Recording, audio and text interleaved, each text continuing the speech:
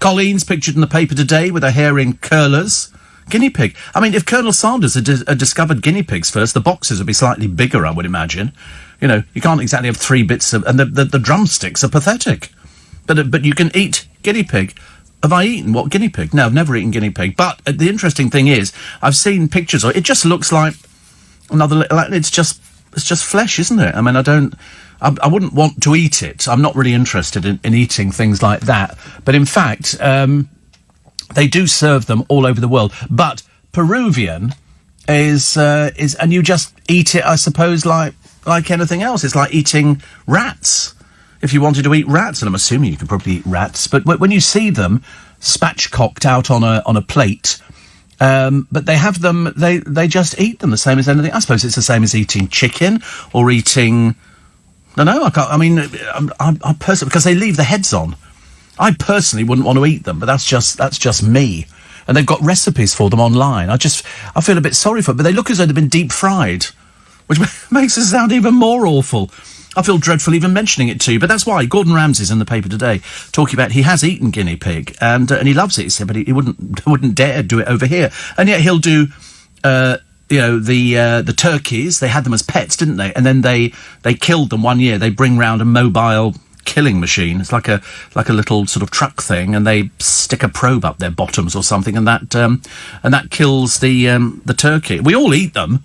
Well, not everybody, obviously vegetarian, you don't eat the blooming things. But I just couldn't eat... If something is lying over my plate that looks like it's the actual animal, and it does look the same, they don't... But the Chinese do the same. The Chinese leave heads on. If ever you see crispy duck in China, they have the heads on. They don't... and I think people eat part of the head. It's like this latest practice in this country. Cheeks. Cow cheeks or pig cheeks. I thought, oh, horrible.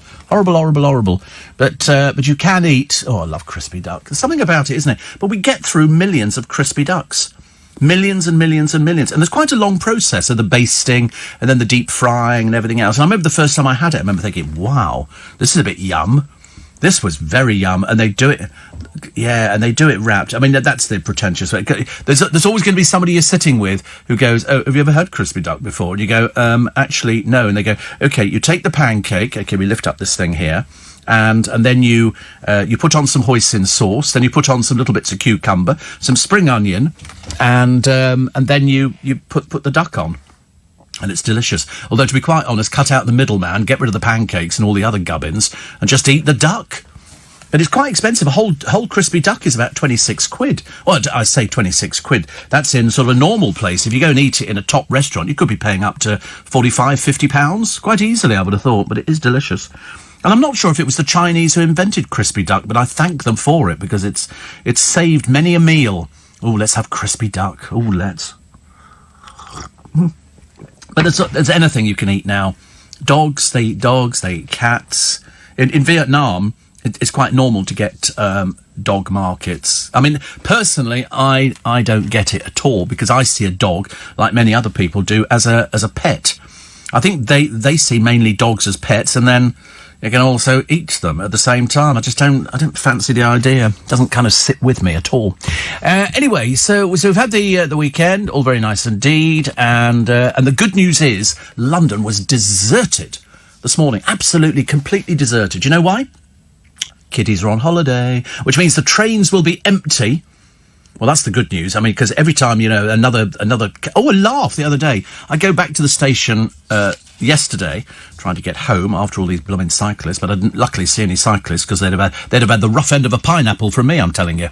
And I get on the train, and I'm sitting there, and I'm looking at my phone, as you do, and it's all very nice. And out the corner of my eye, I look to the left. What's walking up the carriage? A pigeon. A pigeon is actually in my train. No ticket, no inspector there to throw it off. This pigeon is walking up and down because there's always food. And he's obviously learnt that if you walk up and down the carriages, there's bound to be something. And so he was walking up and down underneath the seats, and then, just as the train was about to depart, he hops off. I mean, he's obviously trained himself into, this is where the food is. which was very nice. Oh, I must take a picture today. I was going to do it the other day. Even my neighbour said, take a picture. My begonias have gone mad, completely stark, staring mad. Really, really lovely. So I'll take a picture today, and then we can share in the fact that Steve Allen has green fingers, probably green feet and everything else as well, actually. But I had a bit of a lazy weekend. I still can't get my blood sugars down, so I've upped the insulin a little bit, which is probably what they're going to tell me to do anyway. And then this morning I just had porridge, and I thought perhaps that'll do. But I'm not totally convinced by this. I think I might need to change the insulin, but we'll wait and find out. Hardware store Wilko, try not to read too much in it, is flogging sex pills. You know the pills that, woo, hello, that looks nice, kind of thing. Yeah, it goes there, like that. But these ones are herbal, and you get, I think, 10 tablets for £3. Well, that seems very good, doesn't it? But then they're not the V ones, the little blue pills, like that. And you go, oh, look, somewhere to hang the washing. And, yeah, and it's good. But I have taken Viagra before, in the past. I tried it. Just makes you very hot. I didn't like it at all. I don't like something that I haven't got any control over. And I did. It was years ago. It must have been about 15 years ago. And I forget who actually got it, actually. Well, these sex pills do the same, but it's a herbal version of it. So I think it's same sort of thing, only perhaps slower. And it's sold next to the paint and stuff like that. But mind you, it is a hardware shop, isn't it, Wilko? So, I mean, little play on words there, the word shop. And so you can buy them. But, I mean, they must be really cheap to make if you can get 10 for £3. I mean, basically, that's 10 sessions. Well, that's a year, for goodness sake. Who does 10 sessions? Apparently, yesterday there was a survey, and the place where they're getting it more than the rest of us is Portsmouth. And apparently they can make it last for 15 minutes. Pfft, liars. Who makes it last for 15 minutes? Good Lord, after a minute I'm bored stiff. Anyway, so you you get all those, they said Portsmouth is the place to go, where 86% of the people who live down there are getting it on a regular basis. Well, I'm staying in London. We're way down the list. Way down the list. You know why? Too drunk. There's no point in, occasionally people go out to a bar. Hello, babe, want to come home with me? And they go, I don't think so, no. And so, people don't hook up. And, so Widdy's down there. I'd love to see Widdy drunk. I don't know why. It's just one of those, it's not a fantasy, believe you me. But I just sort of think to myself, do you think she ever gets drunk? Do you think she's ever been drunk? I mean, she did do university. So, I mean, by the law of averages, I mean, she must have been snogged by somebody in the bar. I mean, surely in those days, I mean, she looked completely different. The Sugar Babes could be getting back together. There's your worst bit of news. Actually, no, the other bit of news is Girls Aloud are definitely not getting back together again. So that's very good news. Britons are ripped off on holidays abroad. Everybody who comes back from holidays abroad, they all think they're being ripped off. We come back and go, oh, I thought when we went to, where did we go to? We went to Rome. We went to Rome, we went on the cruise, and then you have to take it, because obviously there's no water in Rome, so the ship is about an hour and a half away, so you take a coach into town, and we find a cafe next to the Trevi Fountain, which is down a little side street. It's not as big as an impressive thing as you think it is. I was a bit disappointed. And I thought the cafe, I thought they were rude, offensive, didn't like any of it. Very, very... But of course, we are tourists. We are target audience. Same as here. Exactly the same. Warren says, my begonias are amazing. Mine have gone really thick this year. I mean, some of the stems are like quite hardy, but now they've fallen over. So, exactly. But I've had to break them off because I don't want them dragging on the on the ground. Neither does anybody, I shouldn't think so. And James O'Brien has tweeted. Is James O'Brien tweeting in the early hours of the morning? I'm never too sure. Oh, that from yesterday, because it's only just popped up on my telephone, which is very interesting. He says, James O'Brien says, I'm now convinced that Ian Dale has cloned himself. No single human entity can simultaneously inhabit so many media spaces. But he really is, James. He really is. Yes, this was 17 hours ago. And he's done everything. Nick Ferrari is celebrating 70 years of Bar Italia. Oh, right. Wait a minute, I know Bar Italia. That's where I go, isn't it? That's where I go. 70 years. Ronnie Scott celebrated. I've never been to Ronnie Scott. You ever been to Ronnie Scott's? I've never been. Doesn't interest. I'm not into jazz. Oh no, I'm not interested in that. I know what they do it. They do it there because I've interviewed people who sing at Ronnie Scott's. You know, over my years, I've done things like that. Also, there was a piece of the paper yesterday. People keep telling me, well, one person said it was made up. That was Tommy Robinson was beaten up in prison. We couldn't suppress the smiles, but, you know, there you go. And then somebody said to me, oh, it's fake news. I thought, well, I did question it at the time, actually. I really did. Woman warns people to look out for venomous vampire spiders. I don't like spiders. I'm really not good with spiders. But I tell you what, if you really want to amuse yourself, when you see a spider's web in the garden, you'll probably get them in the early hours of the morning, and it's sitting there in its web, waiting. Because the moment something lands, it's down. So what you do, you get a little bit of grass, you know, and you roll it up, and you throw it at the web, and it sticks to it. And the spider, terribly clever, shooting down, takes it off the web and throws it away. It's very... You do about 3 times, and the spider says to you, like, you do that again, mate, I'm going to kill you. It's as simple as that. They get really fed up with it. But they do. They literally know the difference between an insect or a piece of grass. And then you'd think he'd roll it up and make a spluff, wouldn't you? But he didn't. He threw it off, and then he goes back and waits again. They're terribly clever. Very... but they're very good at making webs. I don't like it when I walk through one. You know, when you walk through it, you can't see it in the early hours of the morning, and you walk out and you go, oh, it's my hair. You hope to God that you've not picked up the spider at all. 84850 steve@lbc.co.uk. And we shall enjoy your company this morning through till 7. We think, actually, on Wednesday, we might finish a bit earlier because of an announcement.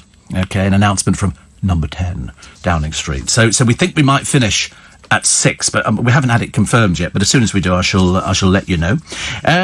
Giving babies, talk about this one in a minute, giving babies peanut butter cuts their risk of picking up allergies. Obviously not crunchy peanut butter. I would think it would have to be smooth, otherwise, you know, you could choke on things like that. Not very good. No, it's gone again. There you go. It was a bit short-lived. I was sort of, just for a brief moment, I was thinking Monday morning, and then I thought, at the moment, everybody's up. This is probably one of our busiest mornings, I should imagine. Come on, get up. We're going on holiday today. People have packed the car up. You've got your bucket and spade. I mean, I'm not too sure about the airports, whether or not we're actually going to have a trouble-free holiday.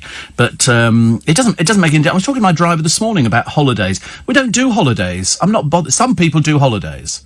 Callum would do holidays. Tony would do... Thomas would do holidays as well. It's just not for me. I just cannot see the purpose of a holiday. What's the matter now? I don't know who Tony is. I really don't know anybody called Tony. I'm so sorry. Yeah, I'm sorry I called somebody Tony. Sometimes I forget things, okay?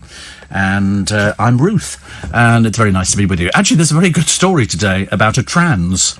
It's a trans story. There was a big trans story the other week. Do you remember the woman who's trans to a man but gave birth to a baby because she's physically a woman? She might look as though she's a man, and she might be transing as a man, but she gave birth to a baby. Which means, I'm assuming...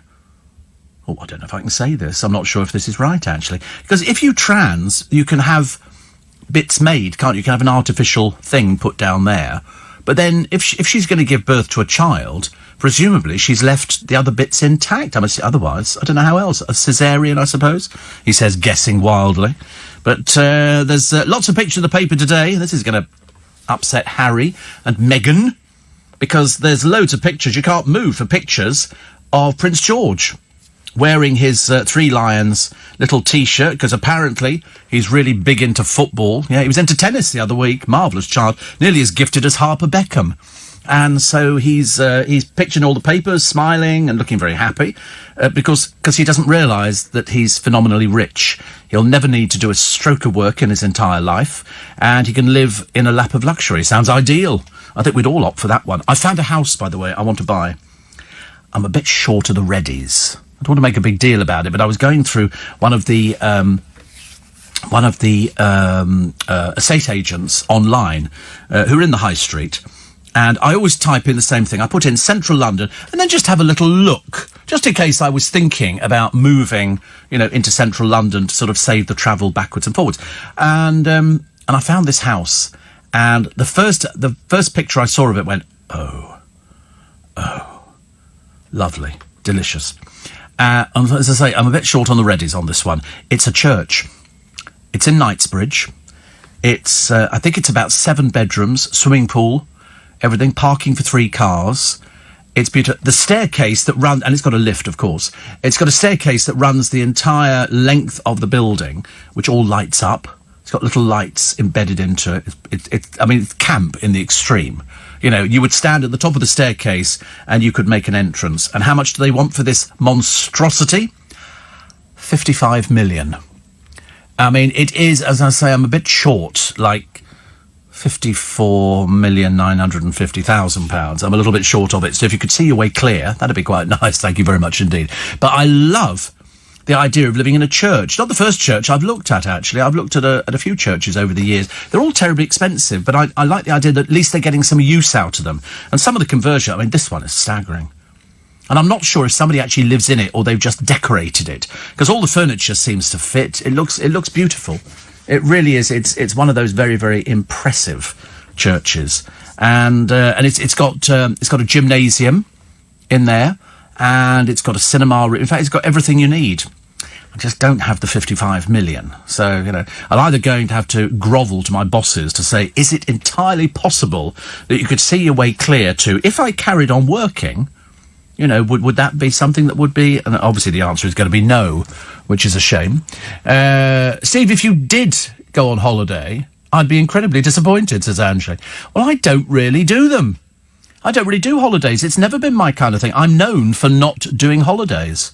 Other people do their holidays because they can't wait, because they've worked out all year and they go, whoa, I'm a babe magnet. And so they slip their little Speedos on, get burnt to pieces on the beach, and then come home in a miserable state. But for me, it just doesn't... I can't get excited about holidays. I've seen loads of places. I said to the driver this morning, I said, to be honest with you, if I want to see China, I don't need to go there. I just get a DVD out, which I have. I got one on the Forbidden City, and that takes you behind the scenes and shows you all sorts of things. Warren is currently basking in the most dreadful temperatures. He's in New York, Manhattan, 39 degrees at the moment, which is 110 degrees Fahrenheit. He said it's yuck. He said people are walking around dripping, literally dripping. I did that once. Before I was diabetic, I used to sweat, because quite clearly I did. I used to think if I drink orange juice with loads of ice in it, that'll calm me down. Unfortunately, I had the adverse effect. And I remember sitting at the open-air theatre in Regent's Park, and we were sort of midway in the seat, so there's people behind you, and all of a sudden I started sweating on the back of my head. So the people behind must have been sitting there going, what's he doing? He's sweating really badly. And it happened in a restaurant as well once, until I was diagnosed as diabetic. It was terrible. I had to leave the restaurant. I had to go outside and get some air. All of a sudden, you feel terribly oppressed by the whole thing. Office romances are not working anymore. Bit of a disappointment for me there.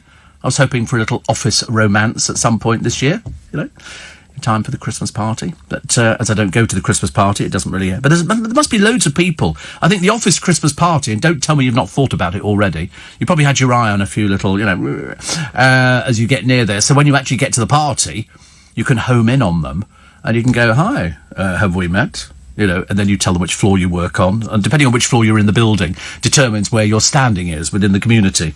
But I love the idea... I haven't been to a Christmas party for ages, mainly because I just drink... because I'm thirsty, and I don't like not being in control. I like to make sure I'm in control. So I always studiously avoid the Christmas party, but I love seeing the aftermath. I love seeing the people drink. Yeah, it's all people trying to get in the... Can I come in the building? And they say, no, you can't. No, you have to go somewhere else. I need a toilet. It's non-stop, isn't it? But I've seen over the years lots and lots of very interesting parties. Don't talk to me about spider's web, Steve. Being the first person to walk up everybody's path in the morning, I spend all my time wiping cobwebs off me. Bob Geldof lives in a church in Faversham. Elaine says, the house sounds ideal, Steve. Think of the money you'd save on buying lights with a staircase like that. It's so impressive. I mean, it really is. It's an impressive looking... Yeah. Yeah. OK, go on to knightfrank.co.uk. knightfrank.co.uk. As if you can play along at home. If you're in the car, you can't play along at home, OK? And then you type in on the bar, it'll have a search bar, and you put in... Oh, it's still buffering. OK, you're putting in Central London and clicking on that. And I think it's on page 1, about halfway down. You can't miss it because it's the only one that's 55 million. And, OK, so type in Central London. OK, push the Q thing. Q. No, along. That's it. There, push that. Playing along at home? Yeah, just push that. Yep. OK. No, you haven't pushed it. Push it. No, what are you doing? Goodness sake, honestly, it's like talking to an idiot today. It really is. Why is it so slow? Here we go. Right, now it's going to go round here, and it's going to put up the first page. OK, now just go down, and it's there. OK, so open it up, make it bigger. So we've got, the full page. OK, this is part of your sitting room. You can see it. I mean, it's stunning. I mean, there's enough room for two that's your front door, which is lovely. They've left it open, obviously for burglars. And this is another place here, another seating arrangement. It's all very nice, isn't it? The dining table seats 12. So I'm hoping all this is sort of left. Then this is a little breakfast thing, little office for me that they put in, which I think is very sweet. And, to be honest with you, it's perfect for anybody with 55 million. This is one of the bedrooms. Look, there's even a settee in the bedroom. Look, a round bath. And curtains you don't need to draw because you're in a church. Nobody's going to be peering in your windows anytime soon. But this is part of my dress. I'm calling it my dressing room. This is another one of my bedrooms. It's nicely done, though, isn't it? I mean, obviously somebody's been around with the iron. This is my little cinema, which is nice. This is another picture of my interior, which is very fashionably designed. It's got a sauna. You imagine taking somebody back there and you go, OK, we'll have something to eat and fancy a sauna. That's a sauna and a steam room, yeah. And also, look, there's a thing there you can lie down and have treatments. There's a treatment room, which I'm quite... In fact, this is my gymnasium. I mean, it's 55 million. This is my pool. It's got a pool. I mean, seriously. You'd be there straight away, wouldn't you? Like a shot. Yeah, you would pay board for that. I mean, but this is a staircase, but it all lights up. The whole staircase lights up, which is, I mean, it's something that I aspire to. Look, I mean, but it's 55 million. 55 million, and it's called St Saviour's, 7-bedroom converted church in Knightsbridge. Sounds delightful, doesn't it? And also because you're a bit spiritual. You're a bit spiritual, and I quite like that idea. It's either that or I need to be near water. But the entrance to it just looks nice, doesn't it? I mean, I just think there's so much room, ideal for entertaining. I'd be inviting people round, left, right and centre. Would you like to pop round to, I live in a church. Did I mention a church? And then people would be going, how much do you pay for this? Because my friends all talk like that. How much do you pay for this, Stevie boy? And I'd be going, 55 million. Where'd you get that money from? You a great train robber? No, I won the lottery. But then I thought about it. And I decided, it said book of you. No, sometimes a little thing pops up saying, would you like any help with this? So they're obviously monitoring us. But it's very interesting. 55 million. There'd be somebody listening going, go and buy it. Go and buy it. I guess get a viewing. If we were to slip into the future, I'm using all the secret services together to describe the best idea of a world given everything... Says Felix. Oh, it's a bit too complicated, that one. Steve says, like yourself, my wife saw the house of her dreams online earlier. 20 grand a month rent. I almost choked on my cheese toasty. How lovely. A Twickenham studio still being used? Yes. The house sounds right, says Elaine. And a lot of people telling me that, this is... But if I had, just supposing I'd won £96 million, would you want to spend 55 of it on a house? Whereas if you spent 20 million on... Oh, I've missed the news. On a house, that would be a lot better. LBC News Time. 4:30 checked out the house. Although Claire says, if I bought the converted church, I'd have to put in some colour. All that grey furniture, very dull. I love her. I loved it. I seriously... grey seems to be the in colour, actually. Marilyn says, why don't you set up a GoFundMe page to help towards the house? Can you imagine? If you can get it, we can all come round. I know. I'd have people outside the front door going, Steve. Go on, buy the house, says Shane in Sydney. And then somebody says, I actually feel sorry for spiders. All that hard work going into making the web, and then we destroy it. Must look at its home heartbroken. Well, I mean, to be honest with you, they just start building again, don't they? I should imagine in the course of their lifetime, spiders must build thousands of them, thousands of webs. Another one here. A lot of people saying go buy the house. I tell you, I'm about 45.9 million, a bit short, I think, on it. Can you imagine, how much money would you need in the bank? I mean, you wouldn't have a mortgage, would you, if you bought a house like that? So here's George. He's turned 6 years old, and he's just like any other normal boy. No, he's not. Okay, I love it when they go, he's just like any other little boy. No, he's not. He's very privileged, and he'll never need to worry. They've got loads of places to live. His father's got millions and millions. Mummy's very pretty, and they all seem to get on quite well. Harry, of course, I don't know whether or not he'll be putting up the same sort of pictures when his offspring sort of turns 5 or 6 or something like that, because I thought he wanted them to have a normal life. Not that I think you can be in the royal family and have a normal life. I don't think that's the way it works. Also, you've got celebrity coach trip coming up, and poor old Vicky Patterson, 31 now, a little bit old to be doing posing for Page 3 in The Sun, but there you go. Never let it be said. How husband turned into a terror fiend. This is the appalled widow of the London Bridge terrorist Rashid Redoun has told how he took the toddler daughter to collect the van used in the deadly attack. And, as I say, dead. Also, what was this one here? This was an interesting one. The ex-wife of Chelsea owner Roman Abramovich has got engaged to a toy boy Greek billionaire shipping heir. Dasha Zukova is due to wed Stavros Niarchos later this year. I see that the pair were openly discussing the engagement at her birthday party in a New York bar at the weekend. The bash was attended by David Beckham and artist Dustin Yellin. Whoever Dustin Yellin is, but we've heard of David Beckham, but he'll turn... Yeah, he hasn't got anything else to do at the moment, so he might as well go there. Also, a security worker. This was an interesting one. I didn't think this one was going to go this way. This is a security worker who complained about a colleague's golly picture post, has lost his race discrimination case. This is somebody called O'Neill Forbes, who was shown the post from fellow Heathrow security guard Deborah Stevens by another staff member. Mr. Forbes complained to bosses who gave, surprisingly, Miss Stevens a warning. The next time the pair worked together, Mr. Forbes went off sick and launched his claim. Apparently desperately armed. Anyway, he lost his tribunal case in 2018 and has now lost an appeal. A judge ruled the post was not aimed at him and was made outside working hours. Honestly, a bunch of bloody snowflakes everywhere. People complain about everything, don't they?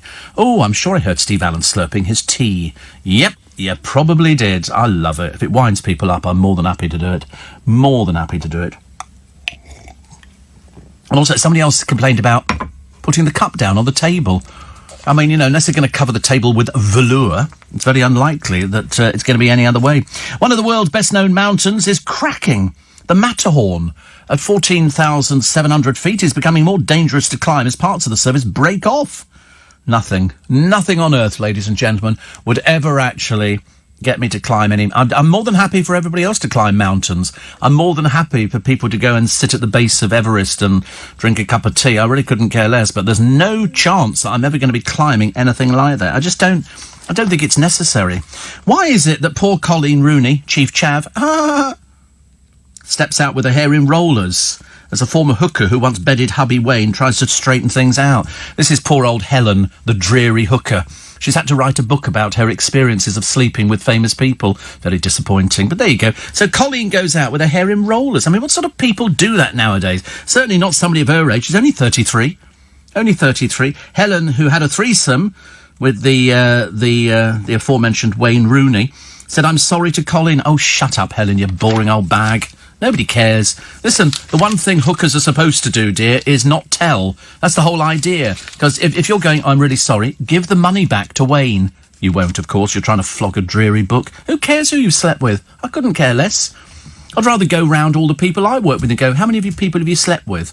You know, how many people have you slept with? Did you sleep with anybody famous? Is it worth writing a book about? It's just balmy, it really is. Here's another Eccleston marriage. This will be Petra's second marriage. The first one, to a complete idiot, cost £12 million. Even I can't believe the amount of money here. But now she's got the second one, and this one here is to an ex-car salesman, because the first one was James Stunt, and she spent £12 million, so it didn't work out. Now she's going to be more outrageous. She's marrying an ex-car salesman, Sam Palmer, next month, and that's going to cost £15 million. I mean, he's fallen on his feet, hasn't he? An ex-car salesman, good Lord above. Although, actually, I think you're dealing with the dimmest of the dim. I don't really care who they marry. I don't really care what they do. Just don't tell everybody about it. That's called showing off. Of course, I can show off about my house because I can't afford it. They can afford things. 20 to 5, I'm being good on... Somebody told me off the other week. I took no notice. They said, can we have more time checks? And what for? There's a load of people listening to this programme. I don't want time checks every 5 minutes. If you can't sort of look at the watch on your wrist, there's something the matter with you. This is a story of a trans woman who lashed out at police officers who called her he when they arrested her. Charlotte Blundell flew into a rage. There's a lot of this rage going on. And tried to damage their car as she was held for harassment and failing to surrender. The 26-year-old, who used to identify as a man called Justin, said they didn't use the proper pronoun. The cop said, you're dressed like a man, so you'll be arrested like a man.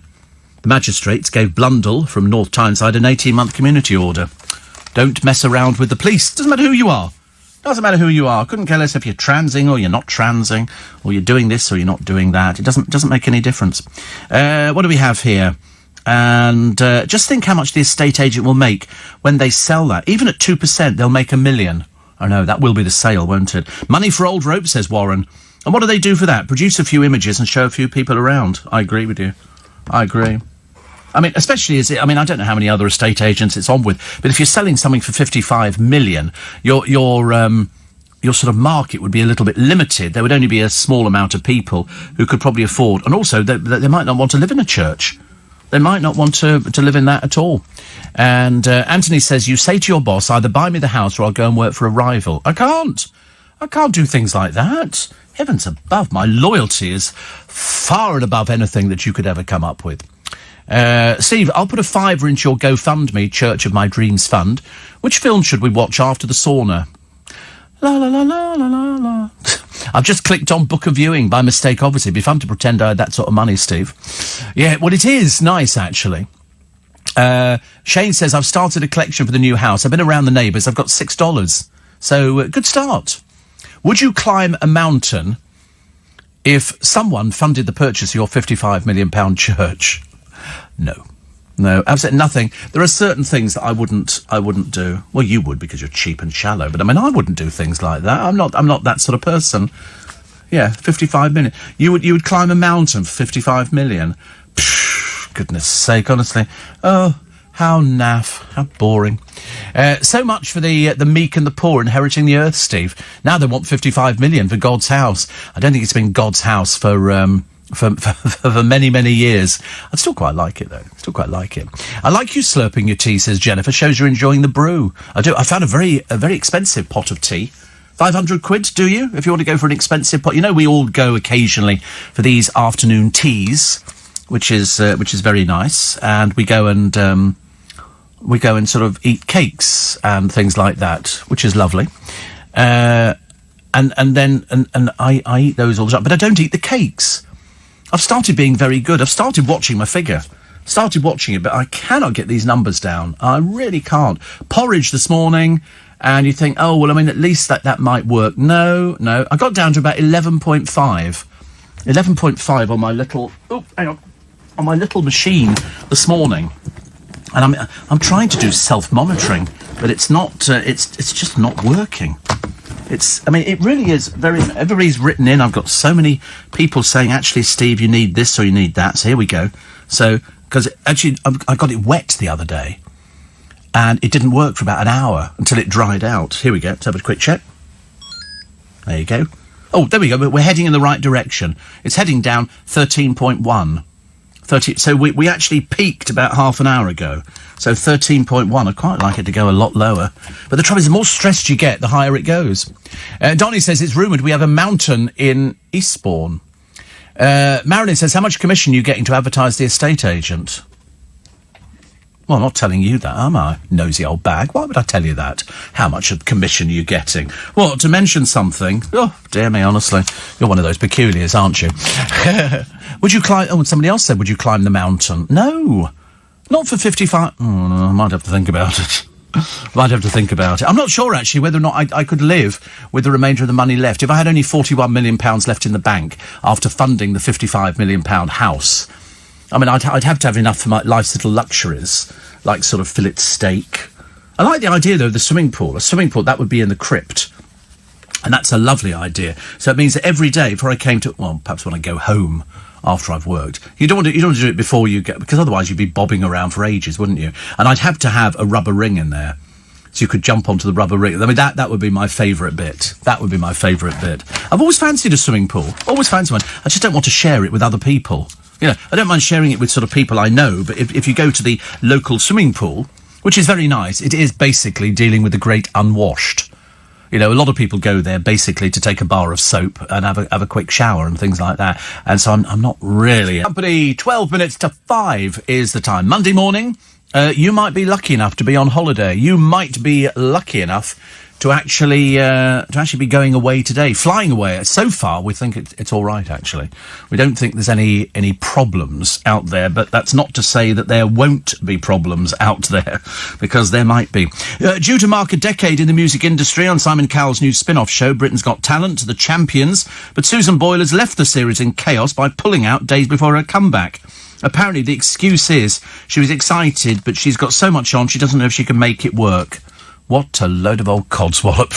It was almost as bad, wasn't it, as, who was it? Peter Andre. So quickly we forget their names. Who was doing his tour of Australia and then had to cancel it. Nothing at all to do with the fact they didn't sell tickets. It was to do with the fact that he had a series to do over here. You thought they'd have worked that out. And Susan Boyle, somebody would have said, because she's on Psycho, they would know exactly what was going on. They would know exactly. Steve, you could always supplement your fortune by offering christenings with a dramatic twist. Oh, how lovely. Claire says, Night Frank, can't even get the particulars right. Apparently the house has oak beans. Yeah? What's the matter with oak beans? What's the matter with that? I don't think there's anything the matter with that. Oh, you mean because it should have said beams. Oh, that's all right. What sort of porridge did you have this morning? Packet? Packet. Yeah, packet. Tub, lovely. Ian Payne couldn't get a word in when a dairy farmer and a vegan clashed over whether it was right for Latitude Festival to dye the sheep pink. I saw that picture. That picture of these pink shit, and I don't like people dyeing animals different colours.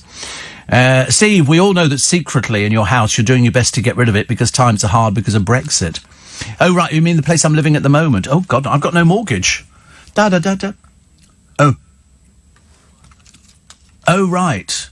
Oh, I'm selling it. Oh, I wish. You imagine if you had a house worth... Because we couldn't work out the other day. I said to a friend of mine, we were talking about how much money June Whitfield left in her will, 6.2 million. And a friend of mine said, how on earth did she amass 6.2 million? Or 6.5 million after duties had been paid, it was about 6.2. And I said, oh, perhaps she sold the house. And then I realised she didn't. She's gifted the house to somebody else, so she had that much money in the bank. I know she'd been working for donkey's years, but she never would have earned that sort of money. That was a huge amount of money. Dave and Jackie from Blackburn, 2 more sleeps to Boris. Oh, there's going to be all sorts of ructions, isn't there? Because, in fact, now people are saying, oh, I don't want to be there if Boris... I mean, I thought it was a foregone conclusion that Boris is going to be in at number 10. I don't see it can go any other way. Who's actually going to be left? I've got no idea. You know, some people have come back. What were they saying the other day? Was it Priti Patel? They were talking about bringing her back. Oh, gone very, very odd, hasn't it, really? The drug dealers setting up the illegal cafes for cannabis. And police, nothing. Under their very noses. I mean, surely they must go round Shoreditch and places like that, where anywhere is considered a party town, you can always guarantee there'll be drugs available. And in this particular place, they've actually named... And it was done in the Sunday papers. It was a story from yesterday. And they named a few places where you go in and you ask for a particular thing, and the person behind the bar serving the coffee hands you a little packet for 40 quid. I mean, open drug dealing in Shoreditch. How amazing. Makes you wonder what the police are doing nowadays. Busy trying, I should imagine, to stop those ghastly scooters. It's going to be another death. I can, seriously predict another death on one of these scooters. Already had one, actually. 84850, steve@lbc.co.uk. And somebody says here, me and Teddy haven't got much money, but we're going to view a pretty quaint cottage in Kent this week. Do you know, there's some lovely places on the market. I absolutely love it. Do you bank with Coutts? No, but I'm with them if you get my drift, because Coutts is Royal Bank of Scotland, and I'm Royal Bank of Scotland. So Coutts, Drummonds, all of these old banking families, they're all Royal Bank of Scotland. NatWest, we own that as well. I say we own that because I like to think that I'm part of it. I wish they brought back William and Glyn's, but Coutts, no. I mean, I think you've got to have a minimum. I think in Coutts on the Strand is very nice. I mean, they have security there even at 7 a.m. The security there, because I've never even been in that one. I go to Drummonds, which is the other side of the square. That's lovely as well. In fact, I've had lunch at Drummonds. If you're an investor, they sort of invite you for lunch every so often, and so I went there, and you overlook Trafalgar Square. But it's the only place where they're not remotely fazed by somebody asking for something in £50 notes. On some banks, they look. It used to be a girl who used to work in RBS in Kingston, a miserable-looking so-and-so, and you'd always go to. I used to try it every week without fail, and I go, "Oh, can I have X amount of money, but in £50 notes?" "You haven't got any £50 notes." I thought, "You're a bank. Why haven't you got any £50 notes?" And she did it every single week, and then eventually she went. She disappeared, which I was fairly happy with. Unfortunately, you are quite right. You cannot open a Coutts account with £267.49. Chancellor Philip Hammond, as you know, says he'll resign if Boris Johnson becomes Prime Minister. So expect a resignation, because there's no doubt in my mind that Boris will, and there's no doubt in my mind that we'll be having a general election around October time. That's what I think. What we're going to do, we're trying to sort out with Theo Usherwood to get him in to talk about what exactly is going on, what the implications will be, because it's going to be quite a week, isn't it? In fact, it's going to be quite a few months, actually, quite a few months. And the Lib Dem leaders announced today. I wonder if that's going to be, who do they think, who's the Ed Davey? See, Ed Davey used to be a regular on my programme years ago. When we were in another building, Ed Davey used to come in, and we used to record a round table with him. So Ed Davey and I have history. It's so funny to sort of think of the fact, and Joe Swinson is the favourite, but they've always been a bit of a mess, the Lib Dems. It's always been a bit sort of wishy-washy, and then they aligned themselves with the Labour Party, so we had the Lib Lab Pact. Do you remember that from? You probably don't remember it. And they used to have sort of some quite nice people, and then they lost a few people, and then they gained a few people, and where they are at the moment, I've got no idea. I remember at one point, the leader of the Lib Dems saying, or the Liberals saying, go home and prepare for government. And in Fleet Street, everybody went, what? Prepare for what government? Never amounted to anything at all. 84850 steve@lbc.co.uk. Daily Star today. Psycho seagull stole my dog. I don't know if this is a true story or it's apocryphal, because they were talking about it the other day. This is a seagull, and seagulls are big. When I say big, they're big. Now, I don't know whether or not they've got talons on their legs, but this one swooped into a garden, grabbed a chihuahua, and flew off with the yelping mutt in its beak. And the woman now, because the dog's called Gizmo. I mean, seriously, honestly, can't you give a dog a better name than Gizmo? This is in Becca Hill's garden. The seagull attacked, and she said, I'm trying to find it. And I'm thinking, well, I mean, if the story is true, and the seagull took the chihuahua away, I'm assuming it will have eaten it by now. Do you not think so? I mean, I don't know what seagulls eat, and it's the first time I think but I've heard of them taking, eagles taking sheep, lambs. So that's quite a normal thing. Amanda Holden came close to being a Bond girl. Not at all surprising there. She scrubs up well. And Dame Helen Mirren won't watch her own scenes back. I know a lot of people like that. I always ask people, can you watch yourself? It's like radio presenters. I can't listen back to myself at all. In fact, I don't think in all the years I've ever listened to a programme back. It's because you can't change anything. The good thing about radio is that when you do it, it's a one-off. It's applicable to that particular moment. So by saying it's coming up 3 minutes to 5, that's the only time you're going to hear me saying that on the programme this morning. So I can't change it and go, it's heading up towards it, because it's gone. The moment is finished. I've already said it. In fact, actually, the way the programme's going, I said it 10 seconds ago, but you missed it. You didn't know I was in 10-second delay. That's what we are.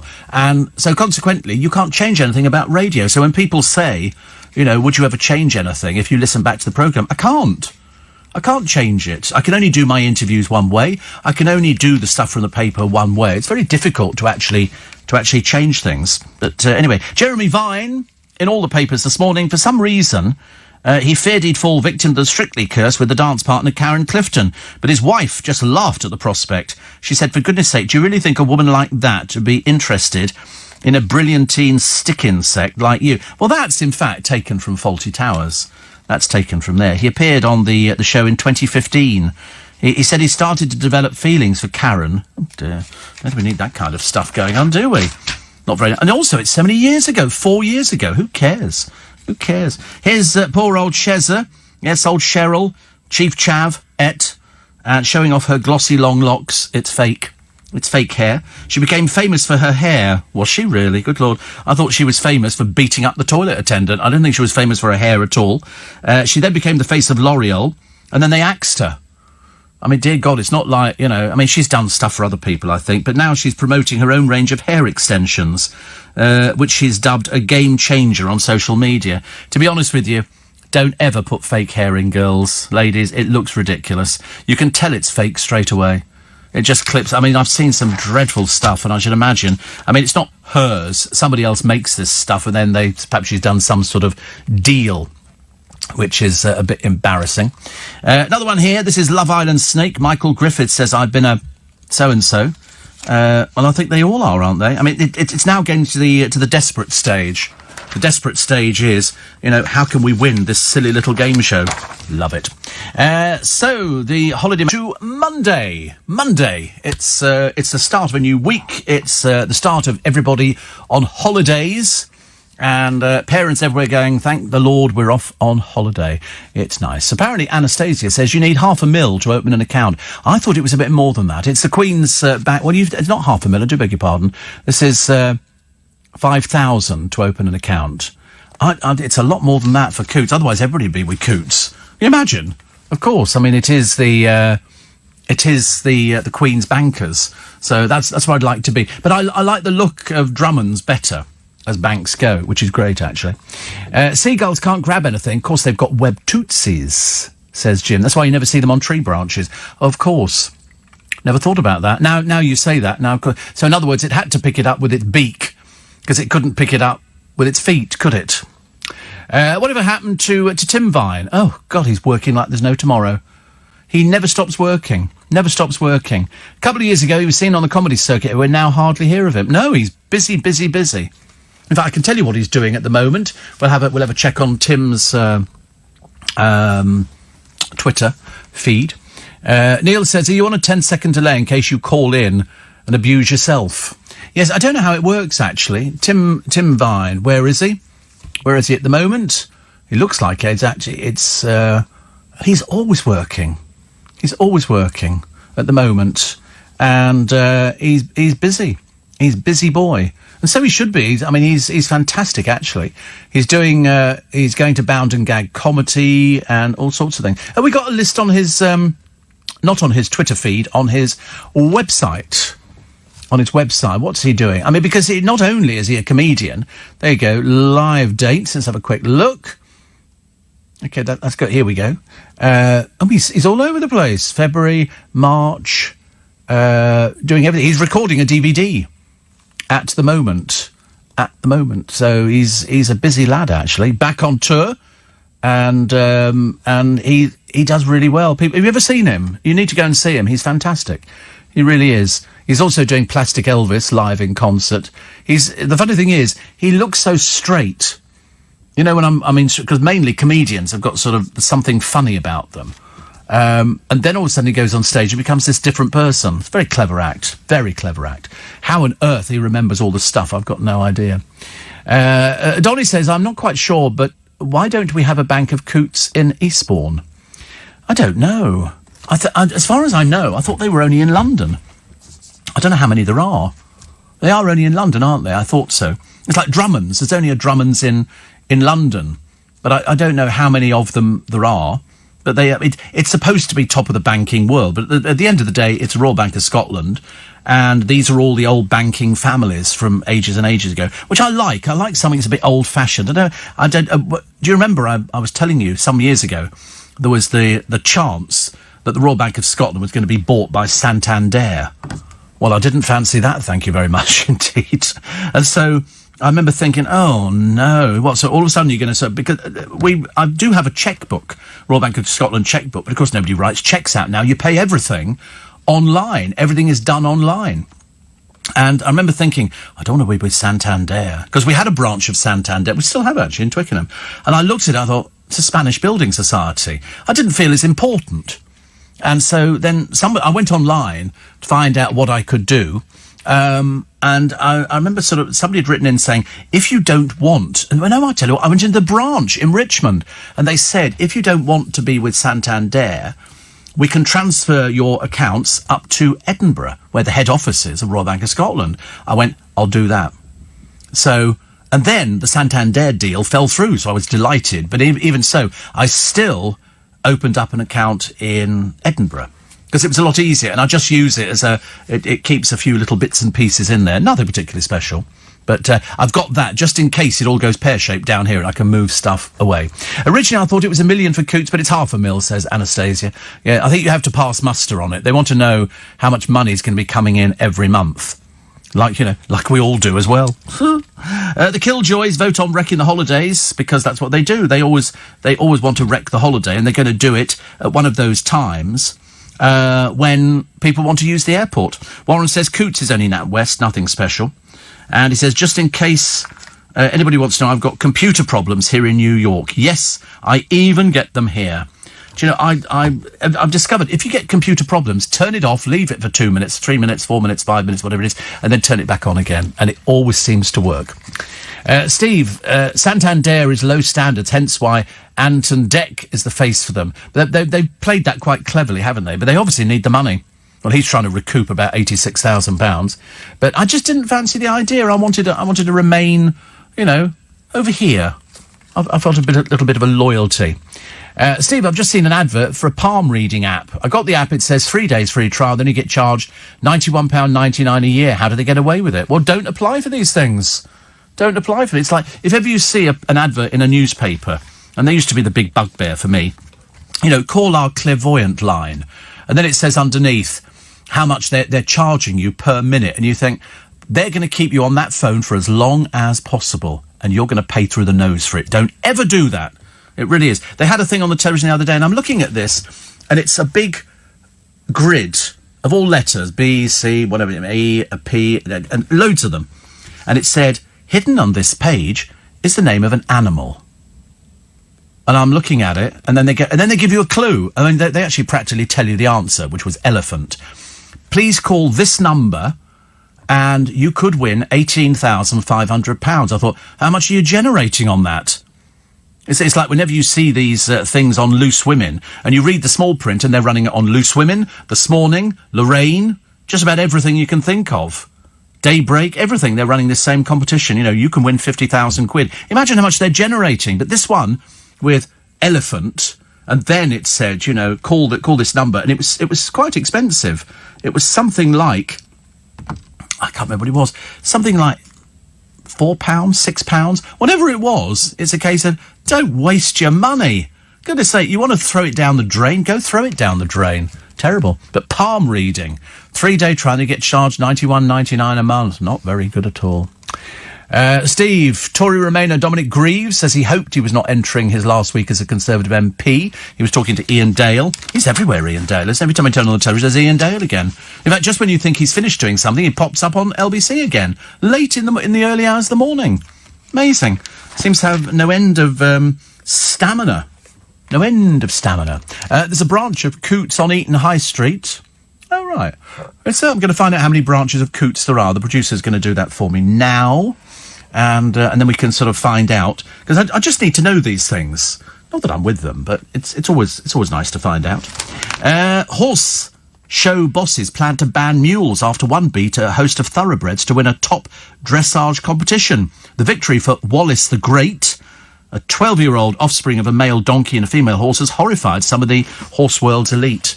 I love it. I love it. Right, here we go. The Strand. Oh, they've got branches all over the place. Look at this. Good heavens above. All Coots offices. When they say offices, is that the same as banks? Do we think that's the same as banks?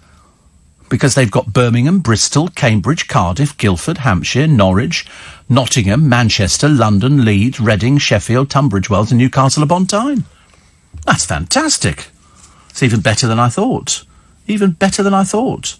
So congratulations to everybody on that one. So, there's no, there isn't anyone in Scotland. Well, because Royal Bank of Scotland's based up there. It's no, I mean, you don't need one in Scotland, do you, really? I don't think so. Oh, that's lovely, isn't it? But you're right. No, I mean, put it this way, you've actually got the Royal Bank of Scotland, which is the mastership, isn't it? The mastership. Banks. Hoare Bank is still the oldest independent bank. And somebody here talking about... what was this one now? Oh, I seem to be getting somebody else's, actually. Somebody else's tweet. Coots founded in 1692. So if you go to Drummond's, if you remember, they'll show you all their ledgers. And everything's handwritten. Everything is handwritten. Okay, which is lovely. 13 minutes past 5. The drug dealers is in all the paper, and a woman who got scratched by a cat. She was struck down by MRSA and Streptococcus A after being attacked whilst trying to shoo away the animal. I've never heard of people being attacked by animals. Have you ever heard of that? Well, not by cats. I know sometimes cats can be a little bit... Yeah, but I mean, only if you're going to go and attack a cat or something like that will it retaliate. I mean, apart from that. But anyway, the surgeon who operated said she was very lucky. If he hadn't operated, it could have killed her, the infection. She had to have skin grafts and everything.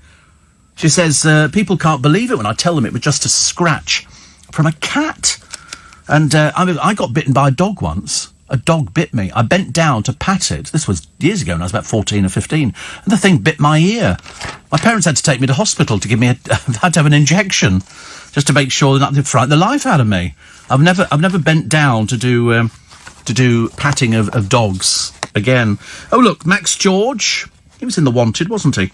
And Stacey Giggs enjoying a sun-soaked holiday in the Spanish resort of Marbella.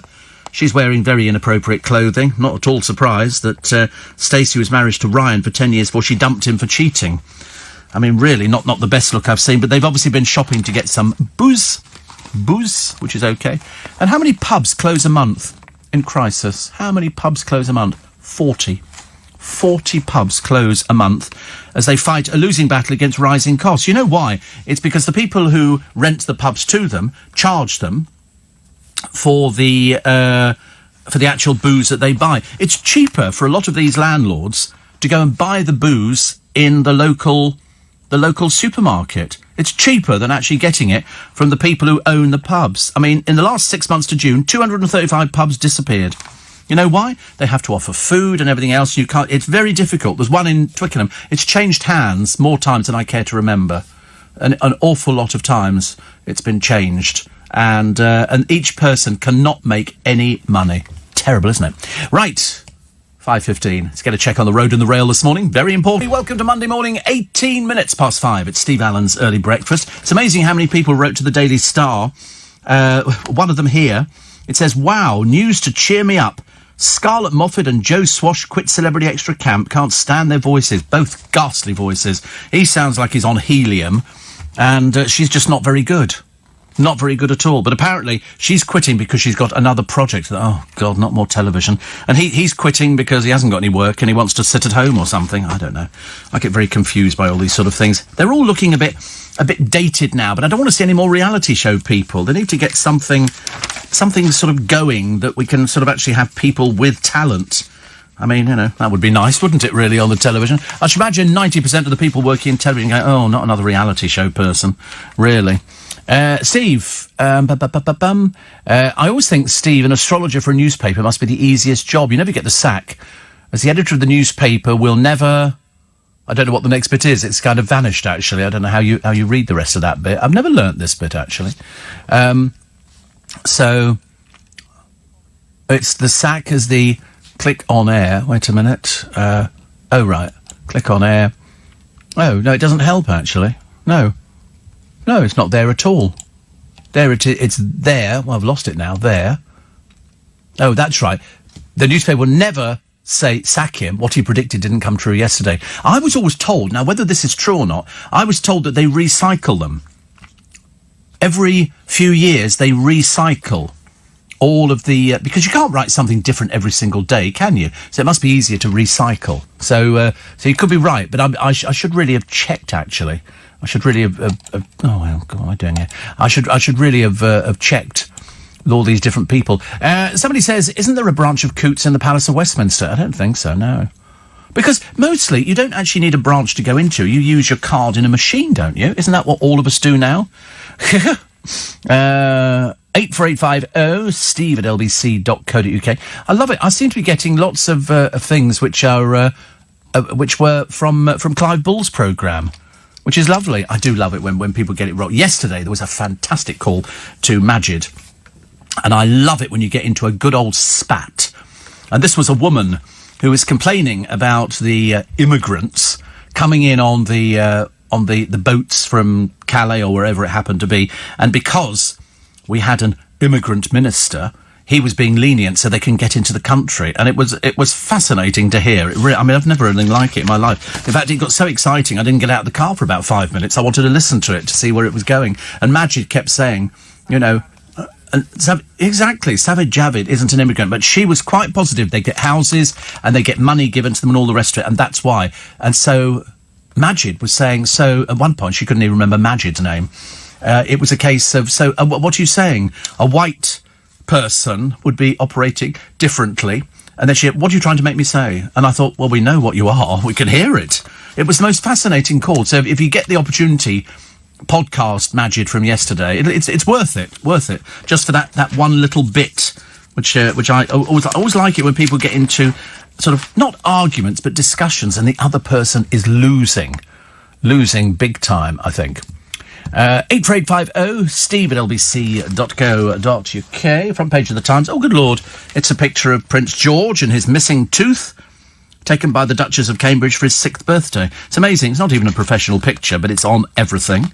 Also, air travellers to be hit by carbon charge on all tickets. Do you know, everywhere you go now, they're adding different things, aren't they? This you're going to have to pay for, that you're going to pay for. How people survive, I've got no idea. And then people go, oh, I'm going on holiday. There's also, what have we got here? Hoverboard daredevil prepares for Channel crossing. This is a guy called Frankie Zapata. He soared over the Bastille Day parade on a hoverboard, is to cross the Channel this week, despite official objections. It's a bit like Marty, isn't it, in Back to the Future. There's also the boy gunned down by a drive-by motorbike gang. I mean, who are these people? This is a 15-year-old boy feared to have life-changing injuries after he was shot from a motorbike in a drive-by attack in a city centre. He was standing near a McDonald's in Coventry at about 11. I mean, he's 15. What was he doing out at 11 p.m. on a Saturday night? Am I being incredibly naive here? Don't these parents have any control over their children? 15 years old.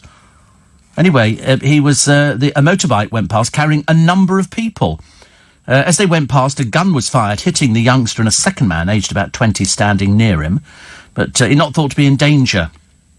And the West Midlands Police have now launched an investigation. It's being treated as attempted murder. What's a 15-year-old doing at 11 o'clock at night? Or I am probably being incredibly naive. I wish I wasn't. The Canal and River Trust has urged bicycle hire companies to clear up their bikes.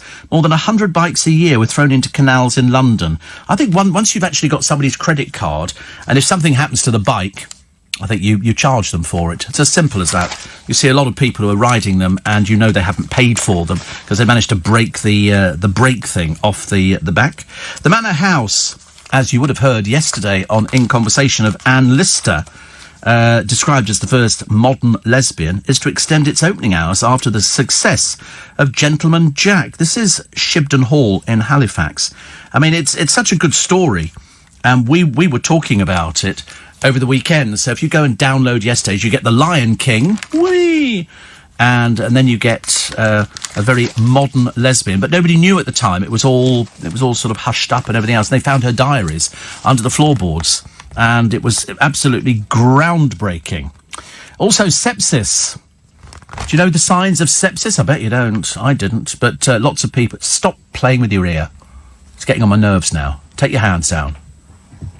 Put a bandage around your ear if you want to play with your ear on this programme, OK? This is not medical ER or something like that. 24 hours in A&E with Steve Allen. Without rapid treatment, sepsis can lead to multiple organ failure, and the NHS advise that you go to A&E or call 999 if your child has any of these symptoms. Put your hands on the top of your head. Thank you. A rash that doesn't fade if you press it. Sit up. Fits or convulsions. Pronounced lethargy. Unusually cold to the touch. Very fast breathing.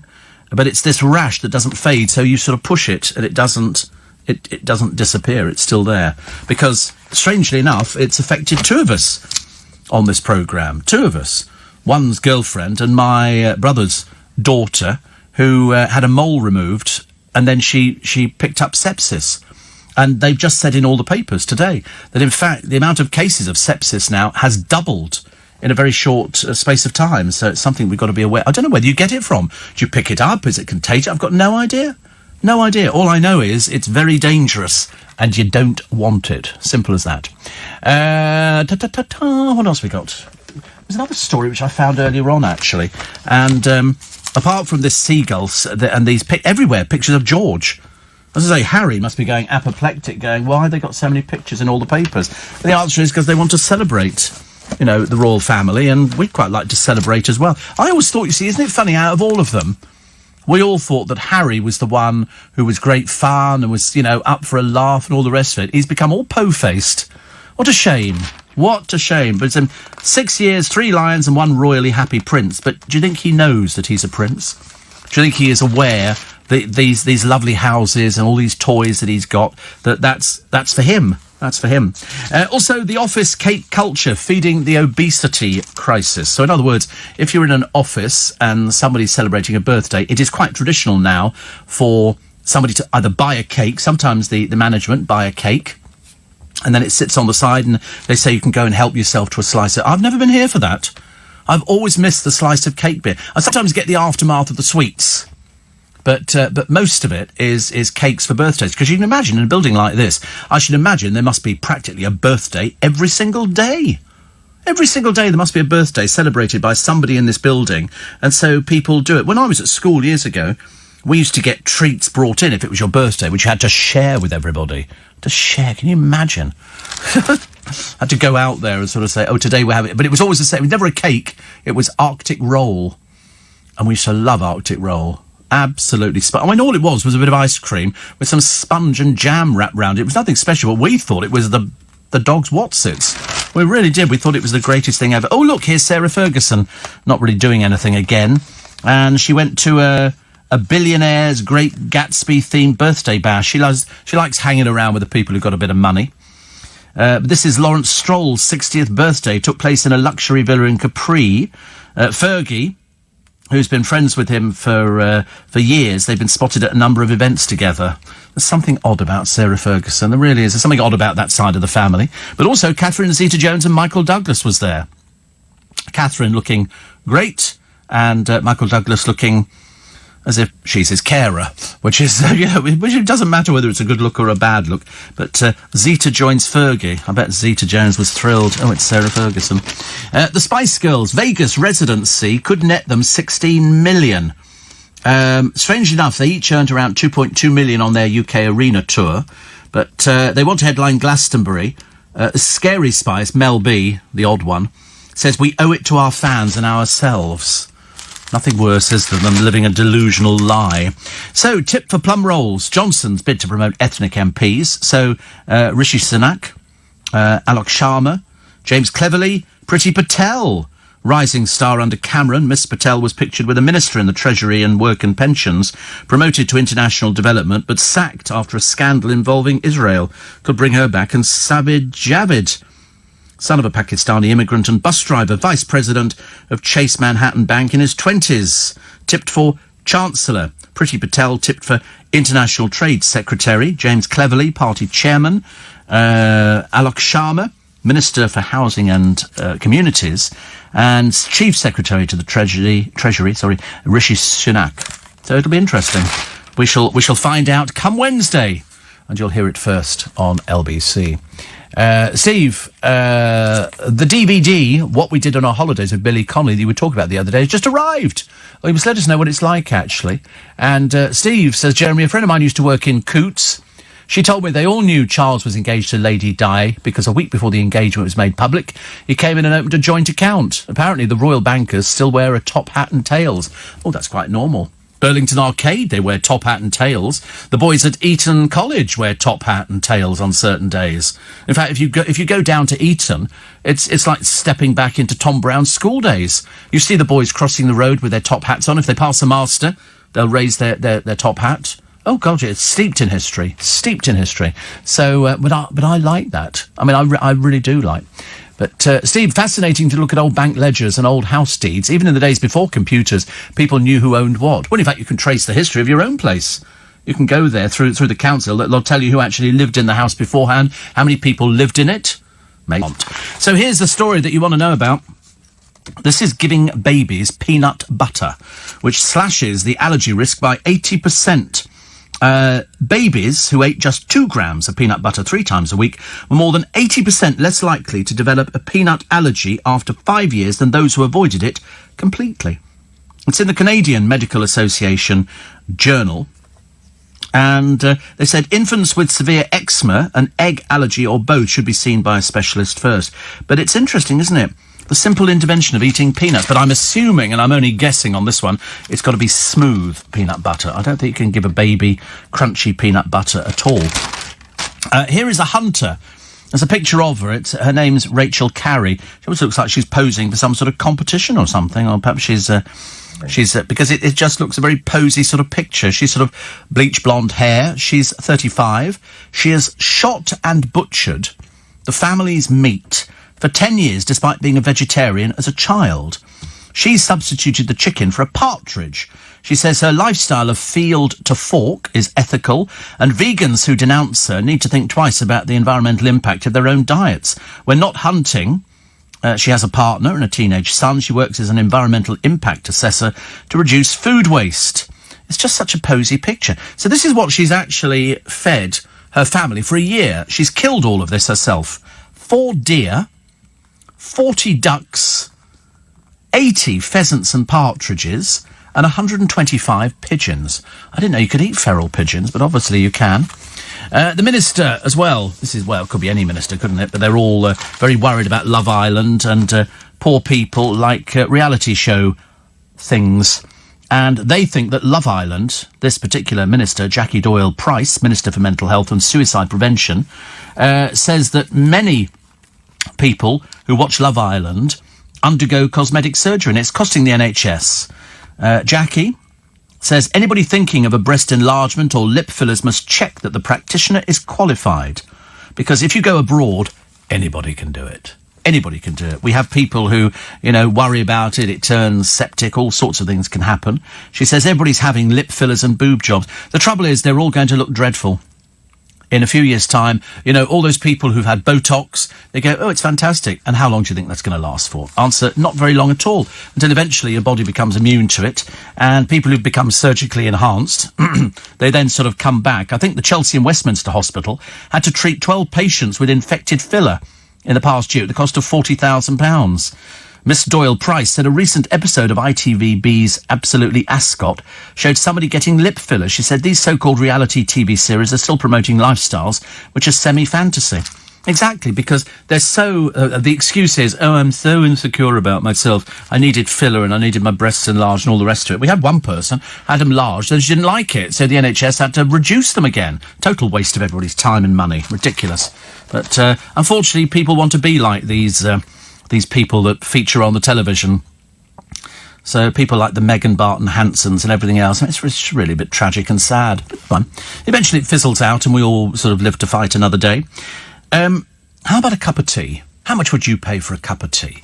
It's a tea bag in a bit of hot water, and sometimes you have it with milk, and sometimes you have it with a little bit of honey, or you put some sugar in there. How much would you pay for a cup of tea?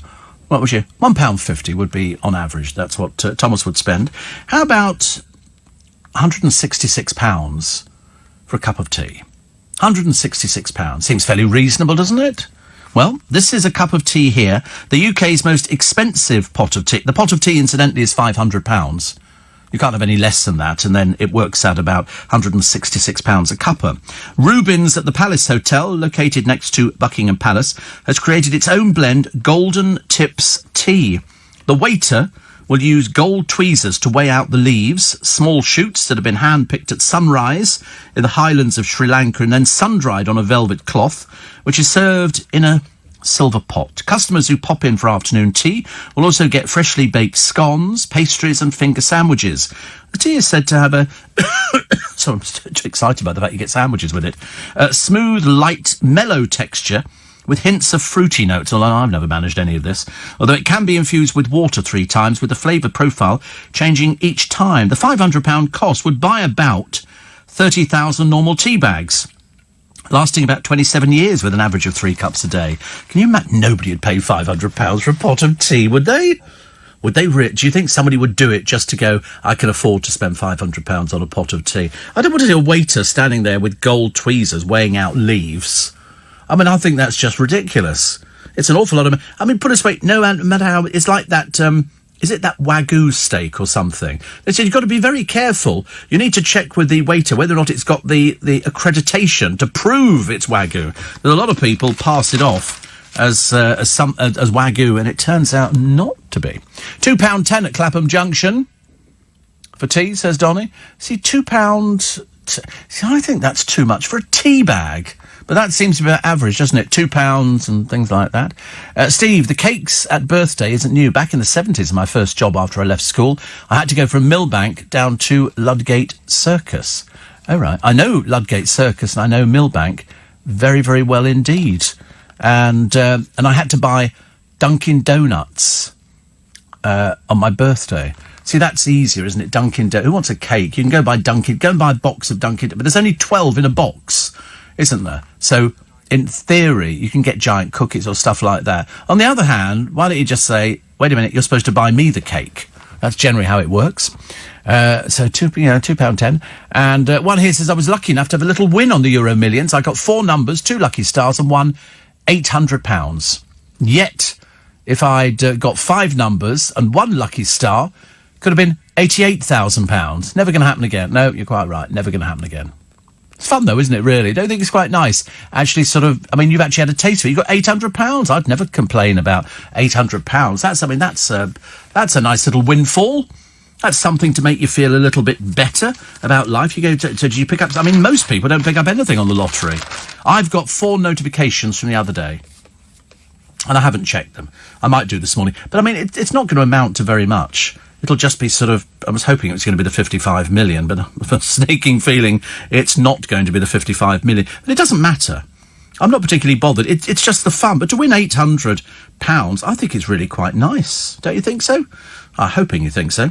So I shall have a check of mine and just see whether or not... Wait a minute. News about your ticket. 1, 2, 3... Yeah, I've got four notifications. What do you think that's going to be? £8 something? I bet you anything. Here we go. Let's have a quick sign-in, shall we? Come on, pull yourself together, phone. Be a little bit quicker. Just, of course, if all of a sudden it goes very, very quiet on the radio, you'll know that we've actually found some money here. Here we go, and there is the thing, and... Oh. How much did I win? The last four things, £2.40, £3.70, £2.40 and £3.70. Ripplingly exciting. So we're not buying the house in Knightsbridge. There you go. That's ruined the day, hasn't it? Doesn't matter, though. I look forward to empty trains later on. Tomorrow, we've got... who's coming in tomorrow for In Conversation? Ross Kemp's coming in tomorrow. I've got two things to ask him. Firstly, he's got a new TV programme. And secondly... he was talking about Barbara Windsor being an inspiration, so he'll bring us up to date, hopefully, on that, which would be lovely. Happy birthday today to Rhys Ifans, the BAFTA award-winning actor who starred in Notting Hill and Harry Potter and the Deadly Hallows, and Danny Glover. Before becoming an actor at the age of 28, the Hollywood star led the longest student strike in US history over civil rights. But interestingly, he supported his Lethal Weapon co-star Mel Gibson, who's been accused of anti-Semitism and misogyny. Born on this day, Brian Forbes, married, of course, to Nanette Newman, famous for Whistle Down the Wind, but he also helped found Capital Radio alongside Richard Attenborough. Now you know. Also, what was this one here? Oh, yes, in 1994, former US football star O.J. Simpson pleaded not guilty to murdering his ex-wife Nicole and her friend Ronald Goldman. And when somebody says to you, a plague on both your houses, it means a curse on both of you. It comes from a line in Romeo and Juliet, spoken by the dying Mercutio, who curses the two feuding families of the Capulets and the Montagues for the problems that they've caused. We're a mine of useless information on this programme this morning. The hell of teachers. A lot of papers have picked up on this one today. Nightmare parents making teachers' lives hell with personal attacks on Facebook. Ghastly parents. Ghastly parents. There's nothing you can do about it, is there? There's nothing you can do about it apart from sort of put up with it. Others form mobs to shout at staff at the school gates if they disagree with the rules. I think these parents are, I don't think it's the children. I think it's the parents who are the problems, really. And one here, come to the Grand Hotel in Eastbourne, Steve. I'll take you for an afternoon tea. It's a long way to go. Steve, I want to live in Twickenham. Do I need to start saving? Well, it depends what you're selling. We have two-bedroom flats starting at $699,000, very reasonable. Doesn't come with a parking space, but I'm sure that you can probably find something local. It is terrible, isn't it? When you look at it, you think, how on earth do young people get on the property ladder now? And the truth of the matter is, I mean, I had a producer and he'd saved up £25,000, and it still wasn't any use to him. When he was looking at bed sits, and he said it's cheaper to stay at home. Might as well stay at home, carry on saving the money. But he was very sort of downhearted by the whole thing, and I thought, I'm not at all surprised. In my day, you could actually pick up what we thought were sort of expensive properties, but looking back, they were actually incredibly cheap. But we thought at the time they were terribly expensive, which they weren't. So I keep looking at all your Slimming World.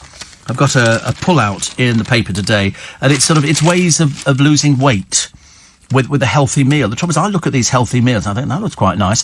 Spicy Thai salmon fish cakes or classic fish pie.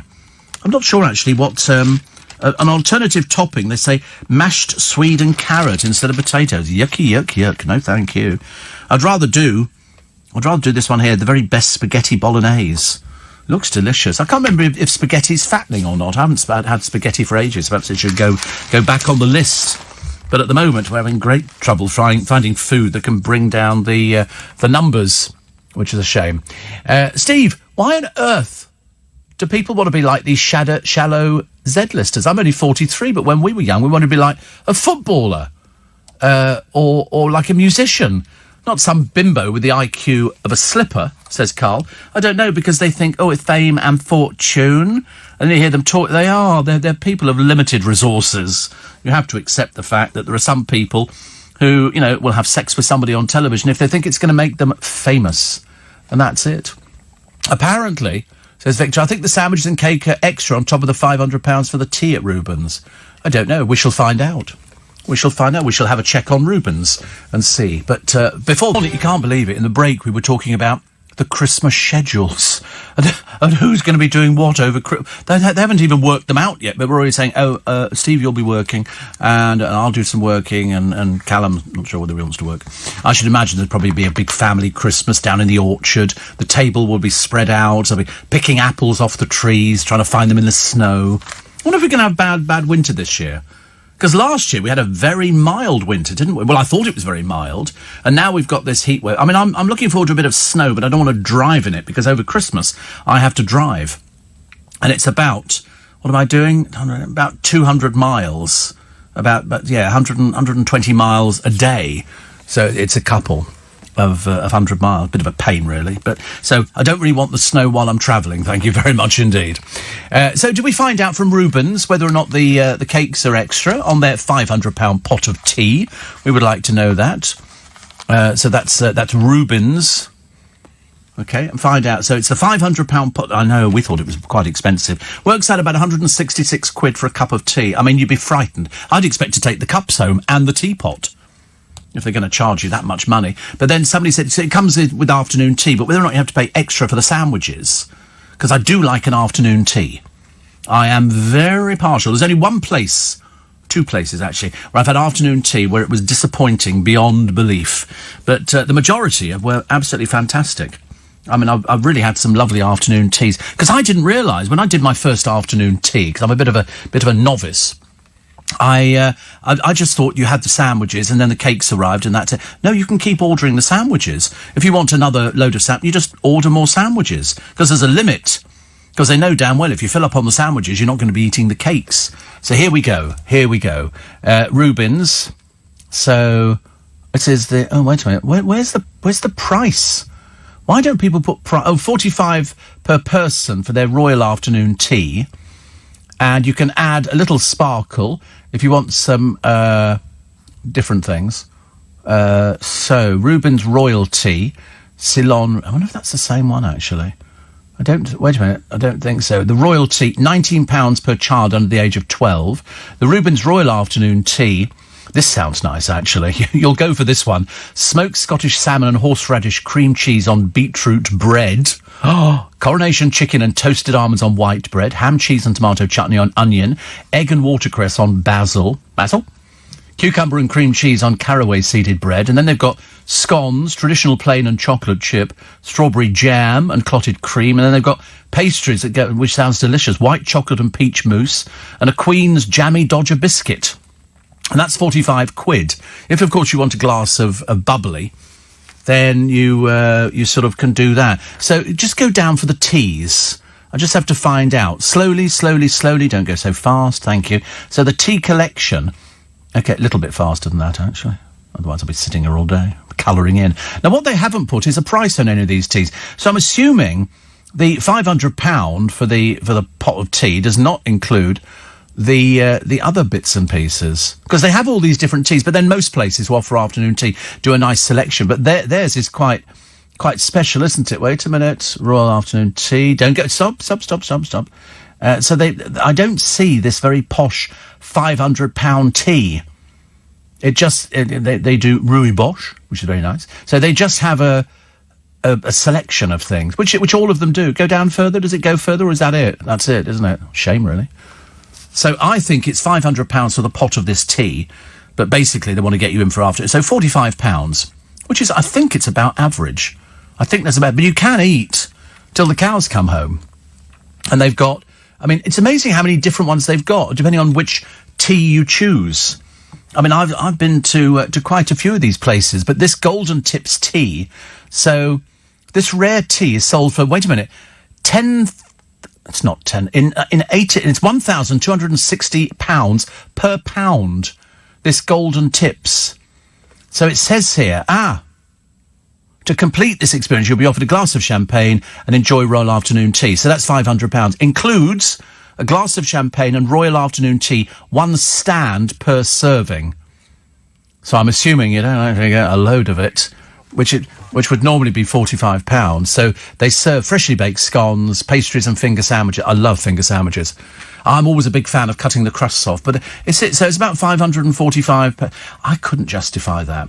I could justify the 45 for the sandwiches and stuff like that, but I don't think I could spend £500 on a pot of tea. I mean, it does. They do Little Prince and Princess tea, which is for kids under the age of 12.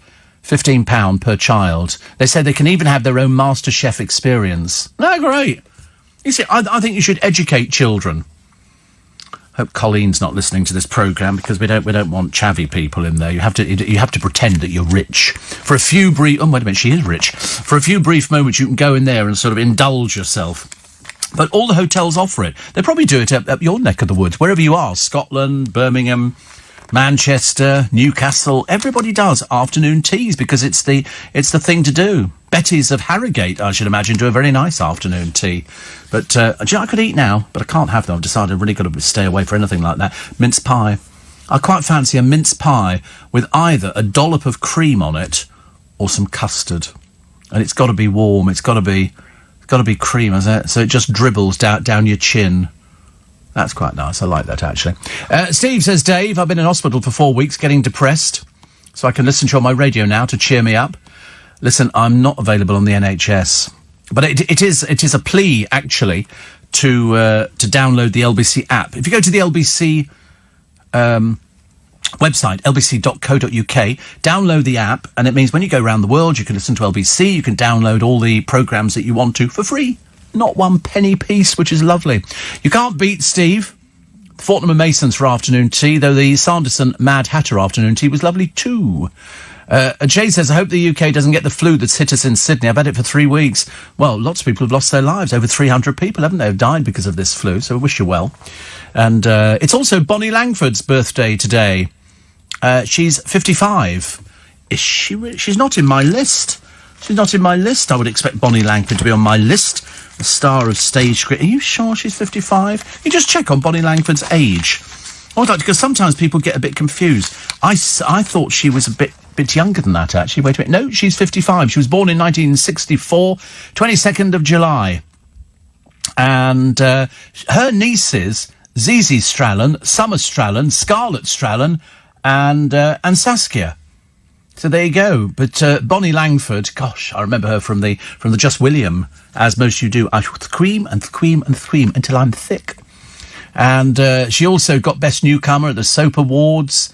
I mean, she's been around for a long time. She was arts educational, St Catherine's School in Twickenham and Italia Conte. Her mother has got a stage school as well, because I think Babette Langford's Young 'Uns feature in a lot of pantomimes and stuff like that. But she's showbiz. Seriously. What, Bonnie? I don't think I've had her in for ICW. Well, I can't remember. I've had her in for various other things. She's very good. I mean, she's been around for a long while. I mean, she's been working since childhood. Simple as that. So if anybody knows anything about the business, she would be the one. She would be the one. So she's the aunt of Summer, Scarlett, Zizi and Saskia Strallen. And also alongside Kerry Ellis, is patron for Performance Preparation Academy in Guildford. So there you go. Perhaps we'll have to try and get her in as well. Have you been to the Ivy Brasserie in Richmond, says Rick? No, I've been to the Ivy numerous occasions, thank you. And Mark says, Steve, afternoon tea, pretentious rubbish. Ingredients, 15 quid. High tea service and trays, 10 quid from Tesco. Oh, you can't even compare it. Can't compare it at all. I've never seen high teas like these ones. These ones are really good. But I say, don't you like pretentious rubbish? I do. I'm a big fan of things like that. You know, if you're taking the team out, I'll probably take them out at Christmas for sort of something to eat. Not this team, the other team I've got.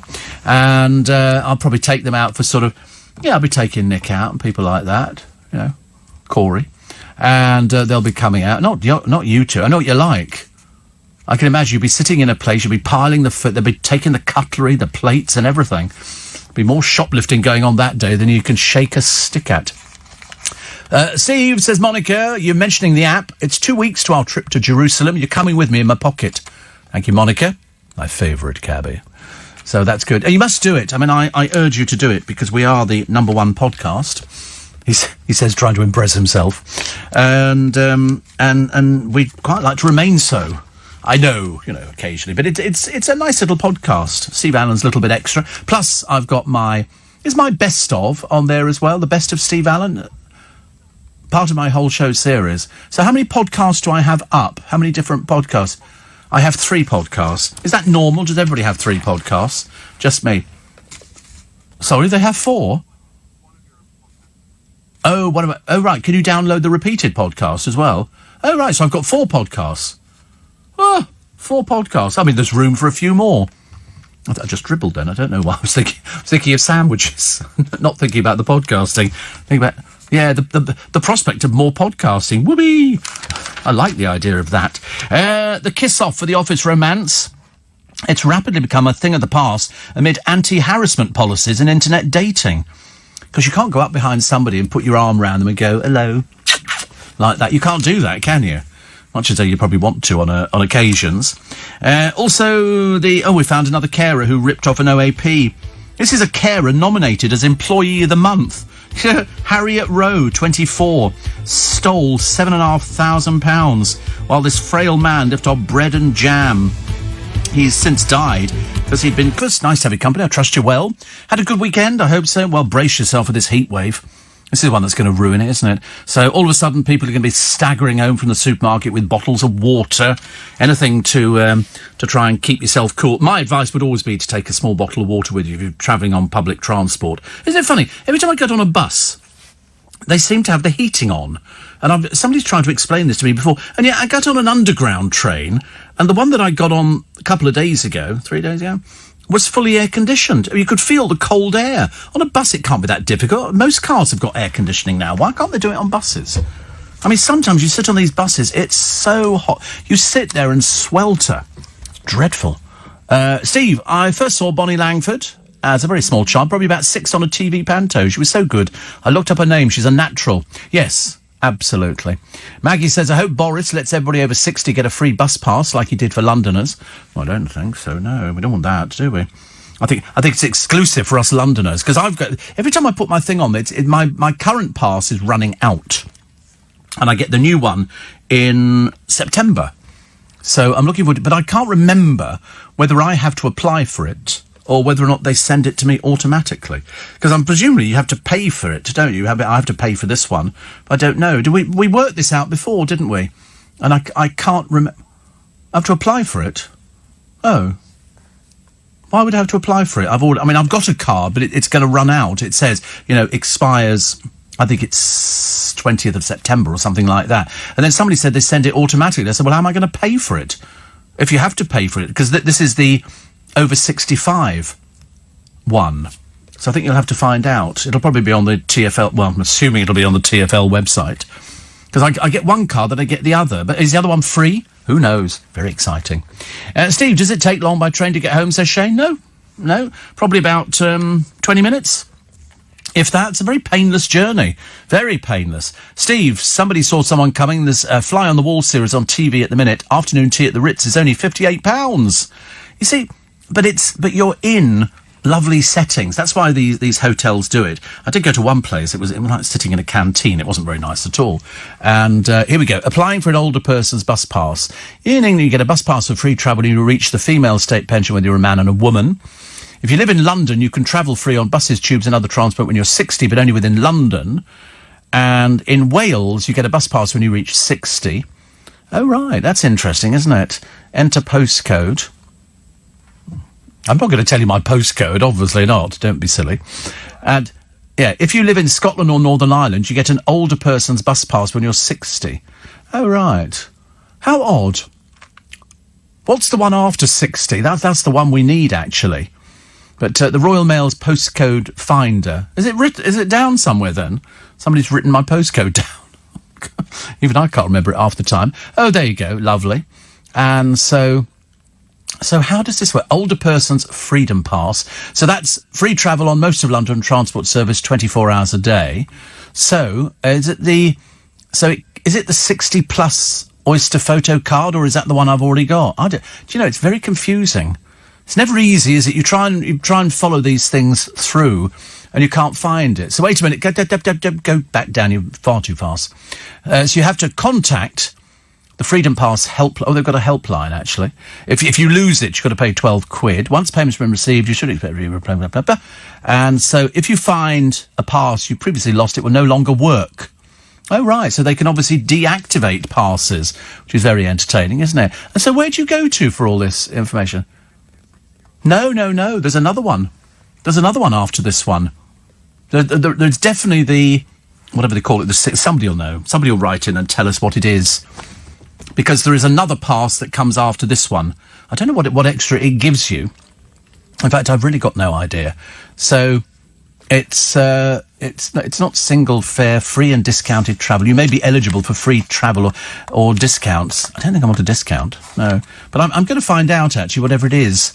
But I wonder if you can do that at the station. Can you do it at the station? Is that the one? That's the Freedom Pass, isn't it? Oh, I like the sound of that. Can I get it? How to apply? Oh, here we go. It's another one. Apply. I don't like the idea. Older person's Freedom Pass. How depressing can that be? Oh, I'd like to apply for a Freedom Pass, and then you put it in. So I'm not telling you these things. Can't tell you stuff like that. That's secret and confidential information between me and my bank manager and my doctor. Oh, here we go. And my doctor.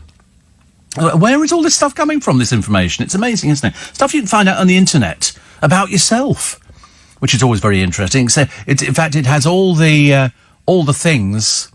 There you go. 6th of September is the date you become eligible for a Freedom Pass. 23rd of August is the earliest date you can apply for a Freedom Pass. So you can what? You know?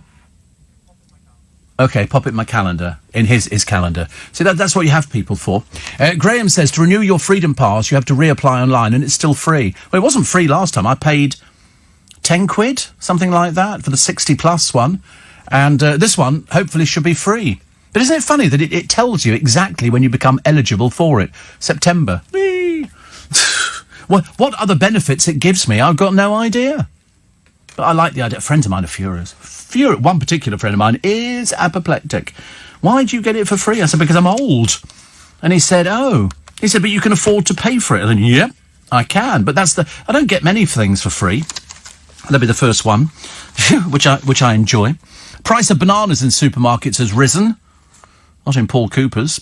Still doing very well down at... do you know, actually, there are two things which, if you live in Twickenham, you have to prove that you're a real Twickenham person. You have to have one of their nice bags from Sandy's, and you have to have one of the nice bags from Paul Cooper's. They're the only ones, so fish and all the vegetables as well. But bananas, 13% in the past 2 months alone, even though there's no clear reason for it to happen. And so it's gone up by about 3%. Supermarkets are putting up prices because the profit margins on bananas are so small. I forget what Paul Cooper's charging, about £1.32 a kilo, whatever it is. But bananas are quite cheap. I do like bananas, but I'm not sure. We were running through with a friend of mine the other day about what I can have and what I can't have, and it turned out there was more things I can't have than things I can have. Kathy says, oh my word, my blood sugars are 25.6 this morning. Just thought I'd share it with you. That's dreadful, isn't it? I don't think I've ever been up to that. Not ever, but 25.6. I mean, that seems an awful lot. What were we a minute ago? 10 point something. 10.2 now. So we're heading in the downward direction. In fact, it's quite a downward thing. Because when you go back to the hospital, I'm going to give her the little machine and she'll go through and go, right. And it's very difficult to get it down. That is my big problem. Steve, the pass you get after the Freedom Pass is the one to get you through the pearly gates. Thank you, Peter. Get you through the pearly gates. But do you get anything extra after the 60-plus card and then to get the Freedom Pass? I mean, is there anything... I'm just waiting for somebody on a bus or somebody to say, excuse me, sir, is that your card? You look too young. Too young to have that card. And you go, thank you. Nobody's ever said that in years. They used to say that. They don't bother saying that to me anymore now. I'm terribly depressed. Jeremy Vine has revealed he was appalled to learn how much more money he received than Emily Maitlis when the BBC pay list first came out. I don't know why they're worrying about it. Everybody's on different money. Father of two, Vine was shown to be in the top 5 earners, 700 to 749,000, but Maitlis was not even on the list. Not surprised, poor girl had to bring out a book. He says, at the time I was doing 5 jobs, Points of View, Panorama, Eggheads, Election Graphics and Radio 2. Even so, I mean, it's £750,000 a year. It's not bad money. But at the moment, he's taken a pay cut. And he works fewer hours at the BBC because of work at Channel 5. His earnings now stand £290 to £294,999 bracket. It's still not bad money. But when you think how much he was earning before, But referring to the fact Emily was earning less than 150,000, despite them both working on election coverage, he said, I should say I really was appalled at the disparity with my fellow colleagues. I mean, do you know, ladies and gentlemen, how much your colleagues earn? Do you know whether or not, I don't think it's ever come up in this building. Nobody worries about things. I don't think anybody goes around going, how much does he earn? How much does he earn? Nobody worries about it. It just creates unnecessary conflict. You don't need to worry about things like that. They're going to give you the money that they think you deserve. I don't think it works any other way, does it? Steve, you can use your Freedom Pass on mainline tube stations after 9:30. Well, I could do that now on the pass I've got at the moment. On the new one, what else do I get? And as long as far as the tube line. You see, I get free buses 24 hours a day, free tubes 24 hours a day, and after 9:30 on the mainline stations. So what's the new pass going to bring? Anything different to that? Unless they're going to make trains free all the time, in which case I should be travelling on them every single day. Very exciting. My over 60 pass gives free travel on any bus in England, plus trains in the West Midlands. I don't go to the West Midlands. That's the only problem, isn't it, really? Oh, dear, honestly, I do like that. The founder of Pizza Express is a lovely man called Peter Boisot. He sold his chain for £33 million. He died in December, aged 89. He borrowed £100 in 1965 to open his first pizzeria. I do like Pizza Express, actually, but he died penniless. He had no money whatsoever. He left 99,000 with his net estate reduced to nil after all the liabilities were settled. He took over a struggling football club. He bought a theatre, an art gallery and a hotel, all of which failed. He made gifts to loads and loads of people, but he lived in a rented flat in his home city. He was so hard up that a lady called Mrs. Allen, and I've yet to find out who she is, he had no children, despite having girlfriends throughout his life. Mrs. Allen's son lent him money to pay for his care fees in the final 2 years. He remained president of Pizza Express after selling his stake in the company. And the chain, which now has 500 restaurants worldwide, was sold to the China-based private equity group Honi Capital for $900 million. Mrs. Allen, who still runs her own pizza restaurant in Lancaster, said her brother was a fantastic person. Isn't that funny? He had all that money, was such a nice person and gave so much, and then ended up with nothing at the end. Which is this morning, hasn't it? I mean, he was fine, earlier on in the week, and now he's sort of deteriorated. This morning he's gone most peculiar. Most peculiar. Steve Allen and team, says Steve in South London. Happy birthday to Bonnie. She was also a great Doctor Who companion. She was. Do we know if Dave O'Brien banks with Coots, says Donny? Oh, I don't think so, no. I don't know who he banks with. Actually, it's strange, isn't it? At one time, you didn't know who people banked with, and I'm happy to keep it that way. Steve, can you bring a free companion on the Freedom Pass into the UK? You can in Ireland, says, what is going on next door? You're hitting each other now. This is like sort of, what was that programme they used to, that Je Sans Frontières thing years ago, where people sort of hit each other until eventually somebody fell over. It's very good, actually. Steve, I asked my pharmacist about bananas, says Mark. She advised that they're good for you because they've got, you can lose potassium with the water. They're full of potassium. Bananas. You're not supposed to eat too many bananas. In fact, you're really not supposed to eat too many. Yeah, potassium can give you lots of big problems. So I've heard of somebody before that, I could eat 10 bananas. You can make yourself very ill. I wouldn't recommend that at all. I like a banana occasionally, but not all the time. And then somebody says, a couple of days ago, I was unfortunate enough to catch the last 5 minutes of Katie Price's programme, My Crazy Life. She's terrible. Yes, I mean, it isn't really crazy at all. It's sad and tragic that you're watching the downfall of somebody who has got no sense of business, no sense of anything at all, doesn't respect authority, thinks she's going to resurrect a career that died years ago. I mean, she's literally clinging on by the skin of her teeth. And she wants more surgery, because the whole programme is all about her. And it doesn't seem to care about her mother now. Her mother has to ask her, do you feel happy? She went, no. I thought, good.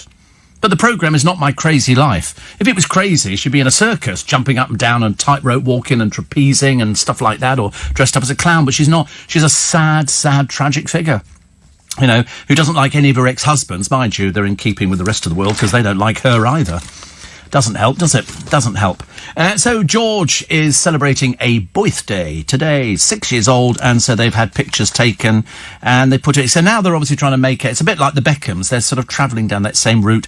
He had a tennis lesson from...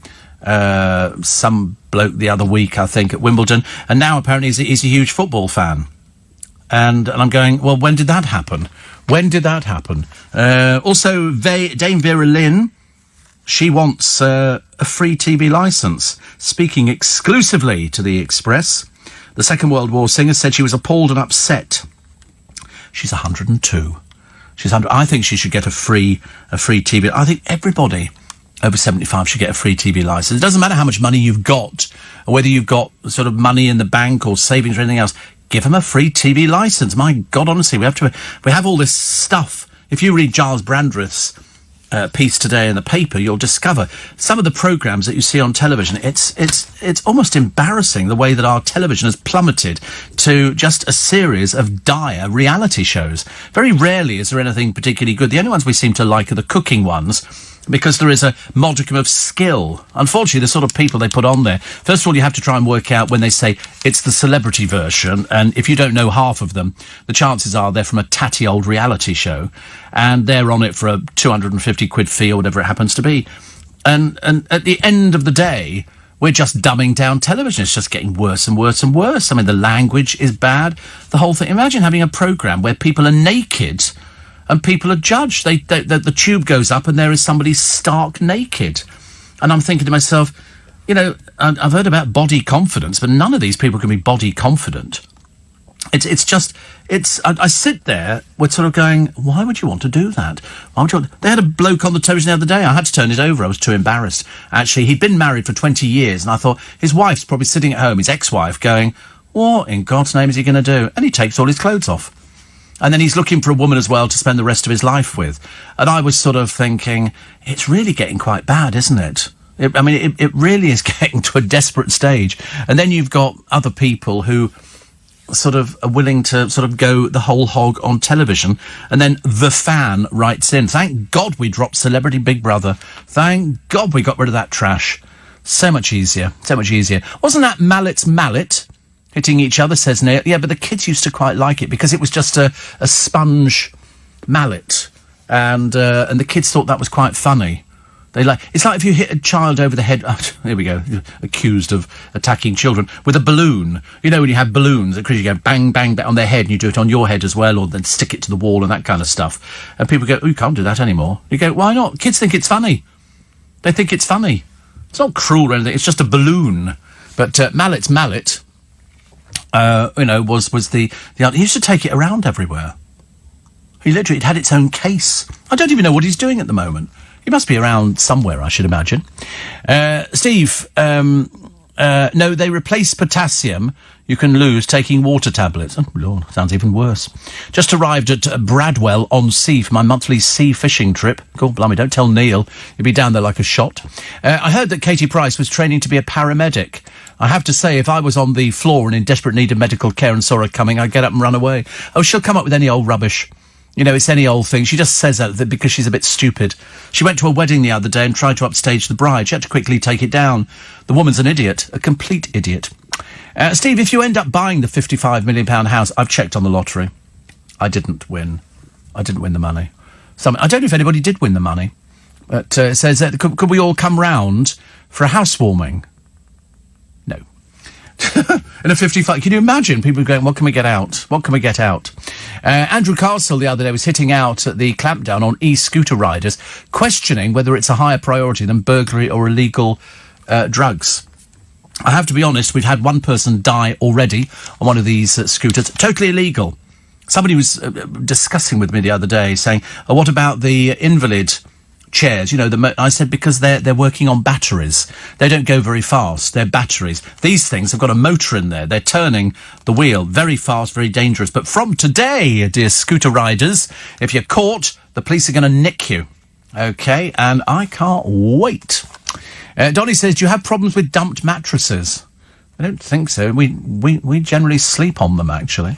We don't have dumped mattresses. You do sometimes see out in the countryside people who've dumped mattresses. I think we know what sort of people dump mattresses.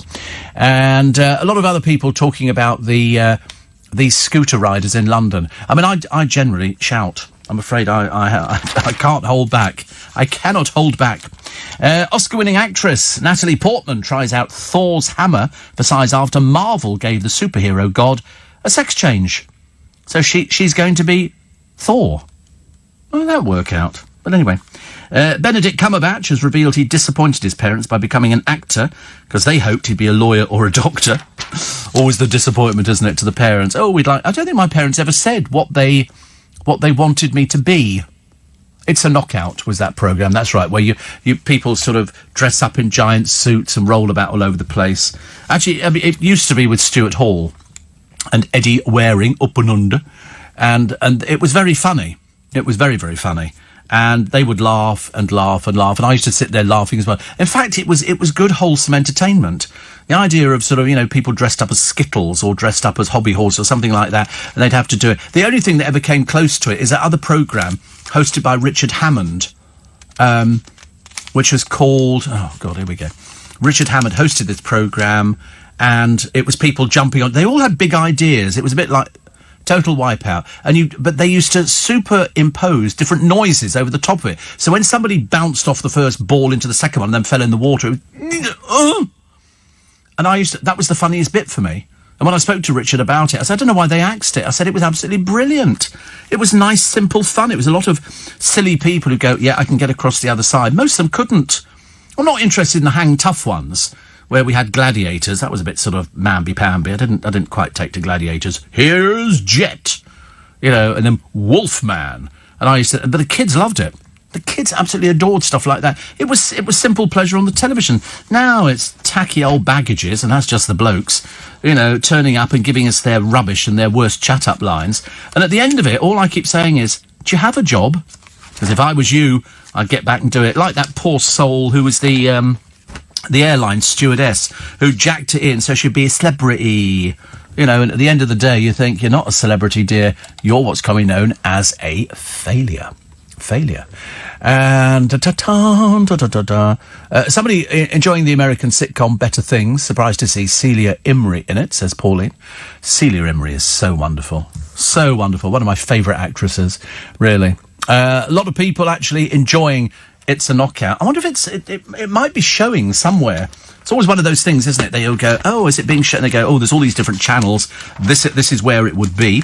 England cricket hero Ben Stokes is refusing to wash the shirt he wore when he helped the team to World Cup glory. He soaked his blue top with sweat as he sprinted between wickets. Then it was sprayed with champagne. Don't really like. What does that mean? So he's going to keep it as it is. Sweaty. He also told how he lost the bowler's expensive sunglasses during wild celebrations. Perhaps he's going to sell it. You never know. People hang on to these things and they go, it's up for sort of auction if you want to go and bid for something like that. Oh, Jeremy Corbyn has said sorry for the hurt caused to Jewish people in Labour as his party published education material to help members and supporters understand anti-Semitism. Bit late, isn't it, really? And police could be forced to weigh up the potential financial cost of child abuse cases before launching some investigations. An off-duty cop who took on a hammer-wielding attacker despite her hand being in plaster, has been given an award. Well done to Kelda Griffiths. Had her eyes gouged, was bitten, and left with torn knee ligaments. What on earth the police put up with nowadays? I mean, no amount of money is going to compensate you for that, is it? Really. Amanda Knox. Remember Amanda Knox?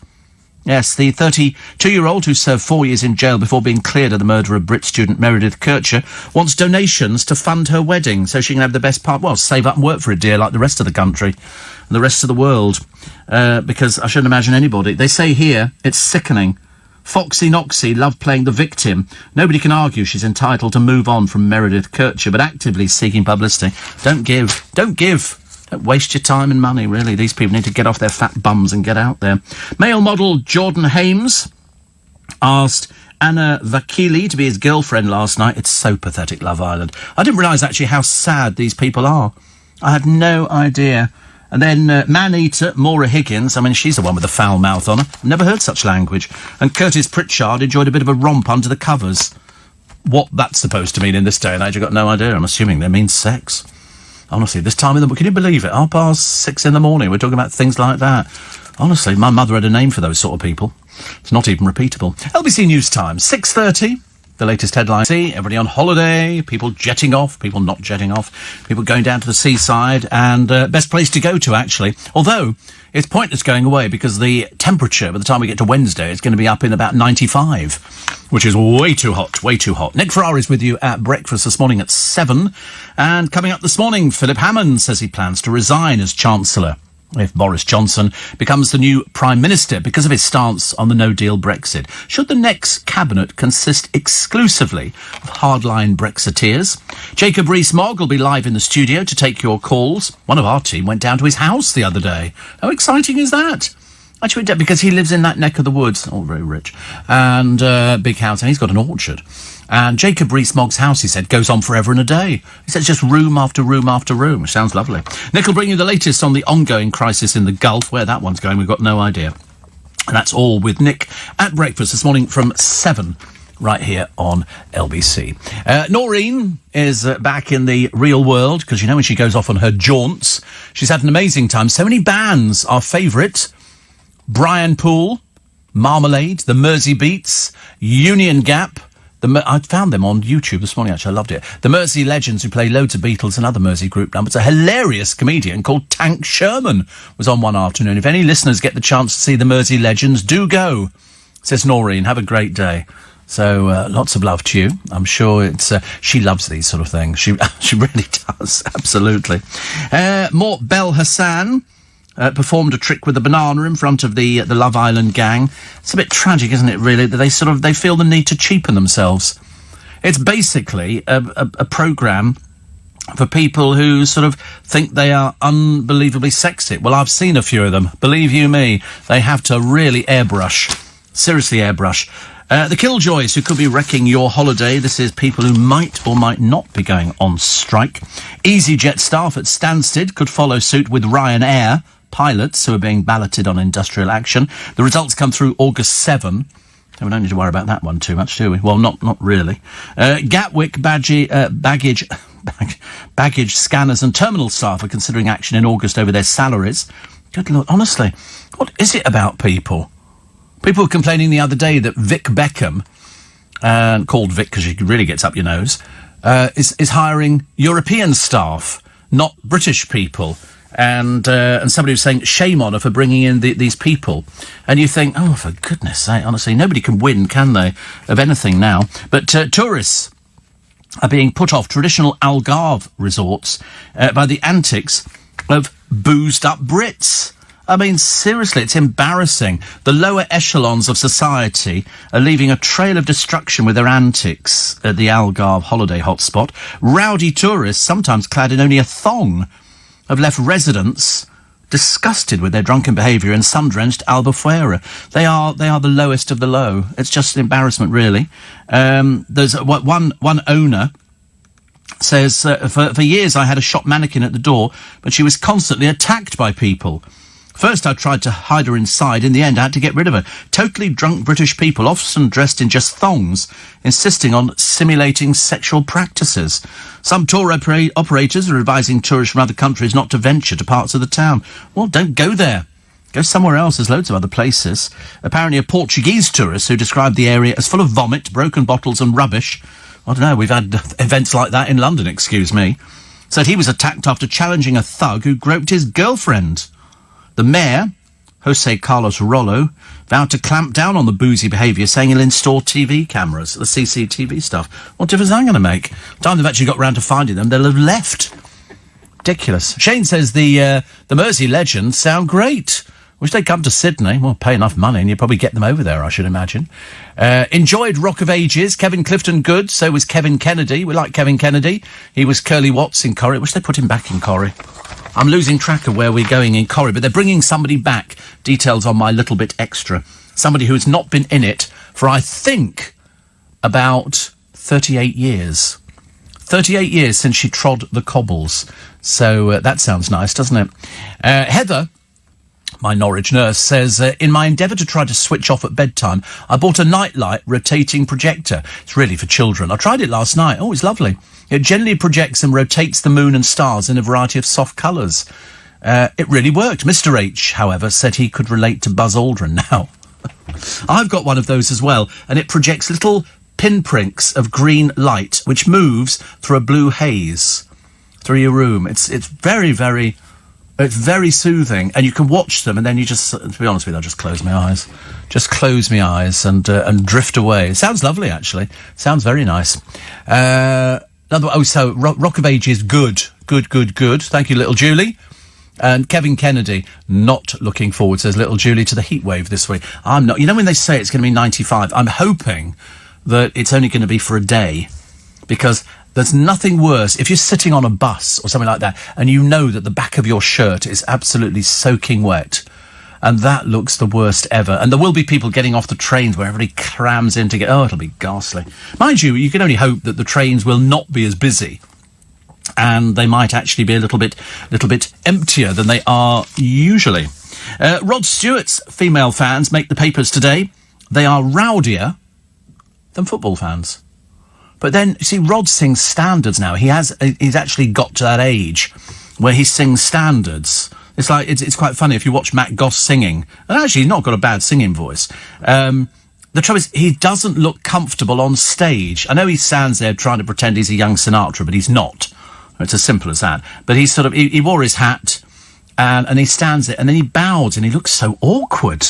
I mean, really. The Sugar Babes could be getting back together again. If you're not into the world of popular music, you won't know who the Sugar Babes are. I just know that one of them was called Mucha. And that's all. I don't know anything else about them, but they could be getting back together. The smart nappy that tells parents when the baby needs changing, presumably if you've lost your sense of smell. Most people hold up. You've seen people doing that. They hold up the baby to go, and you think, can you imagine if you were that baby going, excuse me.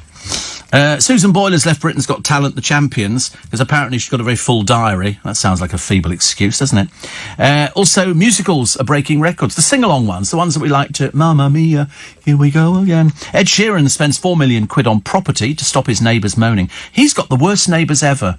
Don't you swim in that pool, we're going to report you. Ghastly people, really are. Also, what was the other one? Oh, these facial recognition cameras. They say it could be racist. I don't quite understand how.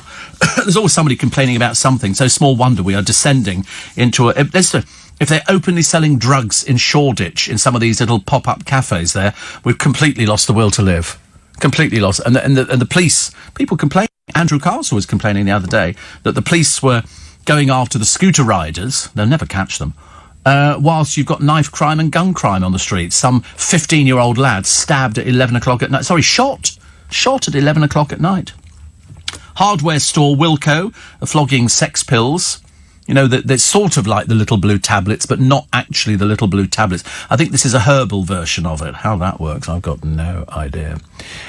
Steve Cliff lives in Albufeira. I've seen him there, says Nigel, but he's horrified by the antics of his fellow countrymen. It's the fly tippers who blocked the footpath with a lorry load of rubbish, and one of Britain's last wartime pilots tells his story as he turns 100. Fears are rising that the seagull from yesterday made a meal of the chihuahua. Can't have been much of a meal. The chihuahua is only about this big. I've seen hot dog sausages bigger, but I love the way that the Daily Star have just taken a picture of a pigeon, a gull, sitting on a roof, and they say, we unmask the dog nabbing gull. It's not the same one, of course, as you could all tell, but never let it spoil a good story. Plus, former Spring Watch presenter says he's an endangered species, and a gangster who got a police killer tattooed on him, the Dale Cregan name, has just been jailed for life. Fantastic news, isn't it? Oh, and by the way, look out, because thousands and thousands of sad, desperately unhappy, miserable, fantastic people are going up to Loch Ness.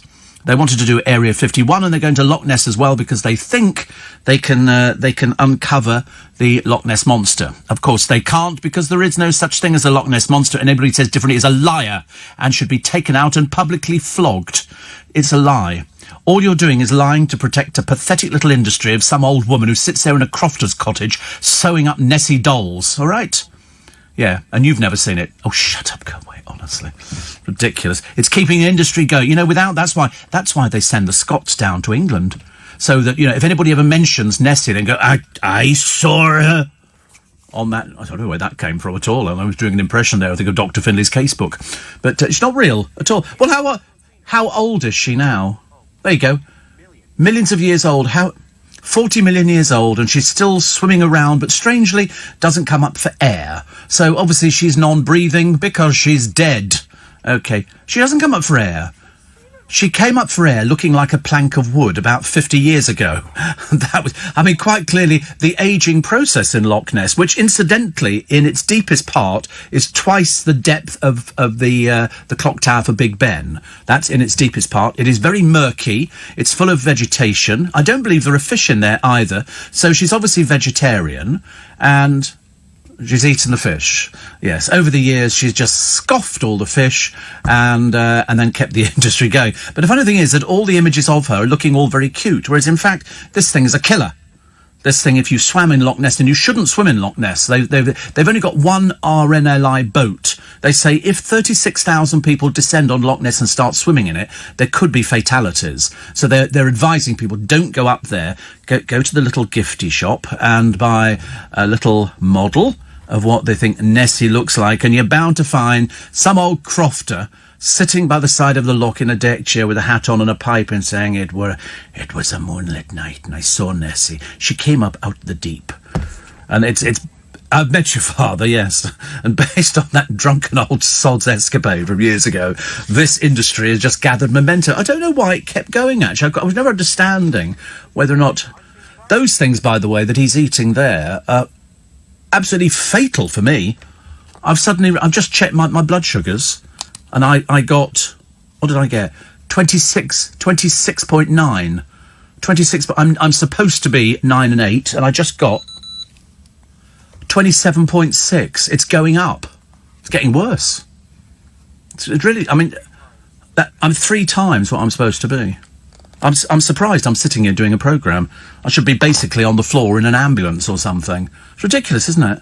You're starting to think it's accurate. Oh, well, it's fitted into the arm. Well, I don't think it can be. It just measures glucose. That's all it does. Well, how do you know I'm alive? I'm a bit like Nessie. Maybe I'm just sort of swimming. Perhaps I'm pretending to do a programme. Perhaps I'm not really doing a programme. Perhaps in my mind I'm here, but all these people are ghosts of my past. I wonder, actually, if I got water on it, would affect... I don't think water would affect it, actually, because it's covered up. You can't actually get to it. I've got a little covering over... I think I've got a little cover... Yeah, I have. Look, covering over it. So I shall try it again in an hour. If it hasn't come down by that time, I think we're going to hospital. Or failing that, hospital's coming to me. Anyway, apart from that, it is hot today, so don't take the dogs out, please. Do sit in, do make sure you've got loads of water. If you're travelling on the trains and the buses, it's going to be very hot. In fact, it'll probably start shortly. I would think it'll start building up. If it's going to get to, what do they reckon, 98 tomorrow, and they reckon about 32, 34 degrees today. Not so brilliant, is it? Not so brilliant. Also, India. Yes, India has now joined the moon race. So that's good news, isn't it? Everybody's joining the moon race. And Amy Hart, still dragging out her 5 seconds of fame. Still. Fancy a hike with Anne Widdecombe? Nope, neither did Giles Brandreth. He said, I don't want to be sitting with who did he say? Lionel Blair and Anne Widdecombe. The very idea you can actually Anne Widdecombe hiking is almost unbelievable. But she must be desperate for a bit of... in fact, why she did... This must be an old film programme then, because she's far too busy at the moment. Joel Dommett lands his first ITV Prime show. And Travelodge is pumping millions into UK seaside resorts to capitalise on staycation trends. Plus, Nelson had rats on a sinking... They're addictive, aren't they? It's taken my blood sugars up through the blooming roof. So I'm not doing that one again. I had porridge this morning, actually. Probably the combination of porridge and Indonesian crackers. It's sort of... What does it say on the fat content? I didn't think they were supposed to be too bad, but I suppose they must be. 25% fat. Good. Yes, please eat as many as you like. The news desk like those as well, but don't worry, I bought another packet in for them. But obviously affects me greatly. And I had some raspberries, and some porridge. I've obviously had all the wrong things, haven't I, really? I just need to sit there and have water and a piece of celery, which will make it a lot easier. Ridiculous. Anyway, nice to have your company this morning. We shall plod on. We've got all the papers to go through, and we've got some good stories, some medium stories, and some, oh goodness me, kind of stories, including the Prince of Wales and the Duchess of Cornwall joining the King and Queen of the Zulus in Wales at an agricultural show. Somebody's selling a lot of Thatcher memorabilia. And eat your greens if you want to cut the risk of diabetes. Let's go get some greens, shall we, today? What with that and tea and water and milk and all the other bits and pieces. We're in for a fun morning. And I've got an in-conversation to record, and I shall be getting home as quick as possible to sort of avoid the heat, because just like Darren, I don't do heat at all. Can't stand it, can't bear it. But we'll take all your takes and emails. 84850 steve@lbc.co.uk. A lot of people asking about soaps. We'll have a thought on soaps later on. And what was the other one? Oh yes, a mum who's got identical twins, and when they went to school they were put in separate classes, and she's furious about that. I don't know, I mean, would that make any difference? I don't know. Twins have a bonding, don't they? And if twins have a bonding, well then you probably find that that's not very good, separating them. I love the idea that the woman whose dog was whisked away by the seagull thinks it's probably still alive. She thinks it could have been dropped on a roof somewhere. I think unlikely. She's asking people to look out the door and see if you can see her chihuahua stuck on your roof or in a garden or something like that. It might have been dropped, but if it was dropped from a great height, it's not going to survive anyway. And I'm assuming seagull. I didn't know what seagulls ate, but I have seen seagulls eating pigeons. I stood outside Waterloo Station. I was going to the hospital about 3 months ago, and there was half a dead pigeon in the road, and the seagulls were fighting over it. So presumably they eat meat. I just thought I don't know what I thought seagulls ate. Fish, I thought they just ate fish, but they seem to go for the flesh of animals. And I suppose a chihuahua looks exactly the same to them as a hot dog does to the rest of us. Plus. Almost 4 in 5 skin experts say ban sunbeds.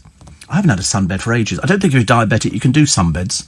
But it's nice if you sort of just want to give yourself a little bit of colour before you go away on holiday. And then you don't look so insipid when you're on the beach, do you? You don't want to sit on the beach looking like sort of a milk bottle. You want to make sure that you're looking a little bit bronzed as you put something on. So people go on a sunbed, and some people take it too far and look ridiculous. And those people are called chavs. And they actually go out there because they want to look very tan. There was a woman the other day in the paper, apparently she'd been on Love Island or some other sort of programme, Shipwrecked or something. Was it Shipwrecked? I don't know.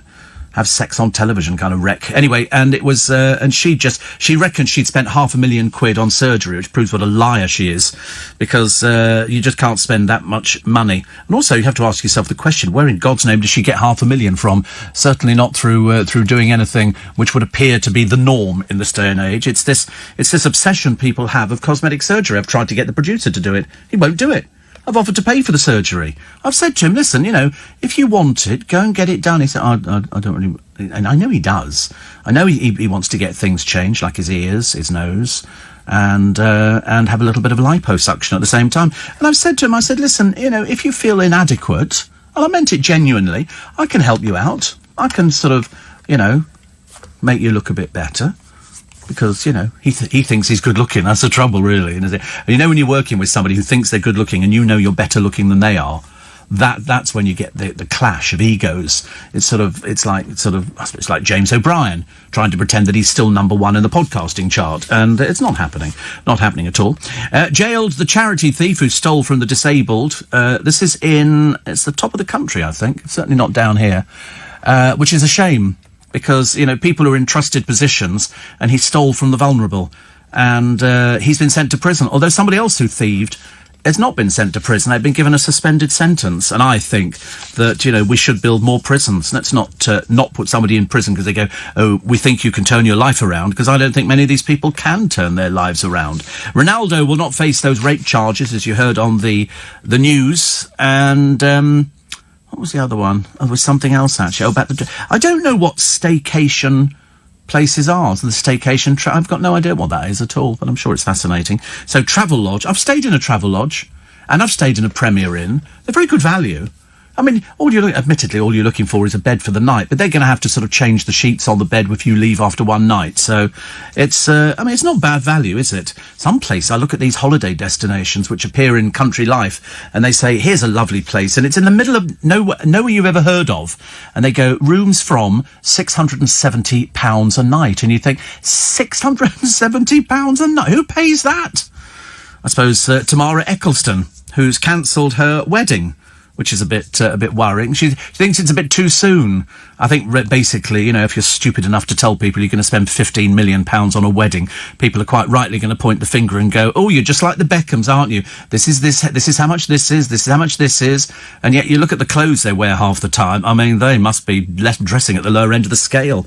I'm surprised actually Mother hasn't designed something for adorable younger Beckham now. Dave's still faffing around, not doing anything but building a stadium abroad, not even building it in this country.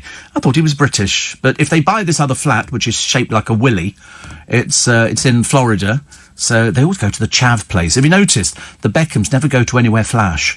They're always chav. Always chav. Let's go to Florida. What, with the rest of Britain? You must be... The whole idea is, of being the Beckhams, you go to somewhere really classy, but they don't know how to behave in classy areas. Imagine taking Dave onto a beach in the Bahamas and place like that, and they go, "Who's that tattooed chav?" And they go, "That's Beckham." And they go, "Oh, God, if they're here, let's get out and go somewhere else." Oh, look, there's their photographer taking pictures of them. Oh, no, you don't want to go there. So they always go to somewhere, and they try and make out that they're sort of really staying in a fantastic place, and they've got all their showbiz chums with them. The showbiz chums on this occasion turn out to be Eva Longoria, dreary, and somebody called Mark Anthony. Who's Mark Anthony? I don't know who he is. M-A-R-C Anthony. He must be something to do with dancing, because he was trying to teach... apparently Dave to dance. Well, as we all know, Dave's got two left feet, can't dance for toffee, like the rest of the family. I shouldn't imagine Vic can dance at all either. So here's Mark Anthony, known professional, American singer, actor and producer, and the Guinness Record for saying, how on earth would somebody like that be sort of friends with the Beckhams? I suppose I would have thought he was above them, actually. He's sold 12 million albums worldwide. That's about the amount of money that that's the sort of money that she borrows, isn't it, from Dave to try and prop up her ailing business. So why he'd be out there, he apparently, one of his spouses, he's had three spouses, actually. Dayanara Torres, married 2000, divorced 2004. Jennifer Lopez, married 2004, divorced 2012. And Sharon de Lima, married 2014, divorced 2017. In fact, to be honest with you, he doesn't really have a very good track record at all. But there again, the Beckhams are sort of clinging on by the skin of their... Nice to be company. Welcome along to Steve Allen's Early Breakfast. 4:20 this morning. I'm not sure if I want to read out the whole of the Brooklyn Beckham diary. It's been done as a spoof by one of the columnists. It's very funny, actually. Also, Holly Willoughby and Emma Bunton snogged on a night out, claims Mel B. She really is quite revolting, isn't she? I mean, she cannot keep her big trap shut. Oh, I want to tell you this. I mean, her own life is so boring. Let's not sort of move away from the films she makes. But apparently, she said they shared a girl kiss, despite Holly insisting she'd never experimented with a woman. Her Spice Girls bandmate Emma is said to have spilled the beans just before Mel's appearance on Celebrity Juice in May. The most awful programme on the television. Dreadful programme, it really is. It's full of, dreadful. I don't know what on earth she's doing on it. Well, we know why she's on it, because her husband's the producer. And then more on Carl Beach. Every paper full of this paedophile's fantasies. I mean, a sick person. You know, when you see the people that he accused, including Lord Bramall, who apparently, when he was confronted with these allegations, banged his fist on the table. So angry was it. It was so preposterous. But in fact, Mr. Beach pocketed about £22,000 in compensation. The homes of Harvey Proctor, Lord Britton and Lord Bramall were searched. I mean, even, regular police chiefs, one of them, Detective Ken MacDonald, had day-to-day charge of Midlands probe. He called Beach's claims credible and true, even before officers investigated them. He had health problems and retired weeks before the trial. Also, police chief, that's Hogan Howe. This is, he was in charge at the height of the Operation Midland and had to apologise to those accused by Beach. Labour MP Tom Watson, the deputy leader, told Parliament about a pedo network with links to government, had to apologise to Lord Britain's family for calling him evil. Beach's victims have called for him to resign. Absolutely.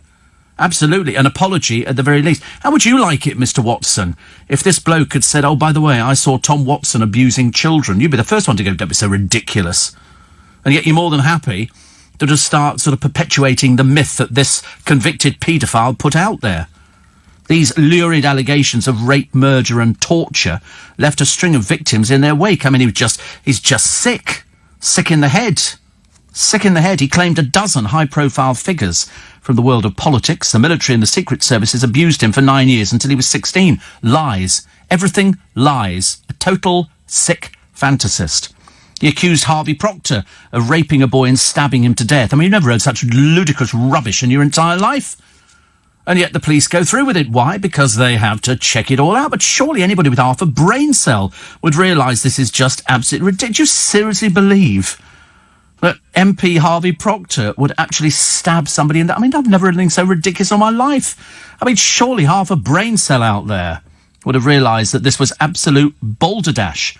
Fantasist Beach accused Ted Heath of abusing him on his yacht Morning Cloud.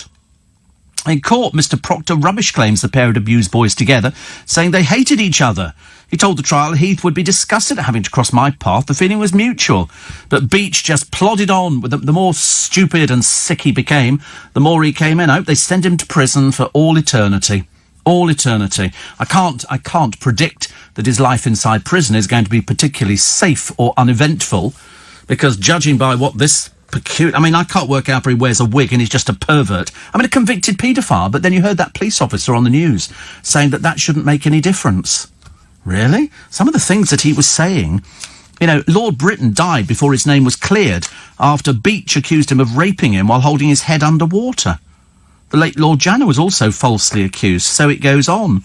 So it goes on. His groundless claims were not the only ones made against VIPs. The police watchdog oversaw investigations into 37 cases of alleged cover-up. None resulted in any prosecutions. I mean, it's just a pile of what's it, isn't it? And this liar, this sick fantasist, this sick convicted paedophile was allowed to peddle his porn to just about it. They sat down and lapped it all up. Now, thank God, we've seen the light of day. Mind you, I'm telling you now, the first time I saw him and I started listening to these ramblings, I knew straight away a liar. But you have to go through the court procedure, don't you? You have to go through and sort of dismantle it bit by bit. It's a waste of our time and a waste of our money. As if the police haven't got better things to do than listen to some fat, bloated, convicted paedophile who tells lies about people, and then it ruined their lives. Seriously, it ruined their lives. Imagine how it would be if somebody came up to you and said, oh, by the way, I saw you murdering a child the other day. And you go, what?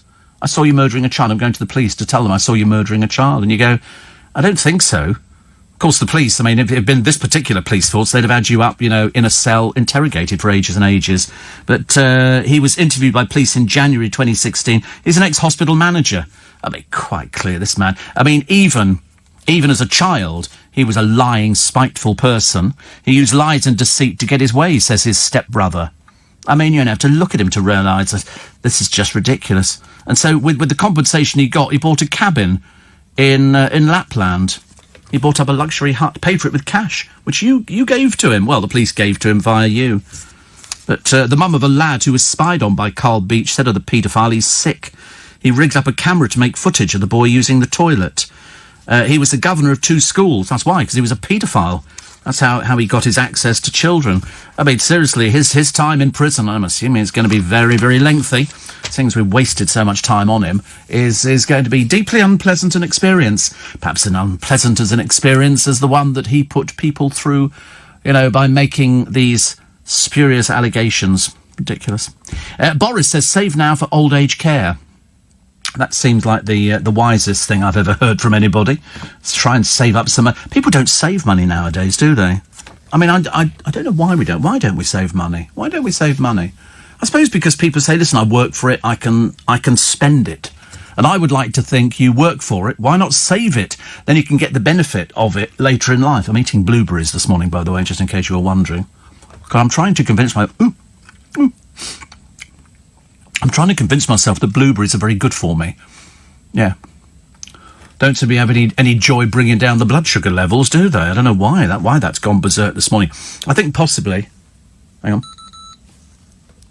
Oh, do you know what it says now? It just says hi. I don't know what on earth. Well, it doesn't look very good, I have to be honest. I don't know what I'm supposed to do about that. Yeah. They're antioxidant. Yeah. I've never seen it say the word hi on it. That's slightly disturbing, isn't it? We'll try it at about 5 o'clock and see how we go from 5. I'm very worried about that. I mean, it was the highest. We got down to about 11 the other day. I thought we were doing quite well. But we've just gone worse and worse and worse and worse. And what does it say after hi, do you think? Goodbye. Do you think that's probably... Yeah, just a skull and crossbones. That's terrible. It seems to have levelled off at high, but perhaps the machine doesn't go any higher than high. I don't know what we can do to bring it down. Perhaps I'll drink water. We'll get some water. Let's get some water, yeah. Perhaps we'll get 2 glasses of water. Perhaps 2 glasses can bring it down. Because I can't think of any other... The trouble is I don't have my fast-acting insulin with me, which is a bit of a pain. I've only got the slow-acting one, which is about much use as a chocolate teapot this morning. But I think it was probably those Taiwanese crackers and probably the porridge. I'll have to come off the porridge now. Do you think the porridge has got sugar in it? Of course it has, I should imagine. Yeah. Yes, it's got the dehydrated banana and strawberry, so that's probably it, isn't it? Honestly, I don't know. Just collapse, Stephen. Just get it over and done with as quick as possible. Well, obviously not now, but we still have some in-conversations to play out for you. That'd be quite nice. Also, the Fast and Furious stuntman airlifted to hospital yesterday after a 30-foot plunge in front of the film star Vin Diesel. He looks very similar, actually. In fact, I wouldn't know, actually, because I don't know anything about Vin Diesel. But they did this stunt because a lot of people don't do their own stunts, because if they fall foul of it and something happens, well, then it holds up the filming. And if you hold up the filming, it costs money. And if it costs money, it's not good news. Wayne Rooney's flown back to this country. It's an odd one, isn't it? He's flown home to the UK for a physical and mental break. It comes after his wife, Colleen, told Pal she's moving back here before his contract is up. So I don't know whether or not his contract is being cancelled or not. But then she was... I don't think they're going to renew it either. I think... Well, he comes with history. But she was pictured the other day in Curlers. She went out to the Ivy. But then when you look at her hair, it just looks like she scraped it back in the Croydon facelift. I don't know why she bothered putting curlers in. A bit pointless. But Colleen had a very boozy holiday in Ibiza on a night out with pals in Manchester on Sunday. And a source said Colleen wants to come back 6 months earlier than planned. She hates the idea of the family being apart, but wants her sons settled. You see, you can't really do it both sides, can you? If you do it both sides of the pond, it doesn't work. It really doesn't work. Also, great TV lies and delusions of the week. I love Ali Ross when he does these things. Good morning, Britain. Oprah Winfrey's partner, Stedman Graham. We miss you over here, Piers. No, they don't. Happy company at Steve Allen's Early Breakfast, Tuesday, 23rd of July. I love it when somebody trolls Carol Malone. She takes no prisoners at all. Somebody called Andy Limbrini, a rather sad, pathetic little person, says, here we go again, Megamouth Carol carrying on like a drunk in a suburban Wetherspoons. Self-made voice of the plebs. And Carol goes, now off you trot, Andy, and get some followers, because currently no one's listening to you. They're not, actually. Poor soul, honestly. You do get trolls, don't you? I love it. I love it when you get a few trolls. It's the stupid people, the terminally stupid. They're never going to actually amount to anything. Iceman says, took Jean to see The Lion King. Very enjoyable. Graphics were, as you said, brilliant. And Jill says, apparently the Times says the Chihuahua may have been sighted on a nearby common. Well, it could be anybody's Chihuahua, couldn't it? Do you think, seriously, that a seagull with a 6-foot wingspan is going to let a Chihuahua get away? It's been holding in its beak for the best part of goodness knows how long. That would be enough to actually kill it. And then you can sort of get it down. So I don't think they're going to find it. I'd be really sick. It would be like a miracle, wouldn't it? Miracles do happen. Miracles do happen. Nessie, Steve, the most credible story is one of the most famous photos was of an elephant's head and trunk visible above the water from a circus visiting the area, says John in Croydon. Yes, unfortunately, there is nowhere around Loch Ness to put a circus. There's not enough space to put up the tent.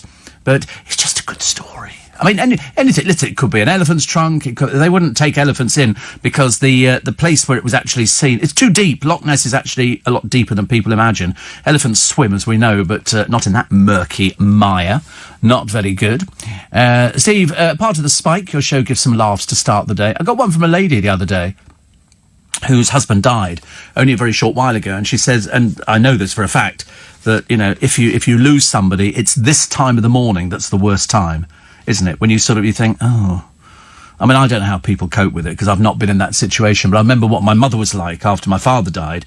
It was sort of coming to terms with the fact that he did everything around the house, you know, one of those old-fashioned families, and she had to learn to do everything. But it was the early hours of the morning that became very lonely and very difficult. And she said, thank God, listening to your programme has made it bearable. That's not my mother, by the way, who never used to listen to the programme. On the odd occasion she used to listen, she'd say, Stephen. That's all she used to say to me, because she used to work for the police force. Monica says, my method for avoiding effects of heat, very simple. Start working by 1 a.m. This way, before it gets hot, I have most of my daily earnings. And on top of that, my car is well kept in lovely 18 degrees C. And even better, my break comes around the time you're starting. So I plug in on the charger, pour a fresh mug of coffee and slurp in nice cool... somewhere in Belvedere, just between Woolwich and Dartford. Sounds lovely. Belvedere sounds lovely, doesn't it? I like the sound of that. And life is great, even in 40 degrees centigrade. Thank you, Monica. Do you know, I got in the car yesterday, and I don't know whether your car's got this. The day before... Sorry? No, I know you don't drive. Not allowed to, are you? After the tag was placed on your leg. But anyway, so they've... I get in the car day before yesterday. I've got a very, very, very, very slow puncture in the car, a very, very, very, very slow puncture in the car, and it needs pumping up every 3 months. So when the car goes in for a service on the 6th of August, I'm having a new tyre put on. I can't be bothered faffing around, even though it's 350 quid. I'm going to have, because we get paid shortly. And so I pumped it up because it flashed up. It goes tyre flat. It doesn't actually mean flat. What it means is going down. It's not the right level. I think it's supposed to be 36 and it was only 31. So anyway, I've got a little thing you plug into the cigarette lighter and then connect it up to the tyre and it pumps it up very quickly. Only paid about 20 quid for it. It's really good. Anyway, yesterday I get in the car. I've only just started out. All of a sudden, beep, beep, beep, beep, beep, beep, beep. And up comes I've never seen the red thing before, tyre flat. So I get out and I look at it and it had gone down to about 18. Now, I think the reason for this tyre being slow going down is it's obvious because I pumped it up yesterday. I did another little quick pump up, and it takes about 5 minutes, and tried it this morning. Perfect, absolutely perfect. No light comes on or anything. So it's obviously one of those sort of silly little things. Perhaps the valve moves a little bit to this way, and whatever it is, it's sorted. So I might better save myself the 350 quid for the tyre, which will be quite nice. Please, more of your Dr. Finlay Scottish accent, says Brian in Spain. There's probably only me and you who've ever heard of Dr. Finlay. Aye, Janet used to go. It was Dr. Finlay's Casebook, wasn't it? Was he a GP? It was. I used to watch that programme. Did you ever see Take the High Road? That was a little Scottish programme that came out. That was quite nice. It was very very rural. I like anything like that because you get to see, the beautiful scenery, and we just take it for granted. We never sort of think, oh yeah, scenery, and yet you go and look at it. I'm sure the Highlands are absolutely lovely. Really, really nice, but I've never been, actually. I've never been. I mean, I don't want to go for Nessie because it's ridiculous to go out there to look at nothing. If I wanted to look at water, I'll run the bath and sit there looking at it. Put some weeds in, and that'll give me roughly the same effect. And then I can make a strange noise and sort of swish it around with my hands, and I can go, aye, she's under there. Or he's under there. We don't know what sex it is, actually. I don't think anybody's ever got close enough to find it. Why is it, with all the modern technology that we've got, radar and everything else, and sonar, why is it that we just can't find it at all? Because it just isn't there. It's like looking for the black cat in the darkened room that isn't actually there. We just pretend. It's the Emperor's New Clothes. The king is in the altogether. It's that one, isn't it? It's that one. She's not smart. It doesn't even exist. Anyway, so my friend Stuart, Mr. Manning, says, well, isn't it muggy? Is it not muggy yet? Tell me it's not muggy yet. I'm not going to enjoy today's thing. Keep checking your blood sugar. I'm drinking water now to see if I can manage to bring it down. I'm frightened to keep checking it. Unless it's... I wonder if the water is making any effect on it. I wonder... Oh, going down now. We're down to 27.3. I say we're down to 27.3. It's still blooming dangerous, I think. But anyway, listen, as long as I'm still talking and we don't go to an ad break quickly... Isn't it funny? I was only talking about this to a guest I was talking to the other day, a comedian. We were talking about the preoccupation of the Irish, because he's Irish. And he said, we ended up talking about people who've died whilst they're working. And he said, this is a typical Irish conversation. He said, we love talking about things like this. And so, of course, I was in my element. In my element. Another one here. Wait a minute. Let me just have a quick clear up. I love Drum le docket, drum de drocket, drum na drocket. Thank you. Loch Ness country, but people must be very gullible. I thought people just went up there these days, says Dean, for the scenery. You would have thought, wouldn't you? You would have thought for the scenery. I mean, I sometimes I'm watching this programme. It's not very good, actually. Trevor McDonagh doing a programme on Britain's favourite things, but it's really weak.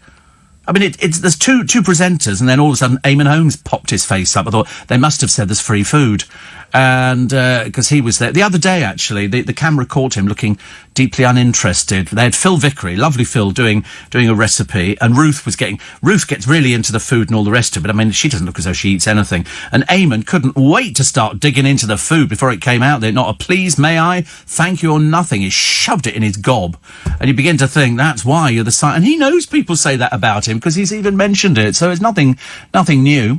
Matt says, seagulls eat anything and everything. When I lived in Brighton, I quite often had a chicken baguette snatched from me whilst walking down the pier. As for the sunshine, I'm with you and Darren. It was unbearable walking through Twickenham at 2 p.m. yesterday. Somebody says, good you're into blueberries. Yeah, and then somebody says, stop scoffing blueberries. They're full of sugar, says Katie. Yeah, but I think it's like avocados, isn't it? Avocado have got all the good things in it. I'm not scoffing them either. It's not physically possible to scoff blueberries at this time of the morning. Hubby and I off to the island of Rhodes in Greece, says Sandy from Peterborough. First time, temperature forecast near 40 degrees.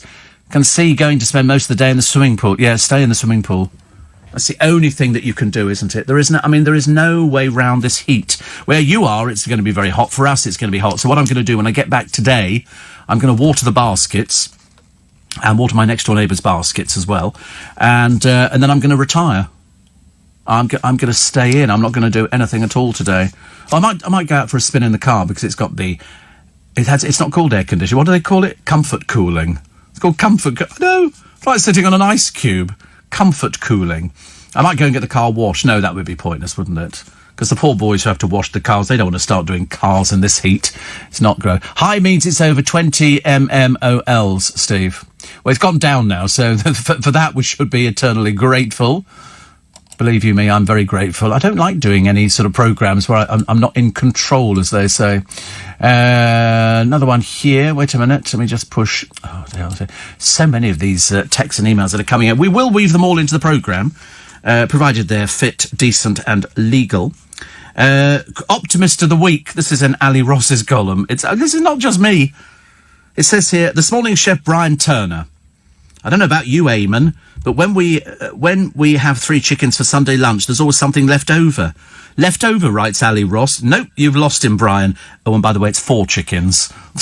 Everybody talks about how much he eats, but he was looking the other day because when the camera was on, I don't think he realised the camera was on him, and of course he just looked miserable.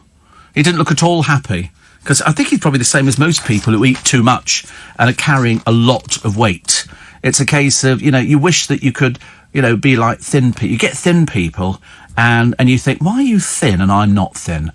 I mean, a friend of mine, Sam, works on the computer side here, part of our technology bit, and he is thin. I mean, he's thin. There's nothing of him at all. I mean, seriously, I mean, if he ate a grape, he wouldn't put on it. He could probably eat 300... I had Thai chicken curry the other day. That was particularly good. But the sauce is probably a killer. But it was delicious with some lovely rice, and I enjoyed that very much indeed. Very messy. And you look at Sam, and I think, oh, I wish I looked like you. He's so thin. I would love to be that thin. And, of course, if you think about it, at one time we all were. You know, he didn't come into the world, you know, some people had big babies, but not that big. And he's really thin. Every time I look at him, I think, oh, I'd love to be as thin as you. You don't realise what a blessing it must be. He probably looks at me and thinks, oh, glad I'm not like Steve Allen. I don't care, though. Johnny G says, I'm in a lot of trouble. I was in the garden at the weekend, counting up my money. Need to pay the Inland Revenue at the end of the month whilst enjoying... Oh, God, I've forgotten about that. When's that due? Is that due at the end of... Is that due at the end of July? I can't remember when our tax is due. I wonder why I've not had any. Perhaps we should have something, actually. I knew there's something I've got to pay. I've got VAT and tax all at the same time. It's not good, is it? Thank you for reminding me, actually. I've completely forgotten about it. I need to pay the Inland Revenue at the end of the month whilst enjoying a glass of wine. To my horror, a seagull came down and picked up several £1,000s. I hope the Inland Revenue catch this rascal. That's right, blame it on somebody else. Yes, I'd completely forgotten about tax. Well, I mean, I hadn't, actually.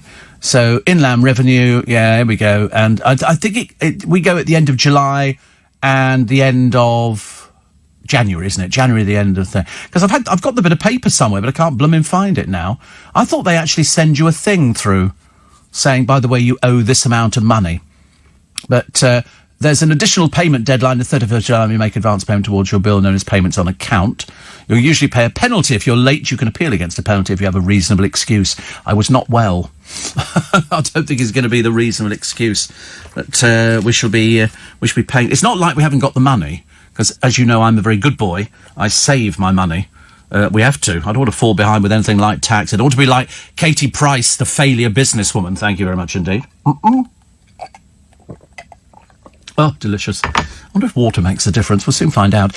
Steve Dennis is using the freestyle. It takes some working out. Once you get the hang of it, you'll love it.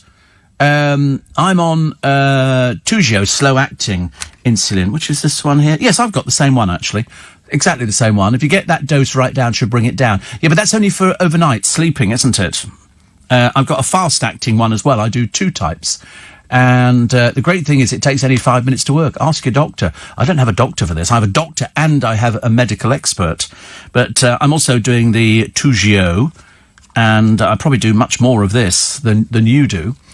But so you say once a day, which works in the background. If you get that dose right, it should bring it down. Well, at the moment, I'm doing 70 units a day on that one. And I've got a fast-acting one to do with the food every day. So I do that 3 times a day. It's all very confusing, isn't it?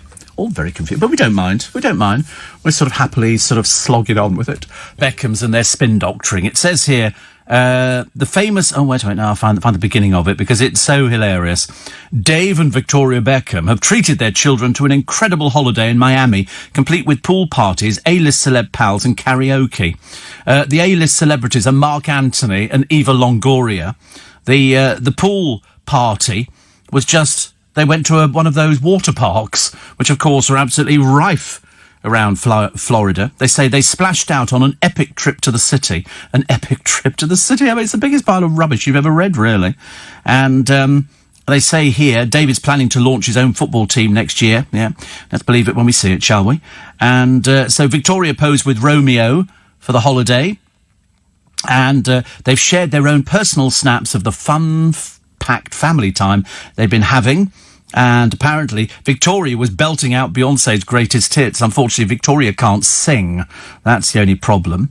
And then Dave tried salsa dancing, but as he's got 2 left feet, didn't really happen at all. And the place they were staying in didn't look particularly brilliant, but they did go to a water park where they all have to go out together. It must be so dreary being in that family, and we're all going out again. What, together?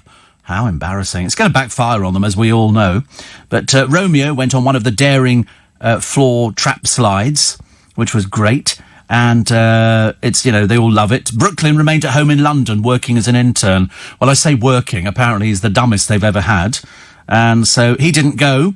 But Dave, Golden Balls, got into the spirit of things, racing his children on some of the biggest slides in the park as the family splashed around. Victoria didn't join in with this bit, of course, because otherwise she'd look like a complete wreck. And then Dave took the boys out on a fishing trip on the rivers.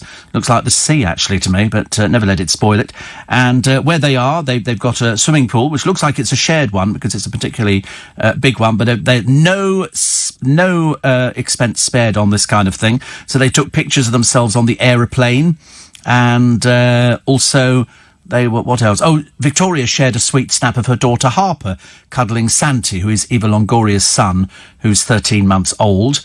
And then the entire family got in on Victoria's former career by belting out one of Beyonce's hits. Yeah, but she was the only one who never sang, did she, in the Spice Girls? She was the one who sort of people don't sing. Please don't sing. That would be absolutely ghastly. Other stories that popped up. There was... it's interesting. They go the Beckham's holiday with their mates. They don't seem to have any friends. I thought Tom Cruise was their mate. I don't think they've seen him for ages and ages. And Victoria Beckham's favourite parenting tips can tell you so much about her mum's style. They must be paying a fortune to their PRs to put this rubbish out there. Plus, Katie Price and Chris Boyson's relationship in crisis point on the family holiday, mainly because her children are so badly behaved. At the dinner table, they have no idea because she doesn't know anything about things like that at all. She really doesn't, and so I think Chris was getting a little bit peeved at the way they behave. But of course, she doesn't care. She just does because she thinks she's right, even though she's a total failure in everything. Business, everything. The modelling, gone by the word. You know, Joe Swash and Scarlett Moffat, as you know, because they announced it on social media, have said they won't return to host I'm a Celebrity, Get Me Out of Here. Thank God for that. How to sort of eke out two talentless people. But they both won the show, but it doesn't make you a presenter. I wish the television, bookers would understand this, but he wants to spend more time with his newborn son, Rex. That's it. I thought, well, as long as she's earning money, you should be okay. Joe, who has to wear a hat most of the time because of the candy floss they've sprayed onto his head, makes him look a little bit peculiar. He says, for 10 incredible years, I've been lucky enough to host my favourite show on telly. Being a part of the I'm a Celebrity after show has been everything I could have dreamed of and more, which goes to prove how, he doesn't really set his sights that high. But, he says, I'm so grateful for everything the jungle has given me. Yeah, well, as long as you're paying your way. Can't believe it. But it's very nice, actually. Scarlett announced the news to her 2 million followers. She said, she's the one doing with Joel Dommett. And she says, I've been working on a project alongside my family that I'm going to announce very short. Oh, God, honestly. As bad as I saw the trails the other day. What was it for? Oh, it was Gemma Collins's The Diva programme. God, it looks dull. At one point, it shows how staggering. The only thing that they could find to put into the trailer to make you watch it is her holding up a charger, going, this is like my charger, and like nobody ever uses my charger. It's just for me. And that was the trail. That is supposed to encourage you to watch this poor old baggage doing a lame programme because she doesn't do anything. She doesn't have any personality. She knows a lot of foul language, as we've discovered, and she eats quite a bit. And that's it. Apart from that, she can't hang on to a boyfriend. But they've called her a diva. No, she's not diva at all. Divas are opera singers and people like that. Not fat blobs from a programme from God knows how long ago. That's not being a diva. That's just called being bad-mannered. And she is very bad-mannered, which is lovely. We love it. I don't think anybody would be interested in the programme, because if that's the trail, the programme must be absolute pants. They couldn't find anything else. Iran claimed to have smashed a US spy ring, is threatening to hang seized agents. God, it's not looking promising, is it really? And kids pile on the pounds over the summer holidays, research shows. And here's Ed Sheeran. He's angered his neighbours. So, because he's got this pond... he's allowed to have the pond. The neighbours are worried he's going to use it as a pool. Why don't they just mind their own business? What a bunch of nosy old... They must be. What horrible people, Ed. Why don't you just... I'll tell you what, why don't you turn it into a caravan park? That'll probably please them if they can have a pool there. And so he's planted all these things. He spent a lot of money. But the neighbours are worried he's going to swim in it. What a horrible bunch of people they must be. So he wants to swim in a pool. What difference does it make to them? Nosy old bags, aren't they? Dreadful. And they're going to report him to the council. If they find out he's been swimming in it, they're going to report him. Horrible people. Horrible, horrible people. Another one here. Holly says, sounds like it's time for you to hire a personal nutritionist. Get you back on track. Somebody says, your body treats all sugars in the same way. My body's having a world of its own at the moment. And Patrick in Docklands, he says, hearing about your high sugar, I did some Google searches. Porridge seems to vary from person to person. Yeah, I know. I mean, I've had porridge before, but I think that this particular porridge is not good. James says, fit, decent and legal. Are you describing the messages, Steve? Or yourself? Probably myself as well, I should imagine. Ever thought about drinking herbal teas? No. They did say when I had heart surgery, I do have a history. They said you can drink green tea. I'm like, oh no, I didn't want to drink green. I tried it. It was horrid. It was horrid. People say, oh, I mean, why? I don't want to change anything at the moment. Gary Cooper from Woolwich says, any news of the pooch that was taken? Probably eaten, I should imagine. I mean, to be honest with you, why would a seagull take something away and then drop it? It would be going for food. And that's probably a nice little snack. I know we see it as a dog, and she sees it. What does she call it? Gizmo. Gizmo. Who calls a dog Gizmo? What a stupid name. You'll probably find it was taken away by sort of the stupid name police masquerading as gulls. Cars are so clever now, Steve. My friend had a light come on the dashboard telling her key fob battery would soon need replacing. Mine tells me when it needs servicing. Seriously. Sounds like it's time for you to hire this personal nutritionist. I knew someone, says Steph in Malvern, on a TV crew, spent a week at the Ready by Loch Ness looking for the monster. They got so bored, and in the end they were throwing rocks into the water to film the ripples. Yeah, they do that up there. There's a little Japanese man been sitting in a caravan for the past 10 years, and he's seen nothing. And he's out there every day. But when you've got sonar and you've got all these other things, would you not think that would show something up? And they go, the loch is murky. And you go, no, it's not, because there's nothing in it. It's weird. I remember somebody years ago going up there and going, see, look, there's nothing in this loch. You could drop a thing down there. They even trawled a boat up and down, up and down, up and down, plotting the sonar. Nothing at all. Paul says the Loch Ness Monster does exist, Steve. Lord Lucan saw her when he was riding Shergar to post his letter to Father Christmas. Don't start the Father Christmas thing this early. I'll have people writing in complaining about the Father Christmas stuff. A mate of mine got 2 stitches in his finger when he was feeding the seagulls at Bondi, says Shane. Don't feed seagulls. Oh, disgusting. No, the only thing you could do with pigeons is put down poison into the food and then hopefully they'll all disappear. They cost a fortune to clear the mess up. Mind you, not just them, Canada geese, seagulls, everything. When you think of all the things flying overhead, I'm very surprised that we've not all been hit. Would be entirely possible, wouldn't it? I love the idea that Giles Brandreth didn't fancy going on a television programme with Anne Widdecombe going for a hike. I mean, she'll just moan about it all the way through, which is what she does, bless her. But, there she is. She's still going strong. I wonder what she eats. I'd love to know what she eats. Very interested in that. I think really, I wonder if she'd probably eat something quite simple. And yet she sort of seems to put on a lot of money, a lot of weight, so I wonder where that comes from. Anyway, we've got the news coming up at 5 very shortly. The former Springwatch presenter, Martin Hughes Games. No, I've never heard of him either. He says he's an endangered species on television because he is white, middle class, old-aged. So he's been axed by the BBC.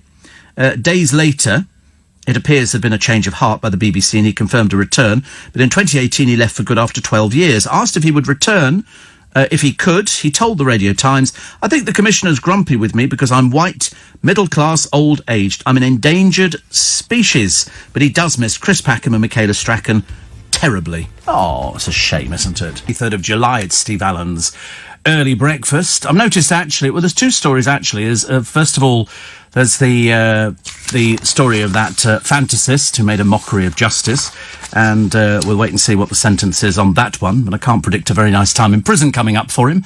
And as Britain braces itself for 36 degrees, the summer scorcher, I've got 21 hot tips to beat the heat, because you will need to beat the heat, I promise you, today. Steve, what was the other one? Oh, yes. Oh, and also, do you remember the yellow vest protester, James Goddard?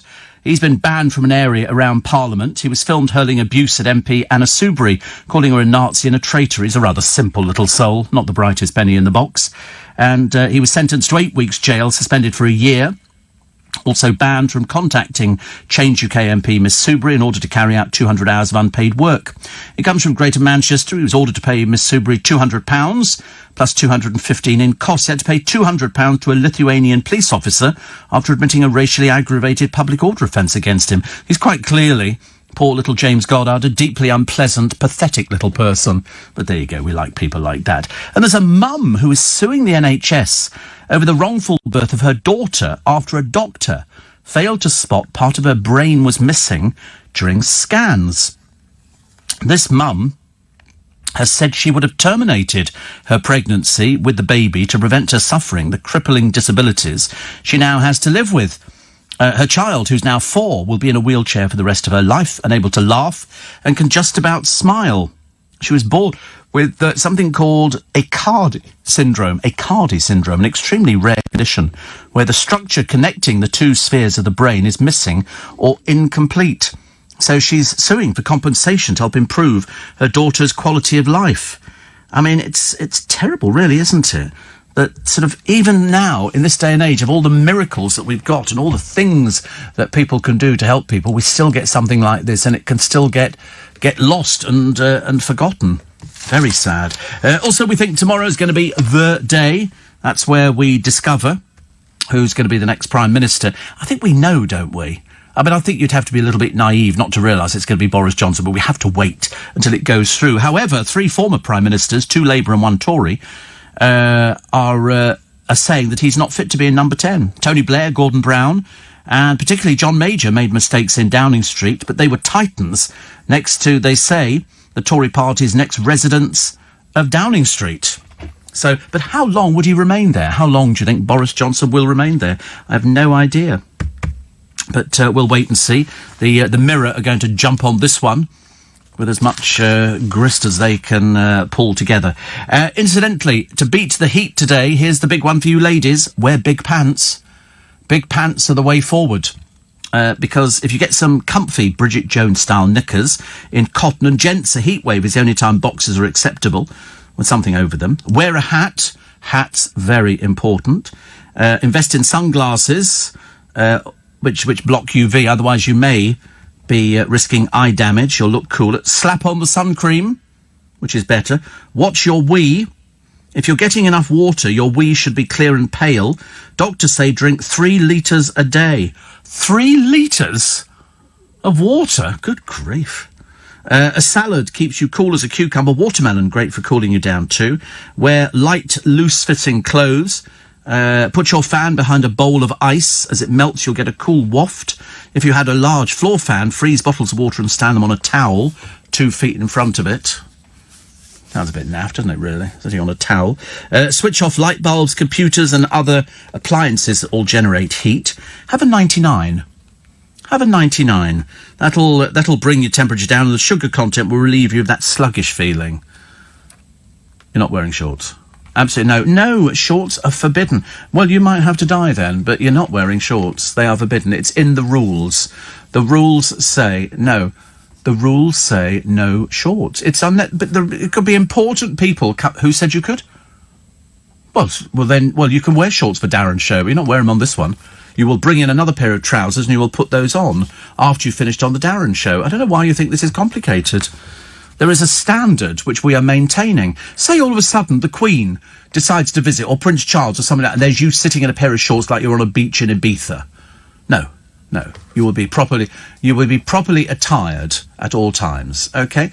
No, I'm sorry, we're not having... Well, I don't care, we're not having them, okay? You'll be wearing trousers, otherwise you'll be sent home. It's as simple as that, you know. And I think, that is the way forward. So there is no wearing shorts on Thursday, no matter how hot it is. I'm not going to be... And also not a vest top. Absolutely. I mean, that is verboten of the highest order. So no vests or anything like that, or and definitely not sandals. Definitely not sandals. We don't do sandals or flip-flops or anything like that. We come properly attired. It's like if you were going into the bank and the person behind the counter was wearing a pair of shorts with a tank top. I think that's... And they go, oh, I've got my new flip-flops on. And you go, I don't want to bank here. I want to go somewhere else. And that's how it should be. So, you will turn up properly attired. We've seen you when you get burnt. It's very unnecessary. It's not good look. It's not a good look. I'm merely thinking about you and thinking about how you would expect it to be. It's like turning up to a wedding in a pair of shorts and a pair of flip-flops, isn't it? You wouldn't do that. No, not even 3/4 trousers. They'll be proper trousers. You don't possess any 3/4 trousers either, do you? So we don't want any of that. Can I be allowed not to wear socks? No! You must wear socks. Because that absorbs the sweat in your feet. So just dress normally. Like today, that'll be quite adequate. Without the jumper, of course. That's a little bit ridiculous to wear that. Steve, I had an engine warning light come on. I put a sticker over the light. Hey, presto, no more warnings. Actually, do you know what I discovered, actually, I had a car a while ago. If I turned the engine on and off 3 times, it solved the problem. My one, if you don't put the petrol cap on properly, it puts up engine warning. I didn't know what it was first of all. I thought, oh my God, what's that? Steve, how could we get through a single week without an update on the fabulously talented and productive Beckham mob? Well, you can't, can you? They're every day. But it's so fabulous in their world. But as I've said before, you know, you don't see them in Barbados. You'll see them in somewhere naff like Florida. That's where all the Brits go. What's the point? What's the point? You know, I mean, shouldn't they be booking to go to the moon already, seeing as they've got so much money? We're constantly being told how much money they've got. Shane said, my grandmother had a small fish pond in her backyard. The neighbour rang the council. It was nowhere near his fence. Oh, right. I don't think you need to worry about things like that, do you? I mean, this Ed Sheeran thing is quite big. Why shouldn't he swim in it if he wants to?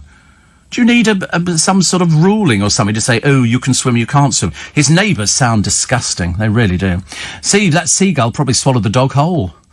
Oh, I don't know. And then Paula in Caterham says seagulls eat anything. My sister-in-law and I walking along Brighton Beach with an ice cream and a seagull swooped down and towards her and took the ice cream from her hand. Yeah, they can hover. They hover, don't they? And then they just sort of dip down, take it. Oh, God, yes, absolutely. It's all very worrying. I mean, you could probably get quite badly bitten by a seagull. Jim says, do you think my Velcro Y-fronts will provide enough circulation in the heat? I shouldn't think so. And Pat says, Katie Price and her children are really badly behaved and unkempt. The exception is Pete's children, Junior and Princess, were well behaved and turned out. Yes, I mean, it appears to be no sort of discipline in the house at all, and that means when you take them out to restaurants, you can always tell. We used to go out with my godchildren, when they were little, to sit in restaurants, and when they were really little, they sat in their pushchairs and they went to sleep. Actually, half the time, it must be quite nice, have a little bit of food. But you can always tell children who don't eat out very often. They run around restaurants. They've got no discipline. The parents don't bother disciplining at all. Amy says, my cat Sooty is diabetic and I have to inject insulin twice a day and get blood samples from his ear to test. He's normally 23 and I get his glucose down to 8. Well, that's brilliant. I wish I could do that. See what we're down to now. I've just got a feeling it's going to hover about this for most of the day, unless it's all gone peculiar. Wait. Oh, there you go. 25.2. We're heading in a downward direction. We're sort of heading roughly in that way. It's a bit slow, though, isn't it? It's a bit slow. I've drunk water. I've had some tea. I'm just not eating anymore. I've decided there's no point in eating. I'll just have to exist on celery. Do you remember I tried tomatoes the other week? They sent me through, and a friend of mine said, what are you eating those for? I said, well, I thought tomatoes would be all right. I said, they're supposed to be quite good for blood pressure. He said, yeah, but not for you. He said, it's got sugar in. Oh, God, I'd eaten loads of tomatoes. I sat here eating. They were very addictive, very lovely little tomatoes.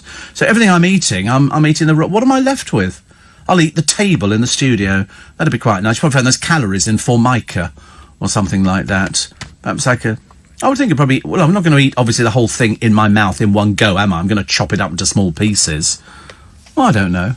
There's no guarantee Formica would kill you. Yeah, plastic's probably not so good for me. Well, it's certainly not good for Sainsbury's. They've stopped issuing plastic bags in their fruit and vegetable aisle, so presumably you have to put it in the wooden things. Bored Mackenzie O'Neill went for a beach kickabout on his own and ended up taking on the world's best player. The 11-year-old was on holiday with his family in Antigua when Lionel Messi's dad, Jorge, saw him and invited them to join them. So he went and played with this Messi bloke, who's apparently a footballer. I don't know anything about him, but he was kicking a football about on the beach. Sorry? Lionel Messi, yeah. The greatest potential player. Is he really? I had no idea. Could be a Blue Peter presenter as far as I'm concerned. I've got no idea who he is. Why would I know that? Do you know there was a lad the other day who was killed by a chocolate bar? He has a dairy allergy. His dad mistakenly gave him chocolate containing milk powder. This little 11-year-old, he ate 4 chunks of this chocolate, which is commercially available. This was bought in Morrison's, and he became sick. His dad, Thomas, of Burnley in Lancashire, thought it was part of the store's free from range, but it was only a gluten-free, not dairy. And so he died. I'm still amazed that you can die at the age of 11 by eating chocolate which has got milk powder in it. But he did. And they recorded a conclusion of accidental death and said that his father had done everything he could to save his son. How dreadful. How dreadful, poor soul. Also, protests against LGBT lessons have spread to another Midlands city. Amir Ahmed, who was banned from the Birmingham school where protests ran for 17 weeks, claimed pupils were indoctrinated at Fernwood School in Nottingham. Local MP Lillian Greenwood said she'd not heard from any parent in favour of the rally. Education Secretary Damien Hines said the government would take action against the protesters. Rather naive people, aren't they? They're not really the full ticket, the full shilling. The lights are on, but nobody's home. The lift does not go all the way up. They're sandwiched short of a picnic. A crook escaped from hospital after bungling police officers went to get him coffee and biscuits. It's hilarious. Kieran Jenkins fled in his pyjamas. He was found later. Warwick Crown Court jailed him for 14 months. Because that's the thing, they actually take them to, some of them make up lies. I need to go to hospital, I'm really ill. And they get to hospital and they try and escape. And some of them manage it, and the majority of them don't. They've done a piece today, Darren Lewis, writing in the Mirror. He says, if schools take bullying so seriously, why are so many kids killing themselves? If our schools are so safe, why are the helpless parents of Sam Connor, Jessica Scatterson, and hundreds more rebuilding their shattered lives, having lost their teenagers? Sam lay down in front of a train last week after writing a note containing the passcode to his phone and handing it to a friend along with his mobile and bag. Jessica hanged herself. She was 12. She named her alleged bullies in a note. Abusive messages were also discovered on her iPad. And last month, Shukri Yaha Abdi, a 12-year-old refugee schoolgirl, drowned in a local river. Her family say she'd been badly bullied for over a year and claimed the school failed to deal with it. They don't know what to do they? The school, they all go, oh, we had no idea that so-and-so was being bullied. You think, well, quite clearly, you should do, because friends seem to know about it. Parents will also be well-versed with the insistence from schools that they take bullying very seriously. A petition calling for an investigation into Shukri's death has collected more than 30,000 signatures. It's terrible, isn't it, really? Terrible. You go to school and these kids, and we've seen it a million times. It's not as if it's something new. We've all seen it. And in my day, if you went to school and if you were bullied, you just yeah, whatever. You know, and eventually the bullies just got bored and went off and found somebody else. So it was kind of... It's sort of, at least it relieved the pressure off you, I suppose. Everybody got bullied. I don't know anybody who didn't get bullied, unless it was sort of somebody who bullied the bullies. We didn't get that so often, but we just dealt with it. I don't think we had anything... Well, I don't know. I wasn't reading the newspapers in those days. But I don't really think that we were sort of reading the newspapers, reading about school friends who'd committed suicide. I did have a school friend who did commit suicide, but that was through depression. We don't think it was anything to do with bullying, but it goes on all the time now. And it's not just at school, takes place in the workplace, takes place just about everywhere. Just about everywhere. The Secret Diary of Brooklyn Beckham has been compiled by Polly Hudson. She says her column may contain sarcasm, and it says here there have been... Poor old Brooklyn Beckham, he's had a rough time of it lately. Messy public arguments with girlfriend. He's a laughing stock at his internship with legendary photographer Rankin. According to reports, he's said to be struggling with the easiest jobs because he's lacking basic skills. I don't think he's bright at all. And now over the weekend he got 2 parking tickets in one day. You know, he can't do anything right, but is it all really as it seems? Should we be taking all these incidents at face value, or is something else going on? I've managed, she said, to get my hands on something that might shed some light. Dear Diary, I find it best not to think about what I want. It's easier that way. Family businesses are about duty, obligation, and I became an apprentice in mine the day I was born. Brand Beckham is all. Everyone knows that. I'll try to make the best of it. As Jean-Paul Sartre says, freedom is what you do with what's been done to you. And so I do what I must to keep our names in the press, to make sure we stay relevant, continue my parents' legacy. It's Wimbledon, and no one else is available, so it's down to me to dress as usual like a Peaky Blinders extra, too stupid to find my way to set, and put on my most gormless expression. They lap it up as always. It's hard to enjoy these command performances. It's a long day. I was tempted to smuggle in some Dostoevsky to soothe my soul, so maybe hidden inside an old copy of Nuts or something, but of course it's not worth the risk. Dear Diary, Hannah's such a talented artiste and a truly generous scene partner without everything. She's passed on about the Stanislavski acting method. I wouldn't be able to pull off our fights, never mind be able to produce real tears all the while appearing, that I have no idea that anyone's taking my photo. There is a moment during today's round when she reminds me so much of a young Meryl Streep that I really want to tell her, but of course I'd never break character. Dear Diary, back with Rankin today, and it's becoming a trial. I accidentally nodded when somebody said aperture, and then had to backtrack, looking confused, and after it was a club he was going to later on. Subconsciously, I wonder if subconsciously do these things on purpose. As Freud said, there are no accidents because I want to be found out. That out-of-focus photography book, 2 parking tickets in a single afternoon, the hats, the trousers, come on. But it seems there's nothing people won't accept, no matter how ridiculous. Which reminds me, I must get in touch with Harry and Meghan about a collaboration. Next time the public are demanding photos of Archie, I could take them. That'd be work for both of us. They'd be so blurry, nobody'd be able to see if the baby was even there or not. Poor old Brooklyn Beckham. It doesn't seem that there's any... He can't even make it... The one thing Polly Hudson missed out is he was a failure as a barista as well. He didn't last in that one very long. And he just looks like a wreck. Why does he look so awful? He's supposedly coming from a fashion-conscious family. And in fact, he just looks like a mess. And all his naff tattoos. Tacky, tacky, tacky. Steve, a show on sleep said lack of sleep sends the glucose level up, says Jackie. Oh, believe you me, I don't have any problems sleeping. Sleeping is never a problem for me. I do sleep quite well. Is Dave Goff in competition with Theo Usherwood for airtime? Usherwood? I don't think so, no. In fact, today I think we've got Theo coming on. I'm not sure at the moment, actually.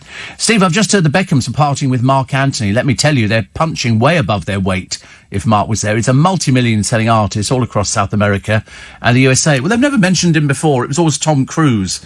But to be honest with you, I think that the Beckhams are a very insular, lonely family. I think there's going to be issues later on. We've already had sort of Brooklyn with his tantrums and the crying and all the rest of his little girlfriend. And they obviously are allowed to do what they want to do. Not that I have any problem with that. It's their family. They're allowed to do what they want to do. It's just don't parade your life and try and make out it's all perfect, because we can see it's not. I mean, it really isn't. You know, we're going on a fabulous holiday to Florida. No, a fabulous holiday to Florida would have been chartering a £60 million yacht. But, of course, they'd never spend that sort of money. Never at all. I think they're quite mean. You've only got to look at it. She wears her own clothes. Don't even go out wearing anybody else's half the time. He just looks as though he really can't be bothered. And the rest of the kids, well, depending on who they're trying to flog that particular week. There's a picture of Harper wearing a most ridiculous outfit. And they go, you know, she's showing she's a fashionista. I don't think she is, actually. Other things. Annie says, stick some baby wipes in the freezer. Great way to cool down. Oh, lovely. Nigel says, talking about Loch Ness and seagulls. The seagulls in Inverness are huge and loud, coming off the North Sea, very scary. Well, because they're following boats, aren't they? They follow the boats in, the fishing boats, and the seagulls hover behind because they always show stuff. They're Nessie's main prey. Are you on drugs or something? Is something the matter with you? Have you been to see a psychiatrist and he said, I'm going to regress you, and you've come up with sort of, you know, you were the one sitting in a fishing boat when Nessie's head came up next to you, and he said, wait, I've just got to take a picture to show Steve Allen. Wait a minute, Nessie... Oh, it's gone under the water again. Wait for another 300 years. How about a three-way mashup involving the Beckhams, the GC, and the eye-wateringly tedious reality show Coach Trip, says Carl, the bearded freight train driver in Hull. Actually, I quite like Coach Trip. They're such awful people, though. Aren't they, really? And we can make it more interesting by reenacting the ending from The Italian Job. Yes, all there. And just leave them. Just leave them. I think the Downing Street speech will arrive during our own Eddie Mayer's show, Steve, says James. Can he leave something in the studio there that he can take to stop his stomach turning? Can I leave it? Well, actually, I'm not in the same studio. I'm a different studio, so I'd have to walk. And you know I don't like walking very much indeed. But I would have to wander downstairs, because I'm in the upstairs studio. Eddie Mayer is in the downstairs, which is the biggest studio. It's the one you see in all the news bulletins and things like that. What was the soundbite of the night yesterday? Interesting. Here it comes. I got it wet the other day, and it didn't work for about an hour. Who hears this? Who is it? That was... Oh, it's a recommendation for a list. Oh, so we've now got listeners. Oh, you're doing it out there, because every day Eddie Mayer has a soundbite from this show. Every day there'll be something. It can be all sorts of silly little things. Today it could be the Beckham's flat shaped like a willy. It might be, because it does look like that. It looks like the sort of thing that kids draw on walls. It's a ridiculous thing. The producer reminded me, he said it looks like a willy. I thought, only if you come from Aberdeen. Yeah, it was the most ridiculous thing I've ever seen, and that's what they've all picked up on. So, I mean, I'm tempted to do the gag, but I don't think I can. But I think of some really, really funny things to say about that, but they're mostly unrepeatable. Steve, bullying used to finish, says Jill, when you got home, but social media addiction means it pursues kids everywhere. It does. There was that little girl who died, wasn't it? The one who hanged herself, and they found on her iPad they'd been bullying her. You see, I would go to the police. I would get them arrested. I'm sorry, as far as I'm concerned, they are fully responsible and they should be held responsible. They really should be. I think it's just outrageous that people get away with it, because if that little boy who lay down in front of the train actually was being bullied at school and he'd named a couple of people, then I think people should be known, who they are. They should be thrown out of school. They should be expelled. No two ways about it. I mean, I can't think, so they can carry on doing it to other people. They can actually be responsible for bullying somebody so much that their life is just worthless and they want to take their own life. No, they need to be named and shamed. Absolutely. Steve, I just think the Beckhams must be desperately sad and unhappy to have to keep perfectly boasting and validating about what a perfect time they're having. That's what people seem to do when all is not really rosy, says Sharon. I'm inclined to agree with you. I think they have to pretend, we were really together. This is fantastic. They're hardly together. And if you notice, the water park she never went to. Most of the pictures were at the water park. The rest were just boring, dull pictures. And then Victoria's singing Beyonce songs, probably flat, out of tune. But it doesn't matter. It's the fact that there is something every day for this family, and you think, why? She was the failure member of the Spice Girls. Not failure in terms of what she did outside of the Spice Girls, but in the Spice Girls, she wasn't really much of a contributor. It's amused the producer no end, this picture of this high-rise block. Are those the sort of pictures you used to draw on walls when you were younger? You sort of did the da-da, da-da, da-da, and that would be it. You didn't do graffiti. No. There's no walls in it. Not anymore. Council used to knock them down. It was so much easier to knock them down. Morning, Everett. Stop it. We've seen the block of flats. Okay? It's got a helicopter pad. I love the way they actually say, it's got a helicopter pad. Like the Beckhams fly a helicopter. Ridiculous. They're not buying it. Okay, it's just a load of old hooey. Fancy a mountain hike with Anne Widdecombe. No, neither did Giles Brandreth. After his stint on the sofa, Giles was invited on a real Marigold-style Channel 5 reality show set in North Wales. It involved me and loads of old codgers on a hiking and biking holiday, explains on his podcast, Something Rhymes with Purple. He says, I'm not going. Do I want to be seen on a mountaintop with Lionel Blair and Anne Widdecombe? That was rhetorical, just to be clear. Good old Giles Brandreth.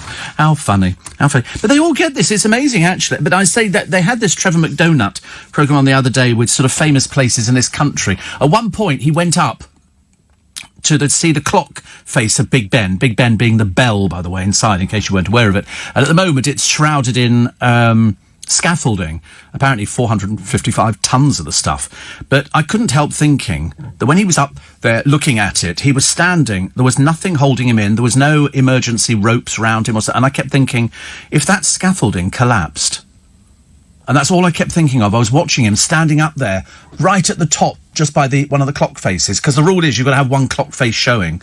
And so, it's taking them forever. It's costing hundreds of millions. What they're doing to it, they could have rebuilt the thing by this time. And so they've sort of got, and he was standing there and he said, great view. And he turned around and thought, God, you're standing on planks. Nothing would get me up there. Nothing at all. Poor old little Amy Hart, the dreary, useless one from Love Island, the one who sort of opted out, I won't do it, because somebody didn't want to go out with her. She was left humiliated. I should imagine she must have spent most of her life being humiliated, because she tells Grazia magazine, how many more turgid interviews? We've heard it all before, dear. Go back, go and find something. That she does recognise the person she fell in love with when she sees Curtis's on-screen persona. She said, I don't know which one's real, because they can't both be. So anyway, apparently she thinks Richard Curtis likes her from Love Actually, and also she declared she had a weird crush on David Walliams. She said, there's something about him. God, you are scraping the barrel, aren't you? You're so desperate. It's quite tragic to watch this, actually, because I've seen her being interviewed. God, she's boring. I didn't realise you could be that boring. On Who Do You Think You Are, they've got some lovely people. Sharon Osbourne, Naomi Harris, Paul Merton, and Jack and Michael Whitehall to come. And we had the other day Daniel Radcliffe. And as I say, nobody could be more perfect for it. For some reason, I think on one of them, they've got Mark Wright. Not in the same league at all, is it really? Mark from a reality show. Mark, what does he do? Filming of Fast and the Furious 9 was abandoned after a stuntman got hurt. And if you want a bit of memorabilia from Margaret Thatcher, and it'll only go up in price, one of her trademark dark blue suits could fetch 30 grand at auction. It's got a reserve of 2,500. They've also got her faux fur boots, a winter coat, a 1995 Bible, and a book of hymns. All the items were sold after her death and bought by a collector who now wants to sell them on. So, I don't know what you do with stuff like that, actually. If you bought one of Margaret Thatcher's skirts, hardly going to be wearing it out, are you? A Bible, I suppose, could be worth money. And some faux fur boots, although you should never wear anybody else's shoes because they've been modelled to fit their feet. Mobile firm 3, Under Toi, is under fire for refusing to offer cheaper deals when handset and airtime contracts ends. It's snubbed a move by the regulator Ofcom to switch out-of-contract customers to better value SIM-only tariffs once the handset is paid off. Everybody else is doing it except 3. Well, then, change. Go to another supplier. You can get it from loads of people now. You don't have to stick with the same thing. What else we got? Gavin and Stacey saved my life. Oh, this is the Daily Mail. Aided by police, Nick, as he was called, destroyed lives with sex abuse lies. Now he's been convicted of peddling a monstrous fantasy. As Labour's deputy faces calls to quit for his part in it, Tom Watson has refused to apologise. And a D-Day veteran, Lord Bramall, was among the victims of the serial liar known as Nick. I mean, there were just outlandish things that he claimed he'd seen. He claimed at one point he'd seen Harvey Proctor having sex with this boy and then stabbing him in the back. What absolute codswallop. What a load of old trash. This paedophile fantasist, needs to spend the rest of his time in prison looking behind him. Interestingly enough, Carl Beech's astonishing level of officially sanctioned access to young children can finally be laid bare. As recent as 2017, he was able to visit children as young as 4 in primary schools on behalf of the NSPCC to speak about child abuse. Oh, seriously, did nobody check this man? They knew he had convictions for being a paedophile, and yet it didn't sort of come up on the records. He started making bogus claims in 2012. And, to be honest with you, it's just almost beggars belief. His interest in young boys was described as breathtaking. I mean, it's going to be very interesting. He did work, I think, at St Mary's, which confirmed he worked there between 93 and 94. I mean, this person's a pervert. They should, really. Some of the stuff he was coming up with, you just can't believe it. He sort of claimed this had happened. He was abused on this yacht, held under the water, and abused. All just a fantasy. All just made up. And so I hope long time in prison. Long time goodbye. In regards to your wondering what Anne Widdecombe eats, Steve, I reckon she lives on prunes. Prunes. I like prunes, actually. I've not had prunes for ages. They seem quite fun, don't they? See, baby Andy in Ascot is having trouble settling down after her breakfast milk. Can you say a few words in baby talk? I'm really not up to baby talk today. It doesn't mean anything, does it? But it means drink your milk, all right? You're getting nothing. If you don't drink the milk, you don't get anything else. That's what you have to say to babies nowadays. You have to educate them, because the better educated they are when they're babies, the more they will learn. So, we do like baby.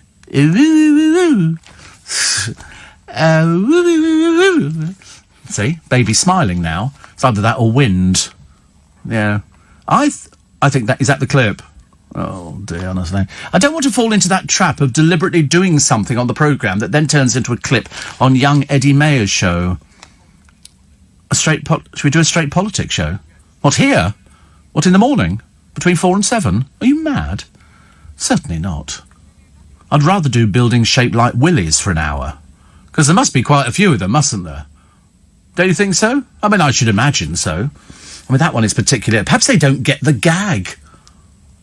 Mind you, if something was... Oh, it doesn't matter, so I wish I'd not said that. I've changed my mind.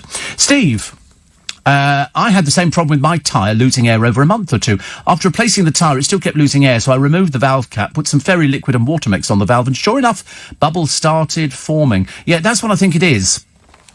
That's... Good Lord. That's even worse. That looks even more worse, doesn't it? Is this... this is the Guangxi Media Centre where they've got roughly another building that looks a little bit like a willy, and then fireworks came out of the top of it. I mean, it's very nice of the People's Daily newspaper to send us clippings of that, and it's very exciting. Who on earth comes up with that? Oh, they're all over the place. I had no idea. Look, there's another one there. That looks like a lighthouse. But in fact, that's the Ypsilanti water in Michigan. Well, lucky old Michigan. Oh, goodness me, there's one there. That'll bring tears to your eyes. In Barcelona, the Torre Glories. And by God, I tell you, no, that's definitely an odd one. Wouldn't want anything looking like that. That one doesn't look right. The Oriental Pearl TV and Radio Tower in Shanghai. It's quite an attractive building. And that's about it, actually. Oh, unless you go for the King Triton's castle from The Little Mermaid. I don't think so. They're very odd, these things, aren't they?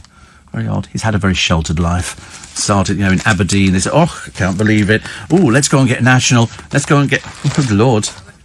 There is a whole Wikipedia called Phallic Architecture, where people have had these... Because years ago, it was quite nice to have something that looked like that. I'm not sure anymore, though. This is... It's consciously or unconsciously creating a symbolic representation of the what's-it. Deliberate phallic imagery is found in ancient cultures. Well, of course it is. I mean, have you ever seen the Kama Sutra? Good Lord, honestly, life is changing, isn't it? I'm going to look at cemeteries in a new light, I think, now, because that's where you find a lot of this sort of stuff. Oh, goodness, well, that's definitely not right, is it? I bet you're the sort of person, though, that giggled at class with your schoolmates. We've got a copy of National Geographic magazine, and here's women with big jugs. You know what I'm saying? Yeah, I bet you were. I bet that'd be the sort of thing you did.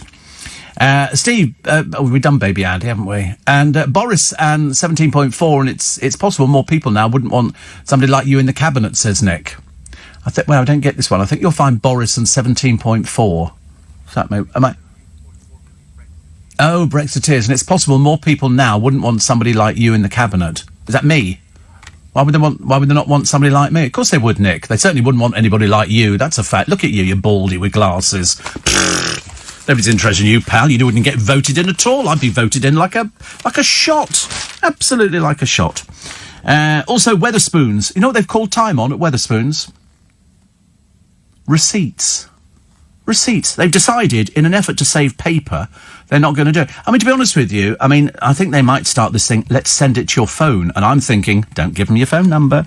But a lot of people, apparently they've got 900 pubs and receipts generated mess, and most customers don't want them. I know. People do that when they go into Paul Cooper's shop. He's got a machine, and you can pay on card if it's over a £5.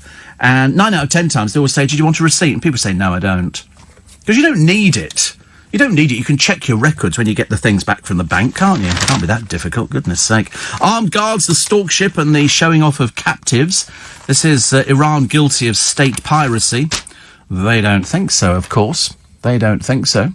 And here's a girl who goes to a race course, and she's wearing, at Ripon races in North Yorkshire, a very unfashionable and really ridiculous outfit, all in white. And what happens is, there's so many people there, and somebody spills wine over her outfit. And so what she decides to do is to go and get 5 glasses of red wine, head to the toilets, and they tie-dyed the garment. She stripped off in the cubicle, soaked her pretty little thing jumpsuit in the sink for 10 minutes, and then 20 minutes under the hand dryer before returning to the races in the transformed outfit. And I suppose it could go if only she had more hair, and she looked a little bit more sort of reasonable. We don't know what she does, actually. I've got no idea. I just know that her name is Eleanor Walton, and she said a lot of people were complimenting me on the item. So, in other words, because she'd spilt a little bit on it was a bit like tie-dye. And you never would have known that this outfit wasn't actually designed like that. Like the ripped jeans. I mean, I saw somebody the other day walking. I mean, they looked absolutely ridiculous. I pointed and laughed. You have to. Steve, greetings from Ireland. Christine's there. How are you? How are you? She says, how are you? I go, how are you? Talking about seagulls, says lovely Christine, I was in Helsinki in Finland one summer. My 12-year-old son was walking by the sea eating an ice cream and a huge seagull swooped down, stole the ice cream. His massive wing hit my son's neck. It was painful. They're big boogers, they are. 6-foot wingspans. 6-foot wingspans. Almost 4 in 5 skin experts say it's time to ban sunbeds. Sunbeds, because we've had people who've fallen asleep on sunbeds. 77% of dermatologists said the bed should be outlawed, while more than 9 in 10 said high street tanning salons, which are unregulated, are leading to a rise in disease and deaths. You don't see them so often now, do you? We used to have a place in Twickenham, and it was an exercise bed. But you didn't need to do any exercise. You lay on it, and the bottom bit of it was 2 bits that went up and down. Sort of like up and down. And that did the exercise for you. And we used to have a sunbed centre. I don't think we've got a sunbed centre anymore. I think it turned into a pizza shop. I'm a bit sort of odd about pizza shop at the moment. There's one up the road in Twickenham on Heath Road, and they're little motorbike, scooter things, all learner drivers. Nobody's passed a test, of course, as you can well imagine, because they just tell lies and say, oh, different people ride them. And they take up all the parking spaces. I'm not even sure they're paying. I wonder if it's some sort of... I do know businesses in Twickenham that do a little deal with the dustbin men. You know, backhanders. That goes on all the time. Also, the mystery of what happened to that beloved Chihuahua, snatched by the seagull, deepened. Becca Hill said one of the birds took the tiny dog named Gizmo from her garden in Paynton. Last night, bird experts say Gizmo may have been attacked because the gull viewed him as a threat to its young, or he was simply taken as a meal. Well, I mean, yeah... I don't know. Seagulls are very aggressive, she says round here. What the hell do you put your dog in the garden for, then? You know, so you know the seagulls are aggressive and you put a little tiny dog in the garden. It's not bright, is it, really? They said, we've actually got a husky, and they tried to swoop on her before. A third local who lives on the street said, I've seen them snatch rabbits, and I think her dog is about the same size. Yeah, it would just be something down there moving. Oh, down. Pick it up in its beak and then take it off and then go and eat it. Sounds disgusting, doesn't it, really? But there you go. Lord Richard Rogers, the architect, is 86 today. He couldn't read till he was 11.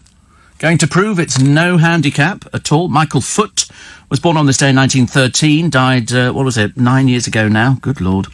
And I think, actually, he insisted he was very smart at the Cenotaph in 1981. I remember it distinctly. He was wearing a donkey jacket at the Cenotaph. People criticised him. 2010... Oh, you should know this one, girls. This is one for you ladies. One Direction was formed with Harry, Niall, Liam, Zayn and Louis. They teamed up on the X Factor. And in 2012, Sally Ride died. I bet you don't know who Sally Ride is, do you? Sally Ride. So don't cheat. Don't cheat and go on the computer. Anybody can do that. That's not clever, is it? You're doing it now. I'll tell you. She was the first American woman in space. She died aged 61. You didn't know that. You've never heard of her. You've never heard of her. You haven't. Tell fibs. Also, what was the other one that I liked as well? Happy birthday to Alison Krauss. I don't even know who she is, actually, but apparently she's very famous. An American singer and violinist secured her first recording deal at the age of 14. Wow. July 23rd, as Apollo 11 ripped out of moon orbit, Neil Armstrong radioed Earth. Open up the Lunar Receiving Laboratory doors, Charlie, referring to the quarantine laboratory where the astronauts will be treated like men with bubonic plague after splashdown. The chance they might bring home some deadly moonpox is 1 billion to 1, but they're not taking any risks, which is very wise, actually. And Mike says a seagull with a 6-foot wingspan. Yeah. Find out on the internet. On the internet. Wingspan of seagulls. The ones out at sea, easy. Easy, 5 to 6 feet across. Where have you been? God, bloke, when they come round here, 2 of them could lift a small car. Yeah, they've got huge wingspans. I mean, they're not as big as pterodactyls, admittedly, but I mean, they're fairly impressive. Fairly impressive. I mean, what do we know? We'll find the page where it says that. Wait a minute, here we go. The gull, 400, black gull, well, they're bigger than that round here. Perhaps they've eaten more coming up with this thing. I'm not thinking of albatrosses. Of course I'm not thinking of albatrosses. I'm thinking of seagulls. By the coast, they're huge. Massive. As I say, 2 of them, 3 of them could lift a double-decker bus. Don't argue. Listen, don't make out he's right. Just stick with me. I'm the presenter. I'm the one who's fronting this thing. If I say it's 6 foot across, they're 6 foot across. You're looking at little gulls. I'm looking at big gulls. You know, the impressive gulls with the 6 foot wingspan that can carry off a chihuahua. A little piddly thing like that won't be able to lift a chihuahua. Of course, you'd never get off the ground. But some of them, you know. There you go. What's the wingspan of a seagull? Clip on that one there. No, up, down. Can't you read? Go, blimey. There you go. It's 6 foot. 6 foot. There you go. Easily 6 foot. Thank you. Rest my case. Have you been at the cooking, Sherry? Honestly, it's outrageous. What? They look like 6 foot to me. Bearing in mind, I've had cataracts. Steve, I've planted some poppy seeds. When do you think they'll start showing? Poppy seeds? What do you plant poppy seeds? What comes out of poppy seeds? Not growing sort of drugs or something. I don't know, actually. I don't know anything about poppy seeds at all. I just know about... it's almost... I told you, 6 foot. Yeah, but that's the ones they've managed to capture and find, isn't it? All the ones with the 6 foot are up there laughing at us. Start making out I'm telling fibs. Steve, I've got a good staged photo shoot for the Beckhams. How about some pictures of Davy Boy walking on the seafront with a seagull swooping down for that thing on his head? We still can't work out what it is. Jay says, your car doesn't need a new tyre. It's either a tiny hole or a value. Being you, I'm sure it's the tyre. There's lots of tread. Oh, yeah, loads. And a single puncture repair is fine. 15 quid instead of 350. Thank you, Jay. But it's funny, isn't it? It generally lasts about 3 or 4 months. Steve, what's your problem with Aberdeen? That's twice I've listened to you do nothing but take a dig at them. Not that I'm from Aberdeen. Well, mind your own business, John. It's got nothing to do with you. You're one of those little curtain twitchers, aren't you? Oh, what's going on out there? Oh, somebody mentioned Aberdeen. Oh, somebody mentioned it twice. Because the producer's from Aberdeen. Now, mind your own business. Set for Life lottery draw. Not one again, says Ian last night. 1 winner in 37 draws. Please use your media presence to highlight this fast. Well, nothing I can do about it. I'm not running the lottery. But I agree with you. They're not very good odds, are they? Not very good odds. They must be making a fortune out of it. I mean, that was the business to get into, wasn't it? Let me run the lottery. Oh, dear. Let's just sort of invent all sorts of things. Chris Evans has revealed that they have to print things bigger for him. I get the same. I've had the same for ages now. In fact, people laugh when they see my telephone. It's fairly big. The emails and the texts I get sent are sort of, normally quite large. And people go, have you seen the size? And they sort of generally point out to other people, have you seen the size of the print, the font size? And in fact, if you look at my screen here in the studio, it's actually quite big writing. In fact, I don't know what font size. What font size is this one? Would that be 6 foot again, do you think? Knowing what your propensity is for sort of exaggeration. What is it? 18. Yeah, the things that get printed for me, Chris, are 22. 22. Because they always go... In fact, they always ask me now. They go, can you see that? And I generally go, see what? And then they sort of print it at 22. And I can read that. I'm fine with things like that. I don't want to make a big deal of it. Obviously, it's not, it's just the hazard of getting older. Hazard of getting older. There's nothing else you can do about it. What have we got here? Here's. Oh, pork and new potato skewers with rosemary. That sounds quite nice, doesn't it? No good showing me food at this time of the morning. I'm rubbish. Tortilla squares with red pepper, turkey and fennel coleslaw, and hoisin picnic drumsticks. There's your recipes for today. I'm not going to give them to you. I have to go and buy the newspaper. Hoisin drumsticks. That sounds good, but I'm sure that hoisin sauce is full of sugar. In fact, I'm 90% convinced of that. Paul in Croydon says, poor soul, did you hear the one about the seagull that believed everything? Apparently he was very gullible. Yeah, all right. Make a big deal about it. Steve, you don't like seagulls stealing your ice cream, don't buy an ice cream. I've never had one. I'd take on a seagull.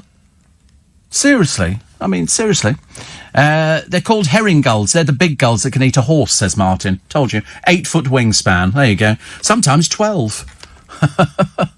Mike says, I've got a much better idea for receipts. Instead of getting one by paper, why don't you get one via email? No, because then you've got to give a perfect stranger your email address.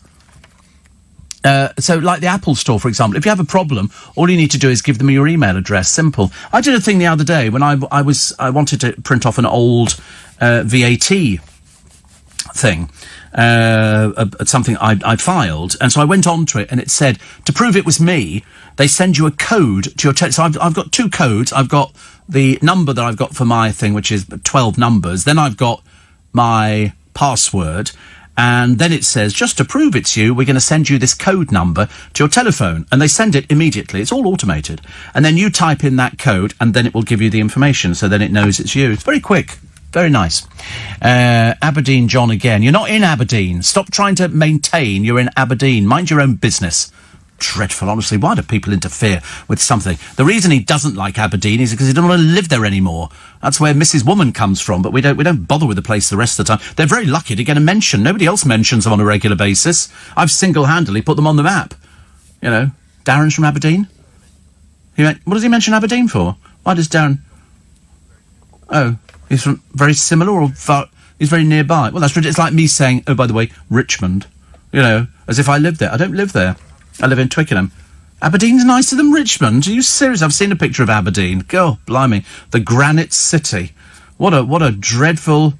Silver? No, I don't think so. I think it's a very woeful place. I've seen pictures of it. It's generally a road with a sign going, you're now leaving Aberdeen. Hurrah. That's what it generally says, isn't it?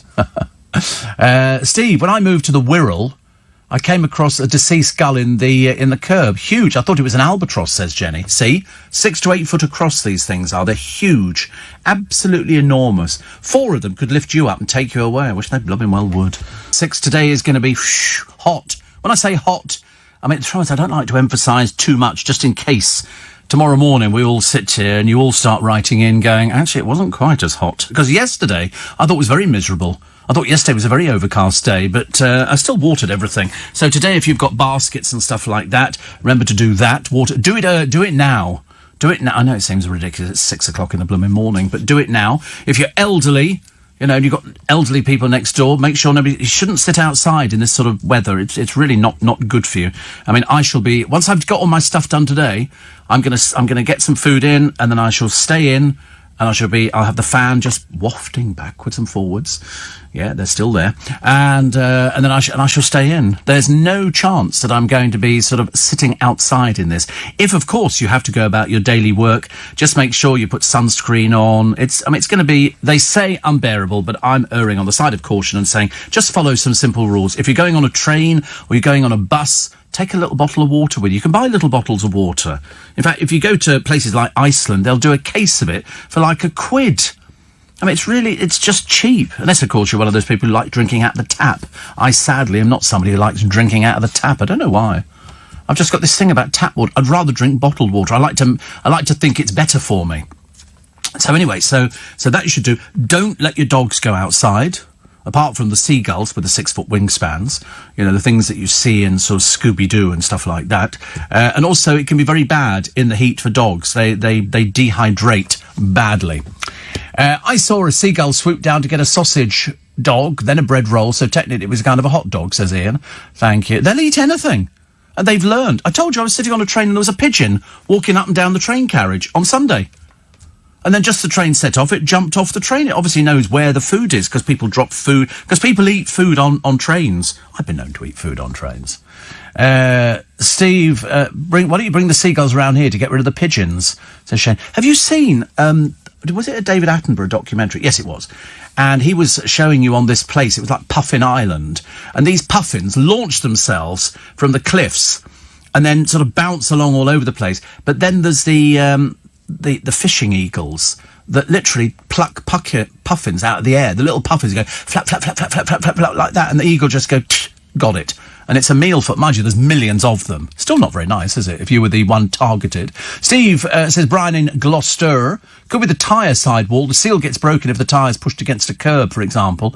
Yeah, I try not to curb. I have curbed on a few occasions, but not, strangely, on this side, on the other side. But it's the slowest puncture in living memory. You can generally go about 2 or 3 months. But it always frightens you when you're driving and go, beep, and you think, oh, what on earth's that? Steve, we have gulls on Grimsby docks with the wingspan of a Lancaster bomber and size 8 boot, says Trevor. See? If Trevor says it's true, it must be true.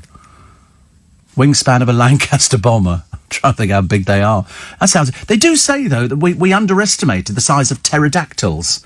I don't want to sort of... Oh, by the way, kids are on holiday today, Tuesday. So they had to go to school yesterday. I know, because one of my neighbours has got a number of children, and off they went. Today they're on holiday. And they're going, I think, to... Where did she say they were going? One of the kids said to me, I think they're going to Devon or somewhere like that. Dorset. Now, that's nice, because they've got the Jurassic coastline. There's loads of things to do. You can go to the... is it the Eden Project is down there? The Eden Project's very nice. Much better than Aberdeen. And, because they don't have the Eden Project. They live in the Eden Project. But it's lovely down there. Studland Bay, I think, is Dorset. Studland Bay. Sorry, Durdle Door. What's Durdle Door? What's that? Durdle Door? What are you on about? What, they filmed Harry Potter down there or something? Oh, that's Durdle Door. That's that's nice, isn't it? That's quite pretty, if you like that kind of thing. It's just like sort of a bit of cliff with a hole in the middle of it. That's called Durdle Door. So that's where they're off to today. So a lot of the kids, because somebody said to me yesterday, they sent me a thing saying, oh, by the way, Steve, the kids are not on holiday just yet. Tuesday for a lot of them. So, because I saw kids on the train yesterday, I remember thinking, what are they doing? Perhaps they'd forgotten, but no, it's today they're on holiday. So that's good. So it's Shane who wants the seagulls to get rid of the pigeons. We've got a bloke who flies an eagle. An eagle? Hawk? Terrier? I don't know what he's flying. He's flying something in, could be a bus, I don't know, in Trafalgar Square. And because I've been down there and seen him do it, and he sends it round, and all the pigeons go and hide. Then the moment the thing is taken up, they'll come back out again. Because you get the mad people who feed them, dropping dirty food all over the place. Steve says, Dallas, I have a robin that waits outside our warehouse in Bow, and waits for me to open up, and then casually walks in and spends the day in there. The reason is we've got loads of aggressive seagulls, which I've seen snatch small birds. They eat small birds. That's why we don't see sparrows. Sorry? That's not sweet. Well, it's going in there for safety. It's a harassed robin. We had one, I told you, we had one that lived in our car. And it used to come with us on our journeys. It's lovely, actually. It used to live in the glove compartment. In the days when you didn't have a door on the glove compartment, and it just nested in there. They nest all over the place. I saw some pigeons the other day, because you know that pigeons will always nest in the place they were born. And I do my best to stop them. It's as simple as that. We have red kites, says Bunny. Red kites that circle our house when I put out anything interesting for the crows. They whistle and screech to one another, frighten everything away, and can swoop down and take a whole chicken carcass. Great floor show. Yeah, I mean, you just have to put it down to the fact that that's what happens. Much as I hate seeing it, I'm fascinated by watching the lions when they go hunting and everything else, and they're hunting the wildebeest. And then for some reason, the wildebeest, because they're really unattractive, and the wildebeest run and run, and then for some reason, there'll always be 2 or 3 of them who decide to separate from the rest of the herd.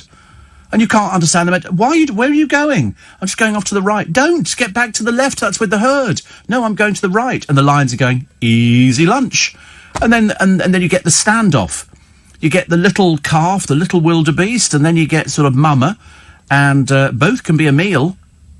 And the little wildebeest, and then they just sort of, and it's just awful to watch. But then you have to realise that you can't interfere. I always think that they should, but they never do. Rob, the trucker, said it could be a split rim due to potholes. Oh, I don't know. Steve, although only one person has won the Set for Life lottery, a lot of people have won the 10,000 a month for a year. Oh, that's nice. Fiona in Brighton, morning Fiona, says, my children don't break up till Friday. Yeah, why can't they all do it at the same time? Make it so much easier, wouldn't it? But whatever it is, it's kids who look forward to it. Really. They look forward to sort of going away on holiday, because for them, if you're little, it's very exciting. And we didn't even worry about the car journey. When we were little, we didn't worry about the car journey. You know, some people go, oh, like as an adult, well, how long's it going to take to get there? Or about 2 hours. 2 hours? What are we supposed to do? Well, we thought we'd play car games. What? 2 hours? But when you're little, you're going, the whole thing is an adventure. The whole thing is an adventure. You get in the car. Have you packed everything? Where do I put them? Wait a minute, I need some more books. You don't need books. You're never going to read them. I will.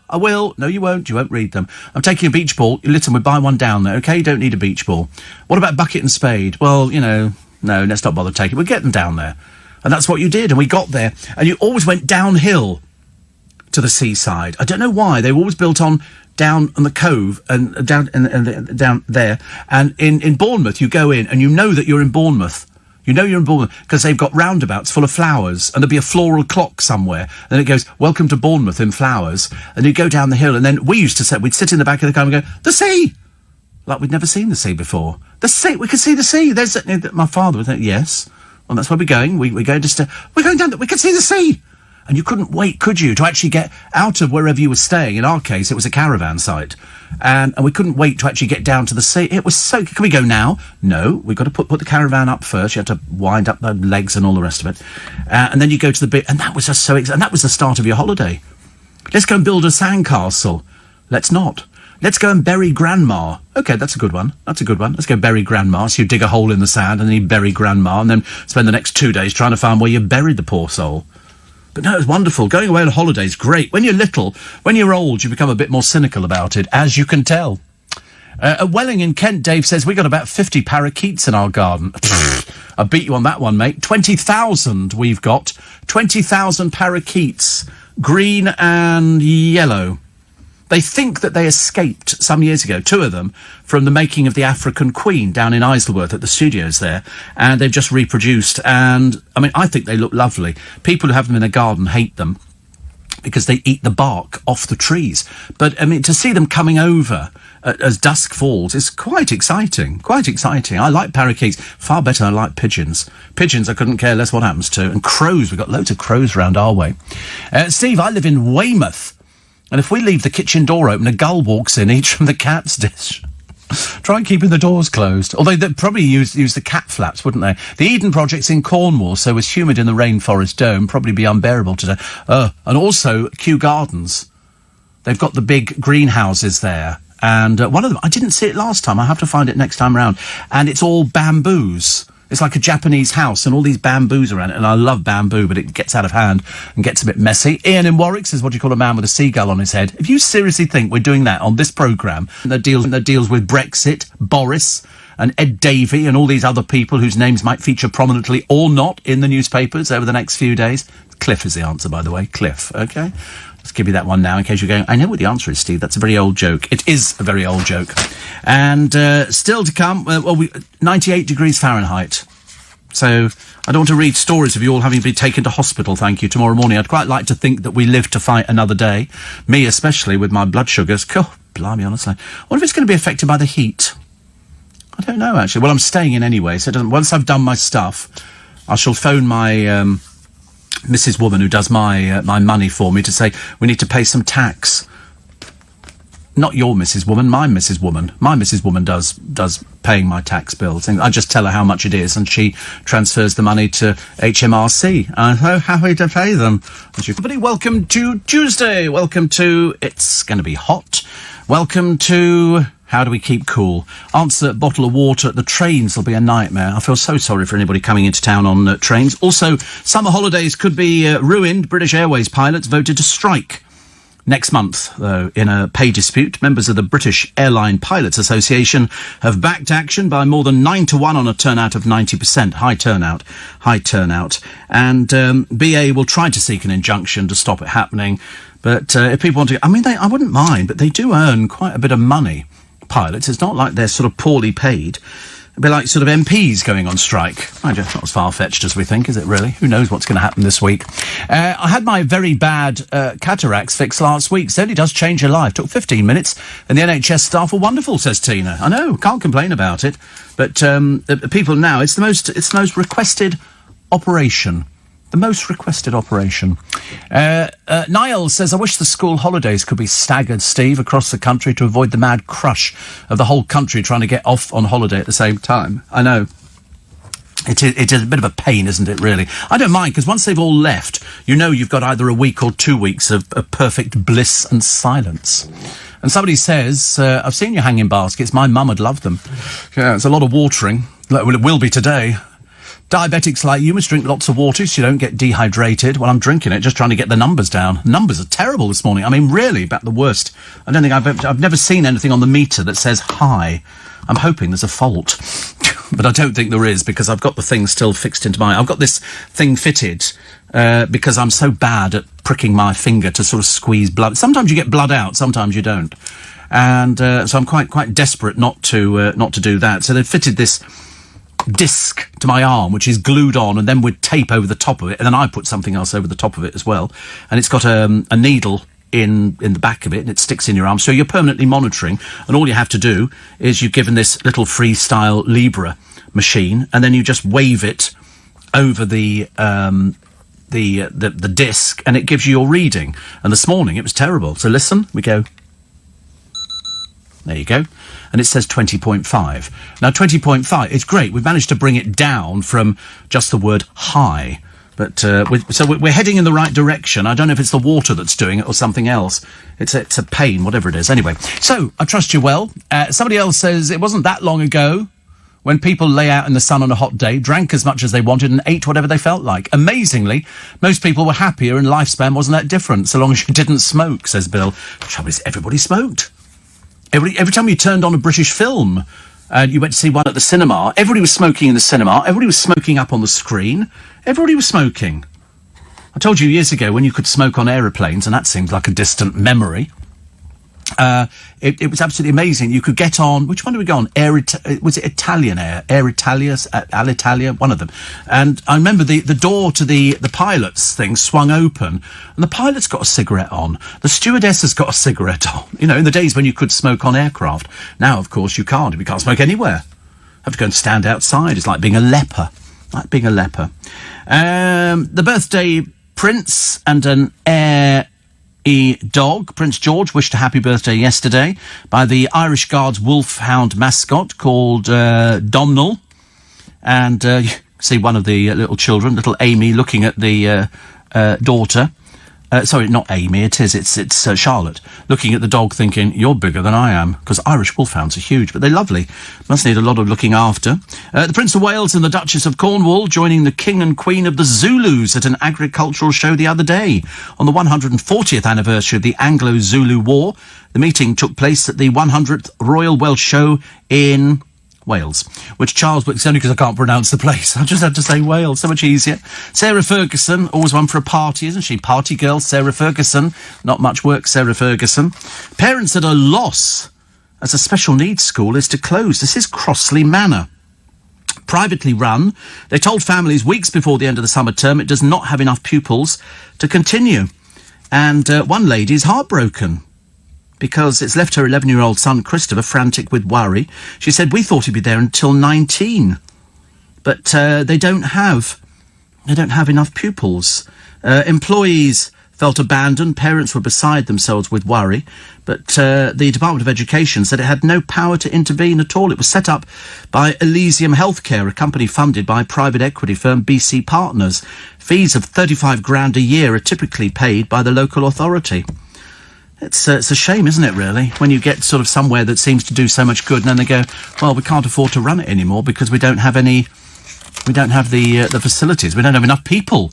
Kind of a whole school for like sort of half a dozen people. I don't know how many there are there, but whatever it is, it's not enough for them to keep going. And a charity worker has been jailed for 15 months. He stole from 51 severely disabled adults he was employed to help. His name's Faraz Ahmed, 22, but let's just call him a common thief.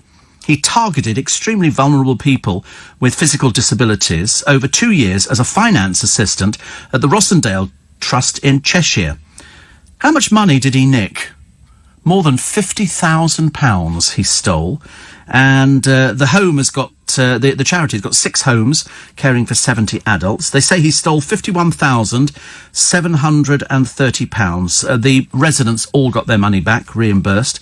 Residents' money was held in a central charity bank account after being transferred from family members. People would get, housekeeping costs and things like that. And the Trust said Ahmed's actions undermine the very ethos of our organisation, everything we strive for. Let's hope he rots, shall we? In there. Ridiculous, isn't it? 22 years old, learnt how to thieve very quickly. And everybody's saying the same. The MPs will today demand, as if they didn't have enough things to think about, but this one's very important. Prolific paedophile Vanessa George is kept behind bars for her shocking abuse of nursery school toddlers. While we're all waiting to find out whether or not the fantasist who made a mockery of justice goes to prison for a long time. This is Carl Beach, a man who just sat there and lied and lied and lied. And the police believed him. At some point, they said he was very credible. They seriously believed that sort of some of the things that he was making up and just spouted forth. I mean, you had to look at him to realise there was something desperately the matter with him. And the thing that was the matter with him was he was a convicted paedophile who told lies. Steve, Trevor's absolutely right. I've seen the infamous Grimsby Dock seagulls. They're huge and terrifying. No way would you walk down there with a bag of chips if you valued your life, says Heather, the Norwich nurse. I love it. Instead of using a fan to keep cool, who's going to contribute to global warming? Open your windows, says Joe. No. You don't open the windows. That just lets in all the heat, doesn't it? But you will see cars, and they will have... So, that's another thing I should have reminded you. As it's going to be hot, if you're going on a long journey, have you topped up the water? I would always take loads of bottles of water in a car if you're going on. I do have a case of water in the car at the moment, just in case, you need it for washing the car or topping up. But I never seem to, in between services, you don't need to bother about things like that. But if you are going on a journey, do please check that you've got water and you've got sweets or medicine if you need to take your medicine. All these useful things which you'll need to worry about. What else we got here? Oh, this is the Springwatch star, Martin. He's called Martin Hughes Games. I've never even heard... Seriously, I thought I'd heard of all the presenters on the television. I've heard of Chris Packham and Michaela Strachan, but he says he's an endangered species on television because he's white, middle class and old-aged. He's 63. That's old age now. No, it isn't. Vera Lynn's 102. That's old-aged. But he says, I feel close to them, still on the programme. So he was dropped by the programme back in 2016. Then the BBC had a change of mind and brought him back in again. Obviously sort of worrying about somebody might sort of go, wait a minute, you've been, chastised before for getting... Was it Miriam O'Reilly who was dropped because she was of a certain age? And you think, no, that's ageist, you can't do that. Eat your greens to cut the risk of diabetes. Healthy fruit and vegetables and a plant-based diet is very good for you, which is very handy. I don't eat that much greens. I mean, I like my sprouts. In fact, I'm notoriously famous for eating loads and loads of sprouts, which I like. Yesterday, I had green beans in my Thai green curry, which was particularly delicious. Also, a mystery pod of killer whales is the top target for scientists surveying Britain's seas this summer. The orcas appear yards from the Hebridean Whale and Dolphin Trust boat off the island of Vatersay in June last year. Now the survey chief is hoping for more sightings to discover more about this mysterious group. I think just the word killer whale. Don't ever read orcas. You go, oh, isn't that cute? Aren't they lovely? They kill. They're killer whales. That's what they're like. Nelson's column on the rotting, stinking food. This is Admiral Lord Nelson slamming the rotten and stinking food on board HMS Victory. He fired a broadside, discovering a cask of pork meant for the crew had been partly eaten by rats, with the rest of it unfit to eat, because rats just got on board ships and lived there. But this memorandum is being sold by a manuscript dealer tomorrow. They reckon 4,000 quid. I don't know what you do with something like that. I mean, I'm fascinated by history. In fact, if you go down to... Is it the Naval College down? You go straight down the river and you go down there. They've got parts of the flags that they used. Parts of the flags which were on HMS Victory, which I find absolutely amazing. They've still got stuff like that around. That would be something worth keeping, I think. And they're very worried up at Loch Ness, as you know, if you heard the programme earlier. They reckon 35,000 people, they don't want 35,000 people, it's too dangerous, are going to trek up to Loch Ness and expose the myth of the Loch Ness Monster once and for all. And the RNLI have only got one boat up there. I mean, it's a boat for rescuing people, but not 35,000 people. If they decide to go swimming in the loch, which would be highly dangerous, it's very deep, it's very treacherous. Sometimes the waves can hit 13 feet. 13 feet, so think on that before you go rushing up there. It's all in an effort. I think they're going to... Was it Area 51 was another one, but of course they're well geared up for guarding that, because they think, these mad people, that probably flat caps and sandals, I should imagine, and a caftan, and they go up there because they believe that the American government are keeping secret from them the fact that they've got spaceships and little green men and stuff like that. No, they haven't. But Loch Ness has got nothing. It's very pretty up there. There was a house for sale a short while ago. It's lovely. Nice to go, but there's no Loch Ness Monster. Nothing at all. You could sit there till hell freezes over, and you won't be seeing anything at all for the reason that there's nothing there. No fish leaping out of the loch. It's all rotting vegetation and very dim viewing. They've taken cameras down there, and it's not so great. LBC News 6 coming up with Nick Ferrari at breakfast this morning. On the day that the new Prime Minister is announced, Nick will reflect on the legacy of the outgoing Prime Minister. How will history judge Theresa May? Convicted paedophile Carl Beech has been found guilty of making false allegations against a string of public figures. Nick will be speaking to those whose lives he tore apart. And he'll be joined by the first female leader of the Liberal Democrats, Jo Swinson. All of that with Nick Ferrari at breakfast from 7 this morning, right here on LBC. Another one here, stop stressing about the diabetes. We're down with 19, so we're doing very well. Thank you. We're getting there. And then somebody else sent me a very good thing. Some beachfronts, says Holly, have placed plastic falcons with moving heads overlooking the cafes and ice cream parlours to scare away the gulls. However, the gulls stand quite happily beside them like they were best mates. There's a house in Twickenham. They put an owl on the roof. The pigeons all group round it. Can't get rid of them at all now. There's no keyhole to number 10. Do you know, actually, as I was saying that, I think you're right. There is no keyhole to number 10 Downing Street. But they must have a camera, mustn't they? So the car pulls in, and because literally as they get to the door opens.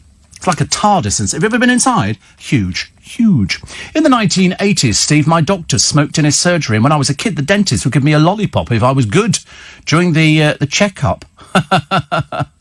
The word seagull is actually an informal way of referring to any of the species that belong to the family Laridae, the gulls. There's not actually a single species called the seagull. I know, it's a generalisation, isn't it? We just call them seagulls. It's like horses. We think they're all the same, but of course they're not, actually. So thank you very much indeed. Take a look at Dr. Neil Barnard on YouTube. Many videos on type 2 diabetes.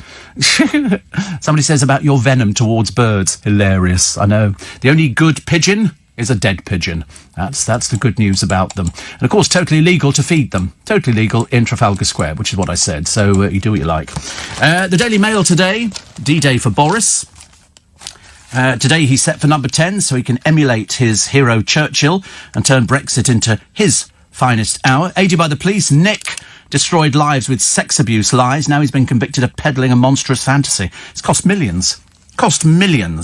I mean, seriously, absolutely unbelievable. Scotland Yard in the dock last night. And Tom Watson has refused to apologise. I think he will eventually. I think he will. He's been facing calls to quit after, I think, meeting Beech in his Westminster office just months before he made his claims to Scotland Yard in late 2014. Mr Watson was accused of creating a moral panic around alleged establishment sex abuse. I mean, just absolute blatant lies. It goes to prove you can get anything into court nowadays, tell enough lies about it. The Sun, witch hunt, the liar who triggered the VIP pedo probe. Why does he just look like a paedophile? He's just got that look, hasn't he? He just got that look. Otis's sister is the Strictly judge, but she's been doing it in Germany for about 8 years. But how she's going to judge her own sister, I've got no idea. Daily Express, Strictly's Sister Act, same thing. Hottest July day ever on the way. Police blasted over the £2 million inquiry into the VIP sex abuse lies. Just lies after lies after lies. And so they find themselves in the dock. Carl Beech was allowed access to all sorts of children, even though a convicted paedophile. One police officer was saying that apparently, even though he's a convicted paedophile, that didn't make any difference. They still had to investigate. I mean, just you only had to listen to the lies to realise it was the talk of a fantasist. Talk of a fantasist. He might have said, somebody came down from the heavens and sort of whisked people away. Front of the Mirror, could a new diet help your mental health? Might do. And Boris Johnson last night faced the wrath of 3 former PMs over his no-deal Brexit plans as he was poised to enter number 10. So it'll be like revolving doors today, as Theo told us, with Theresa May going to Buckingham Palace to announce her resignation. The Queen must be sitting there with a notch of how many prime ministers she's met, ingoing and outgoing. And then later Boris will go in to say, I'm going to be forming a new government, which is lovely. The Daily Star, we unmask the dog-nabbing gull. They've just taken a picture of a seagull. And that's it. And they've said that's the one that nicked the dog. And they say perhaps he dropped it somewhere. I don't know where they think he's going to be dropping it. He was obviously taking it because he thought it was... If they take rabbits, they'll certainly take a chihuahua. There's nothing of them. Rabbits are bigger. Daily Telegraph, fantasists whose lies should never have been believed. And here he is on the front, Carl Beech. with the courts of justice piling pressure on Tom Watson and Lord Hogan Howe. I mean, just absolutely ludicrous that you could ever believe any of this garbage that emanated from this convicted paedophile's mouth. Really is. The Times put away the duvet. Although actually, you have summer duvets. They're lighter duvet. I've got two duvets. One is different tog. I can't remember what tog it is, but whatever tog it is, it'll be less than a 9. Fascinating. I'm glad you know things like that. You'll be a wow at a cocktail party, won't you? Oh yeah. So I've got a 9 tog on it. Who cares? It's a duvet, for goodness sake. God, blimey. That's why you don't get invited as a producer. That's why he wonders why he doesn't get invited to the cocktail parties I get invited to, when his main topic of conversation is how big your tog is on your duvet. I mean, Lord above. Get an act together, right? Nobody cares what your tog is. You either sleep on the top of it if you've got the wrong tog, or failing that, you can have some of them that you clip 2 duvets together if it's really cold. I've always found one duvet is I'm quite warm in bed. Or failing that, I'm quite hot in bed. That's all I need to tell you. New Lib Dem leader could steal votes from the Tories. This is Joe Swinson. Later on in here, Watson has to apologise, say victims of abuse lies. And Carl Beach was the one who said he'd been abused by politicians, military officers and spy chiefs. It was just a catalogue of lies. Catalogue of lies. He just made it up as he was going along. He was more stupid and sick in the head than you can ever imagine. Joe Swinson looking very pleased. Ed Davey clapping. He didn't do very well at all in that one, but I do go back with him a long way. Tory rebels warn Johnson, ditch no deal or face the fight for survival. MPs say collision with Parliament likely, unless the hardline stance changes. Carl Beach convicted over VIP abuse lies. I mean, when we saw Lord Bramwell sitting there, he banged his hand on the table to say, what? He's saying what? I mean, he probably couldn't believe it. Probably could not believe it. And the Eye... they've got Swinson's rallying cry, I'm the PM in waiting. She could be. We'll have to watch and wait. And other stories, you can pick your best of the craft ciders, which actually has never appealed to me in the slightest. But everybody's warning you about the heat, which you're going to be getting today. So take a bottle of water with you. If you don't have one, go and buy one because you'll need it. And just remember, don't put dogs outside today. This heat could be fatal for little dogs, big dogs, very hairy dogs, all sorts of dogs, and old people as well, who could suffer very badly in the heat. Whether it gets worse tomorrow, we'll let you know. But I'm just erring on the side of caution today to let you know that things could be bad today. So if you have to sit on public transport or sit in taxis or anything like that, it's just bear in mind it's going to be hot. And the roads are going to be busy because a lot of people are heading out on holidays, which is lovely. That's it for this morning. Thank you very much indeed for your company. I didn't realise it was going to be this exciting this morning. I thought it was just going to be a simple day of sort of watching the world wander by as if you're sitting by the banks of a river, and it's not like that, although that could be very pleasing with a pint in one hand of Prosecco. Just before I go, let me tell you what's coming up on the free podcast for today. If you're a new listener, yes, we have a free podcast. In fact, the whole station has free podcasts. We've got loads of them. All you have to do is go to lbc.co.uk, and on my Little Bit Extra, that's what it's called, Kevin Clifton dodges questions about his strained relationship with Stacey Dooley. I think the writing's on the wall on that one. The Beckhams, the Brits go abroad because we're all terribly pale and insipid. But to be honest with you, it just looks ridiculous, Ollie. Take it off immediately. OK, go there. Go. Very Love Island. I think not. Yes, Love Island with a lot more hair. In fact, you've actually got enough hair for all of Love Island. All of Love Island, because they're having big rows over in Love Island. I don't know why. I mean, at the moment, it's all gone a bit pear-shaped. And yesterday in the studio here, in the building, we had the air hostess who walked out because she couldn't cope with life generally. And she's going to be apparently receiving therapy for months and months. This, I cannot understand at all. I tried to explain it to the producer. So you go on a programme, which is a game show. It's nothing else. It's nothing more than a game show for sad, lonely, desperate people who can't find anybody. Same as celebs go dating. The difference is they're not celebs. So she goes on the dating show, which is the game. Okay, that's the game. The game is you go on there and you try and make yourself as interesting as possible. Unfortunately for Lucy, she spent all her time crying. Let's cross over to Lucy. Then the trolley dolly started doing it, and so she goes out briefly with some bloke whose brother is a bit of a Lothario. In fact, actually, both of them are a bit of Lotharios. Curtis is very much so, and they have a little fling, and then he decides, like the rest of the country did, she's boring. And so he decides he doesn't want to go out with her. He doesn't want to go out with her. She goes into meltdown.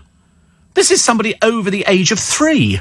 It's always quite difficult to actually get your head around, isn't it? And so she walks out. Oh, can't cope with it. I can't cope with it. And she has to go and seek therapy. How she's coped up in the... Imagine if they ran out of tea and coffee while she was up there. That plane would have been downed immediately. She'd have gone rushing into the pilot. I've got no tea and coffee. What am I going to do? There's no crisps, there's no nuts left. I've got nothing left in the cabin at all. And there's people talking to me and I don't know how to cope. I mean, it's ridiculous. It's a game show. She comes in here, all sort of, let's sort of get your boobs out, wearing a little cutesy outfit. And I'm thinking, you had a job, a very good job, a good career, and you jack it in so you can have a breakdown on television. What would be the point of that, ladies and gentlemen? But anyway, of course, have you noticed? No anxiety at all now, almost as if it was made up. But while she was in there, she played it clever. Let's come up with a load of old codswallop. Oh, I really like David Walliams. He's one of my favourite people. So, of course, the next day, her agent's gone, good. OK, we managed to get David Walliams on board on this one. So David Walliams is now phoning her, apparently. Where he gets the number from, I don't know. Perhaps it's written on a motorway bridge. But all of a sudden, yeah, I'll go out with you, yeah. Do you want tea or coffee? OK, shall I put your stuff in the overhead locker? And so we're going down that stupid route of sort of people with no talent whatsoever appearing, and they put them on television. She's already done Grazia magazine. I don't even know if it's still going. She's done loads of other things. She's popped up on Loose Women, where they sort of brown nose, as they do with all of their Z-list celebrities. She's popped up in this building, photograph outside the front door. Here's me, cutesy. Where does she think this is going? Where does she think the career is? I don't understand it. It's, somebody said to me, would you ever go on a programme like that? I said, don't be so ridiculous. I'm 65. Who's going to be interested? An old pensioner like me? Oh, God, pray he doesn't take his shirt off.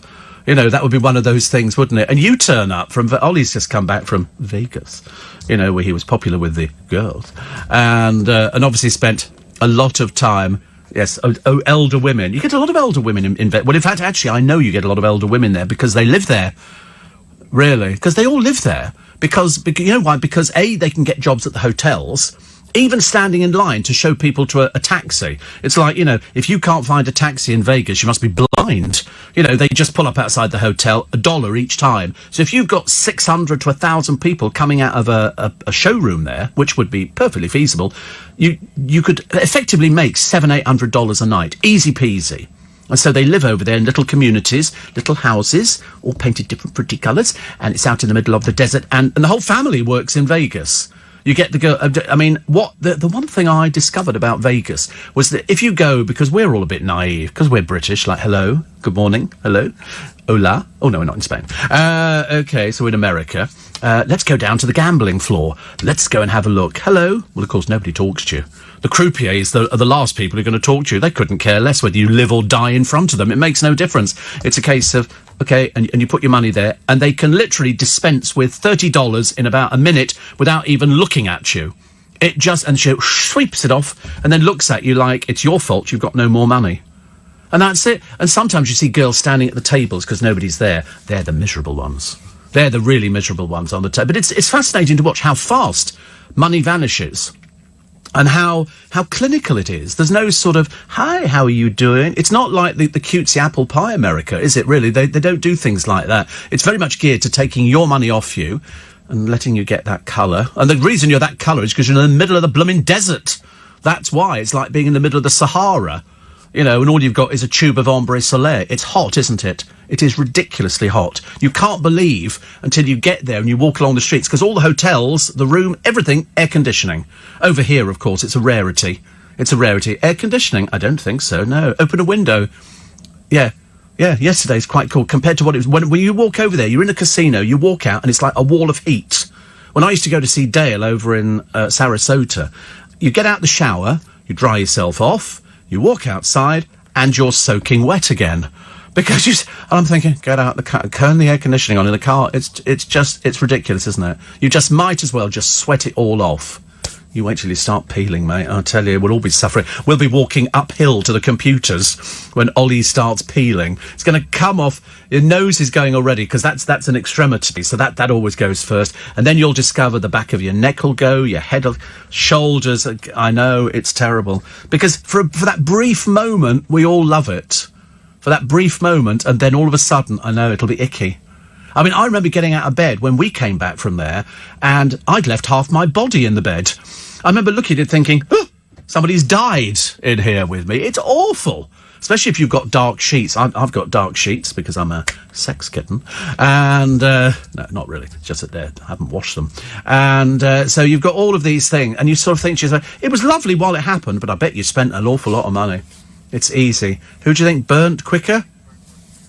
I think probably you, actually. You, yeah. I think Ollie, yeah. Ollie, I think, probably was quite good and put all his stuff on and all the rest of it. And, the orange one, yeah. I have to be honest, because I got a picture of Thomas when he'd fallen asleep on the beach and hadn't put anything on. So you can see and he went, I'm burnt. And you think, of course you are, because you were lying and you fell asleep on a beach. It's dangerous. And as you know how hot that sun can be. In fact, the funny thing is, all the people who work in the casinos, nobody's tanned. They all stay out of the heat. They're not stupid. The only people who are... so you can spot tourists a mile off. It's him, her, them. But yeah, I know. They're very keen on it. The Americans are really hot. Although we did a thing the other day on the programme, which was somebody wanted to close down sunbed shops because they said they're really bad for you. And it's because we have this insatiable urge, because we think we look great, you know, to be tanned. You go away, you look all pale and miserable, you come back, and then all of a sudden you're tanned, and you think, pretty cool.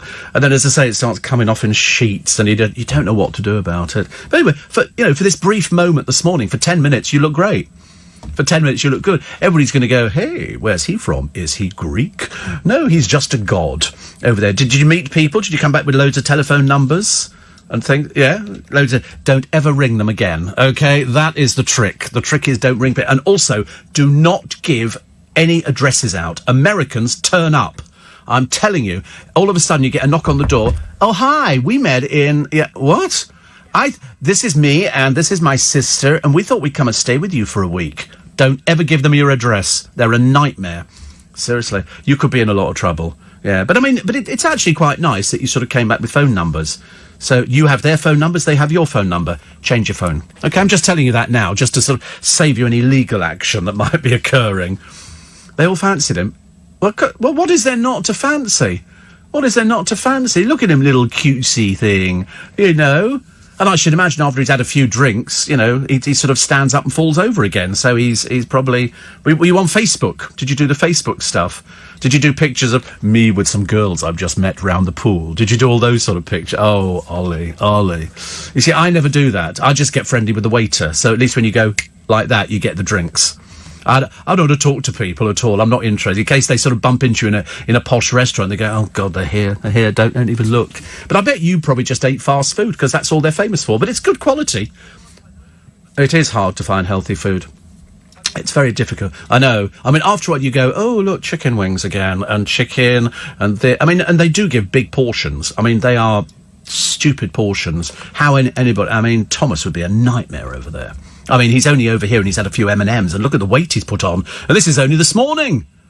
Yesterday, the same sort of thing. And he sits there going, oh, I'm not really putting on weight, Steve. You know, when I started, yeah, here we go, blame it on Steve Allen, as per usual. Yeah, I know. He's putting on a little bit of a gut. Don't scrape he's just told you he's burnt and you're running your hands over his shoulders. God, honestly, I give up, ladies and gentlemen. And in fact, all that's over there. And then you've got Trump, who's bigging up Boris. And Boris today he goes to see the Queen. So all he does, it's just a matter of course. You go in there and you go, doing a government. And the Queen will go, don't be so stupid. And he'll go, no, really. And she'll go, Theresa in the other day. She's nice, isn't she? And Boris will go, yeah, I've got a few ideas of what we're going to do. I thought we'd put a pool on the roof of number 10. But he's going to spend money. I don't think he's going to be there long. I don't know why. I've just got this feeling that he's always wanted to be PM, and I think it'll be really nice for him to be PM. He can live in number 10, but he's American. You know, he's born in America. And so we've sort of basically got an American who's going to be running the country, sort of. He's going to fill it with a load of people that we're not sure if we like or not. And then come the general election, which I'm convinced will happen in October, I think things will change again. I think they'll be looking. If he had a tan, he'd look like Trump. Exactly. Do you have white bits as well? Thank you. Just thought we'd check on that. Just, because you have to check, because he had little white bits as well. You could see, because he had long shorts when he was lying on the beach, and then he was in shorter shorts, and so he's got this horrible white bit, which made you realise just how anemic looking he really is. Well, if you're going on holiday today, which many of you will, don't bother. Stay here. It's going to be another hot day, but I wouldn't recommend lying out in it, and I hope that nobody took their dogs out, because dogs will really, really suffer. I bet you've got experience of that over in Vegas, haven't you? I bet there was quite a few dogs over there that you probably bumped into. That's the one thing you don't... Do you know, funny thing is you don't see that in Vegas. I don't remember seeing anybody with dogs. And I wonder if that's because it's the middle of the desert. I wonder if that's... Did you see one? I mean, I one dog. I don't remember... Oh, it was drug dog. I love the drug dogs. They're off their trolleys, aren't they? We used to get those at Twickenham Station for the students. And they used to have two drug dogs that work. You could only work one for 20 minutes and then it had to have a rest. They're obviously in a union or something. And then the second drug dog came out. And that was amazing. They had somebody who was going off to the stadium in their uniform to obviously go and work something at the rugby stadium. The dog because the dogs sit down, if ever a dog sits down in front of you, you're in big trouble. Because that means they're going to sort of... And it was somebody who worked in the stadium and they'd smoked drugs the night before. Because it stays within the system, apparently. And these dogs are very sensitive. I could sit there for hours watching it. I go, him, he's definitely guilty. Always wrong. She definitely guilty. But interesting. It was nice to have you back in one piece, looking tanned. As I say, you're going to have to start changing the clothes from wearing white, which shows off and emphasises the tan, to something that can maybe collect the dead skin. Perhaps like a vacuum cleaner strapped round your back. That'll be the thing that works. As long as you had a nice time, though, it's nice to have you back. Good. Yeah. Well, we're very glad to have you back as well. I might go myself, actually, pick up a few babes, get in on the action. Don't like to miss out. But it's party town now, isn't it, for people your age? A lot of the hotels have loads crazy for young people, and it's like Dubai. Dubai became the place, but I mean, Dubai's a bit naff now. Everybody's going to Vegas, whereas the people in Vegas are going, oh, God, at one time it was just people who gamble. Now you got people who drink and want to sort of, mingle. By the end, you had to... Well, exactly. Well, basically, people probably looking out for you, I should imagine. Where is that bloke? Where's that English bloke? The one who looks like he's a creosoted fence. Where's he gone to? We'll find him. Oh, I can imagine what it was like. You went with your brother, didn't you? Is he the same colour as you? Even worse. Whereas Thomas, look... It's like talking to a milk bottle, isn't it, really? I mean, it's really just absolutely you just went red and then it fizzled out. Nothing. There was no tan at all, was there? It would have been easier if I'd actually got one of those spray guns and just gone like that and sprayed you. You'd have looked exactly the same. Because I don't tan either. I just go red and then peel. Sorry? He's got smaller white bits. Oh, I think that goes without saying, doesn't it, really? He's from Aberdeen. Anyway, we've got to take a short break now that everybody's all back in... On Sunday, it was 107 degrees Fahrenheit, 41 degrees centigrade. Oh, you can imagine, can't you? Somebody says that monitoring thing on your wrist. No, it's not on the wrist.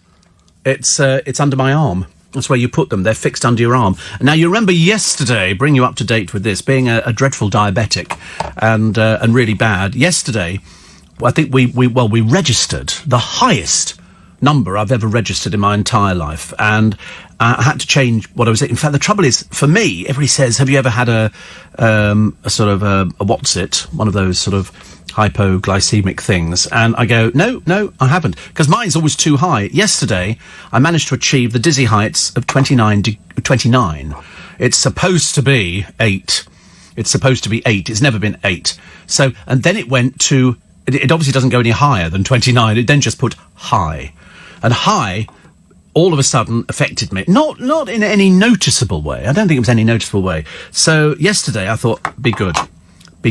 I did. What did I have yesterday on the way home? I must have had something. I think I might have had a bacon roll. Did I have a bacon roll? Did I not have it? Sometimes you can't remember if I'd had a bacon roll or not had one. I think I might have.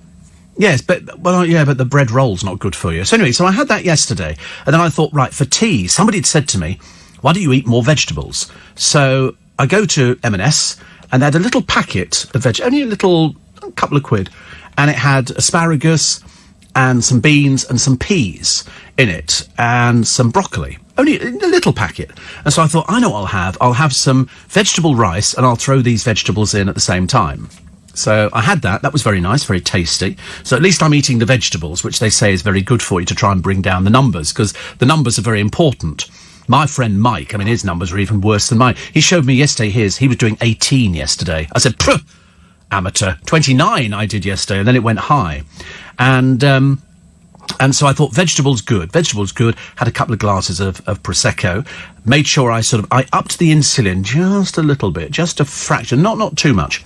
And so then this morning I deliberately didn't check. I don't want to depress myself, because I might have registered 18. So I did check it, and now I know what it is already. Well, I know what it was about an hour ago. So do you want to know what it is at the moment? So remember, yesterday we did 29, and then it just went high, and then 10. In fact, actually, it's gone up. It was 9 before. Why has it gone up? I haven't eaten anything. I've deliberately not eaten anything. Tea? Yeah, I put milk in the tea. It could be the milk that affects it, but at least we have gone down, which is the miracle. I mean, probably by the end of the programme, I'm hoping to achieve sort of 9.2 or something like that. But thank you for inquiring. Did Ollie win on the poker machine, says Shane. Do you know, I have a sneaking feeling that Ollie probably never gambled over there. I think Ollie went over there to have a few bevies, maybe one bit of gambling, and the rest of the time it was out by the pool. Because it's pools everywhere, and you can drink and splash around. It's adult Disney. Martin says, why is it when we get heat waves, we're on a hosepipe ban, but Vegas doesn't? Well, because they're cleverer. They're much cleverer. I mean, you will not find a hosepipe ban in Vegas. In fact, you will see them watering their grass every day. Somebody says, I love listening to you. I think you're comical. Oh, well, there you go. Comical's good. I don't have a problem with comicals. Do you think our Queen will be rolling her eyes backwards when that idiot walks into the palace? No, absolutely not. Listen, she's seen more prime ministers than anybody. I think she holds the all-time record. To her, he will be quite charming. You know why? Because he comes from one of those families. I mean, the whole family is fairly sort of, middle upper England. So he knows exactly. He will be as charming to the Queen as possible. We might see him as bumbling, but there again, they've got Prince Philip, so they know what bumbling is. They don't see that as any problem at all. It will go extremely well. I promise you. It will go extremely well. I love the way that we were sort of saying, he gets the key to number 10. Well, there is no key. You know why? Because there's no keyhole in number 10 at all. There's always a policeman standing outside. That must be quite pleasing, mustn't it? Must be quite pleasing when you actually sort of have a policeman standing outside the door. Boris Johnson getting ready to move into Downing Street after winning the Tory leadership contest. And so Steve still finding this weather unbearable. Delighted for Boris, though. On another subject, bought a bottle of that drink for £2.20. What drink would that be? What's the drink for £2.20? That seems quite a lot, doesn't it? Wait a minute. Which is the one here that you recommended M&S and wasn't keen? Oh, right. This is the watermelon and lime. You liked it? Oh, you buy it? It's nice. Oh, right. It has to be cold, though. You cannot drink it when it's slightly warm. It just doesn't taste the same at all. But apparently, Matt says to do a nice mango one. I can't eat mango. I'm not allowed mango. Too much sugar. In fact, I'm not totally convinced I should have watermelon and lime. But it is very refreshing. It's like those coffee things. I brought those in a few times. I should, when I bring them in, actually, I should probably put them in the fridge to chill them down, because they taste so much better. So much better.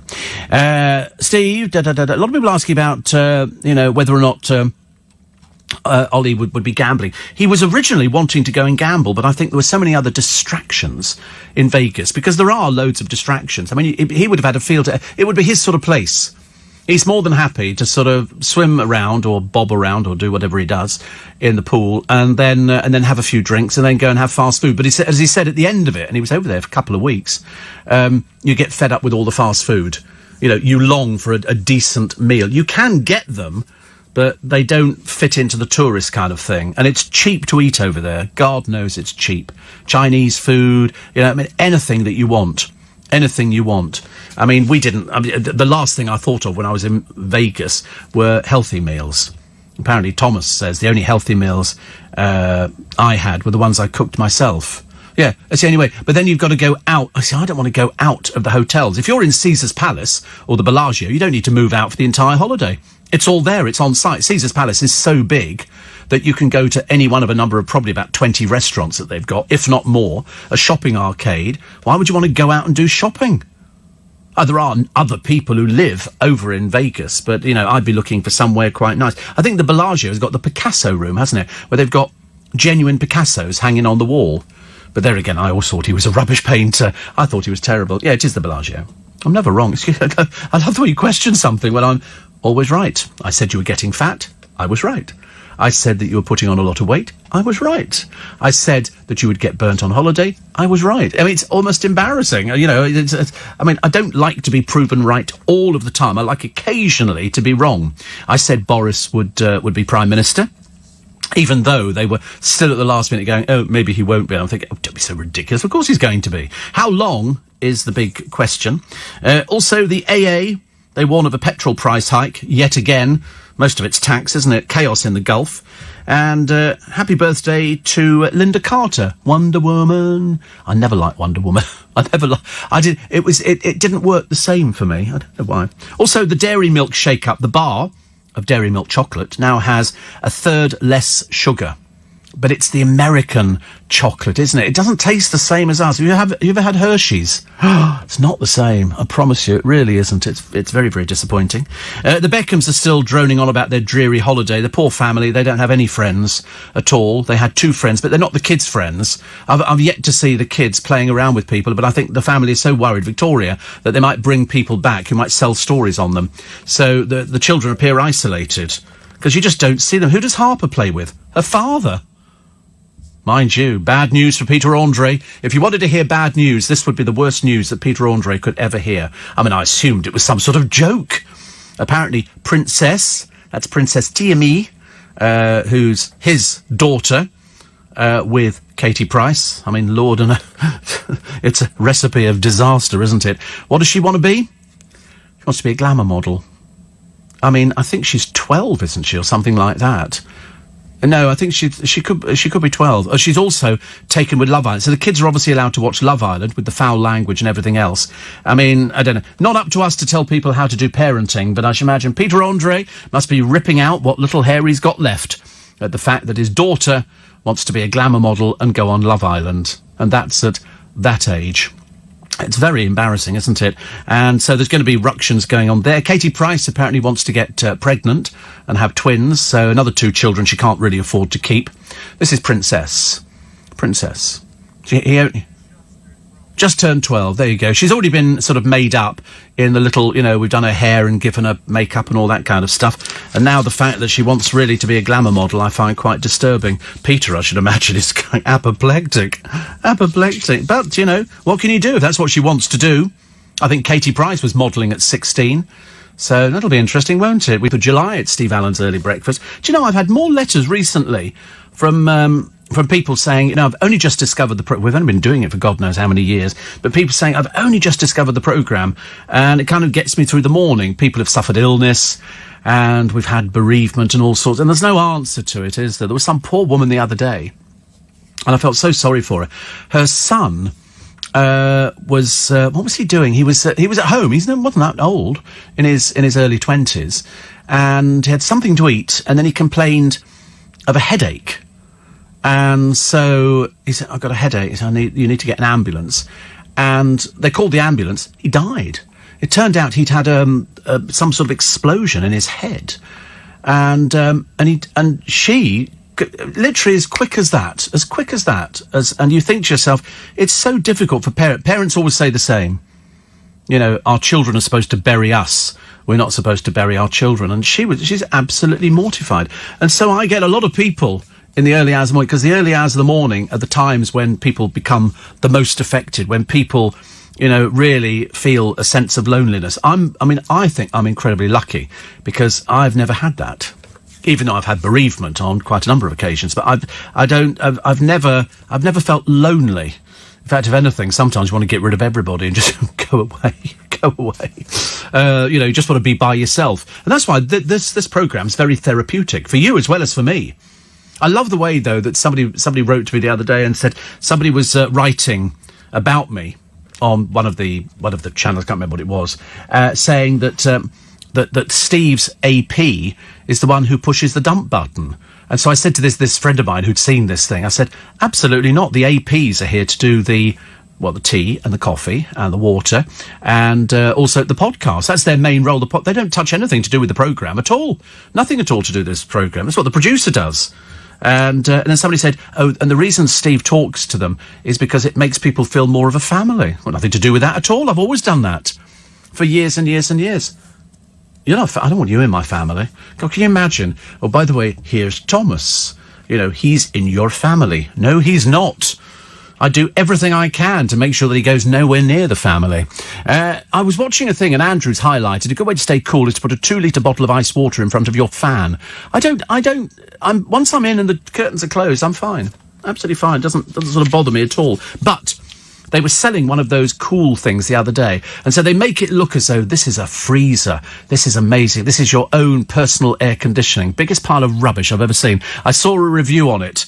As I say, you might as well literally stand there holding a bottle of iced water, because this machine, which was reduced on Ideal World to 22 quid, you won't be able to use it for a day. Why? Because either side of it, you take out these things, you fill them with water, I think, or they've already got water sealed in them, and you put them in the freezer. You freeze them. Once they're frozen, that's going to take a day, then you put them back inside and turn on the fan, and they come up with this gubbins. This bloke the other day, all right, mate, he was like a market trader. He was flogging this big pile of rubbish, and more than a third of the stock has gone. I thought, oh, good, that means you're stuck with 2/3 of it. Because that's always the way, isn't it? They go, oh, you've got to be... Gempori is the worst one. Oh, this one's flying. And they start mentioning all the people who are queuing. There's a couple of old women on there whose makeup is really ropey. And we've got Mary and Simon and Trevor and Jessica. And they run through all these names. You think, what's the point of that? They're buying stuff that nobody's interested in buying. And then they go, I've never seen prices like this. I've been here for years and I've never... And you think... God, you're the worst actresses I've ever seen. And then when they get really desperate and they don't have anything to flog you, they do sunglasses or candles. It really, it's gone right round the corner, I'm afraid. What about Larry the cat? Will he stay in Downing Street? Absolutely. The cat lives there. The cat couldn't care less who comes into Downing Street. Probably the same person because the staff remain the same. You know that. They're civil servants, and so they will stay until you get a change, and then other people will move out. But, yeah. Steve, sorry about the hot weather, says Shane. It's a pleasant 18 degrees here in Sydney. Wow, 18 degrees. What's that? Double it and add 30. 36, 66. Oh, that's all right, 66. But I was fine yesterday, although going home on the train yesterday, there was no air on it. There was no air on the train. I remember thinking, if they can put air conditioning on the underground, why can't we have it on the train? Sugar levels today, good. Thank you very much indeed. A Canadian listener. Get lots of people from overseas, which we're very happy. Mind you, have you heard Canadian radio? Seriously. It's like, you need to listen to British radio. We were quite concerned for you yesterday with the readings, says little Julie. You were concerned. Me too. Says, well, I managed to sleep even through the thunder and lightning. Take care, Mr. A. Lots of love. Thank you. A friend of mine, Mr. Payne, wrote to me saying, have you watered your baskets? I said, they're dripping.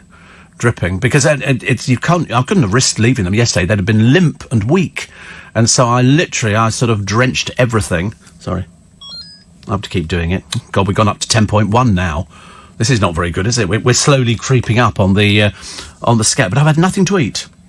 Nothing to eat. I wonder what that is due to. Of course, yesterday I brought the wrong insulin in. Oh, well, I brought the insulin, but I brought the wrong one. Didn't really help, did it? My late mum says, this one here, went into a diabetic coma a few years ago thanks to the wonderful NHS staff. She recovered and lived for another 7 years. At the height of her hypo, her blood sugar was 97. Good Lord, I didn't know it did 97. Still do miss the cantankerous old thing every day, but I'm pleased your numbers are settling back down.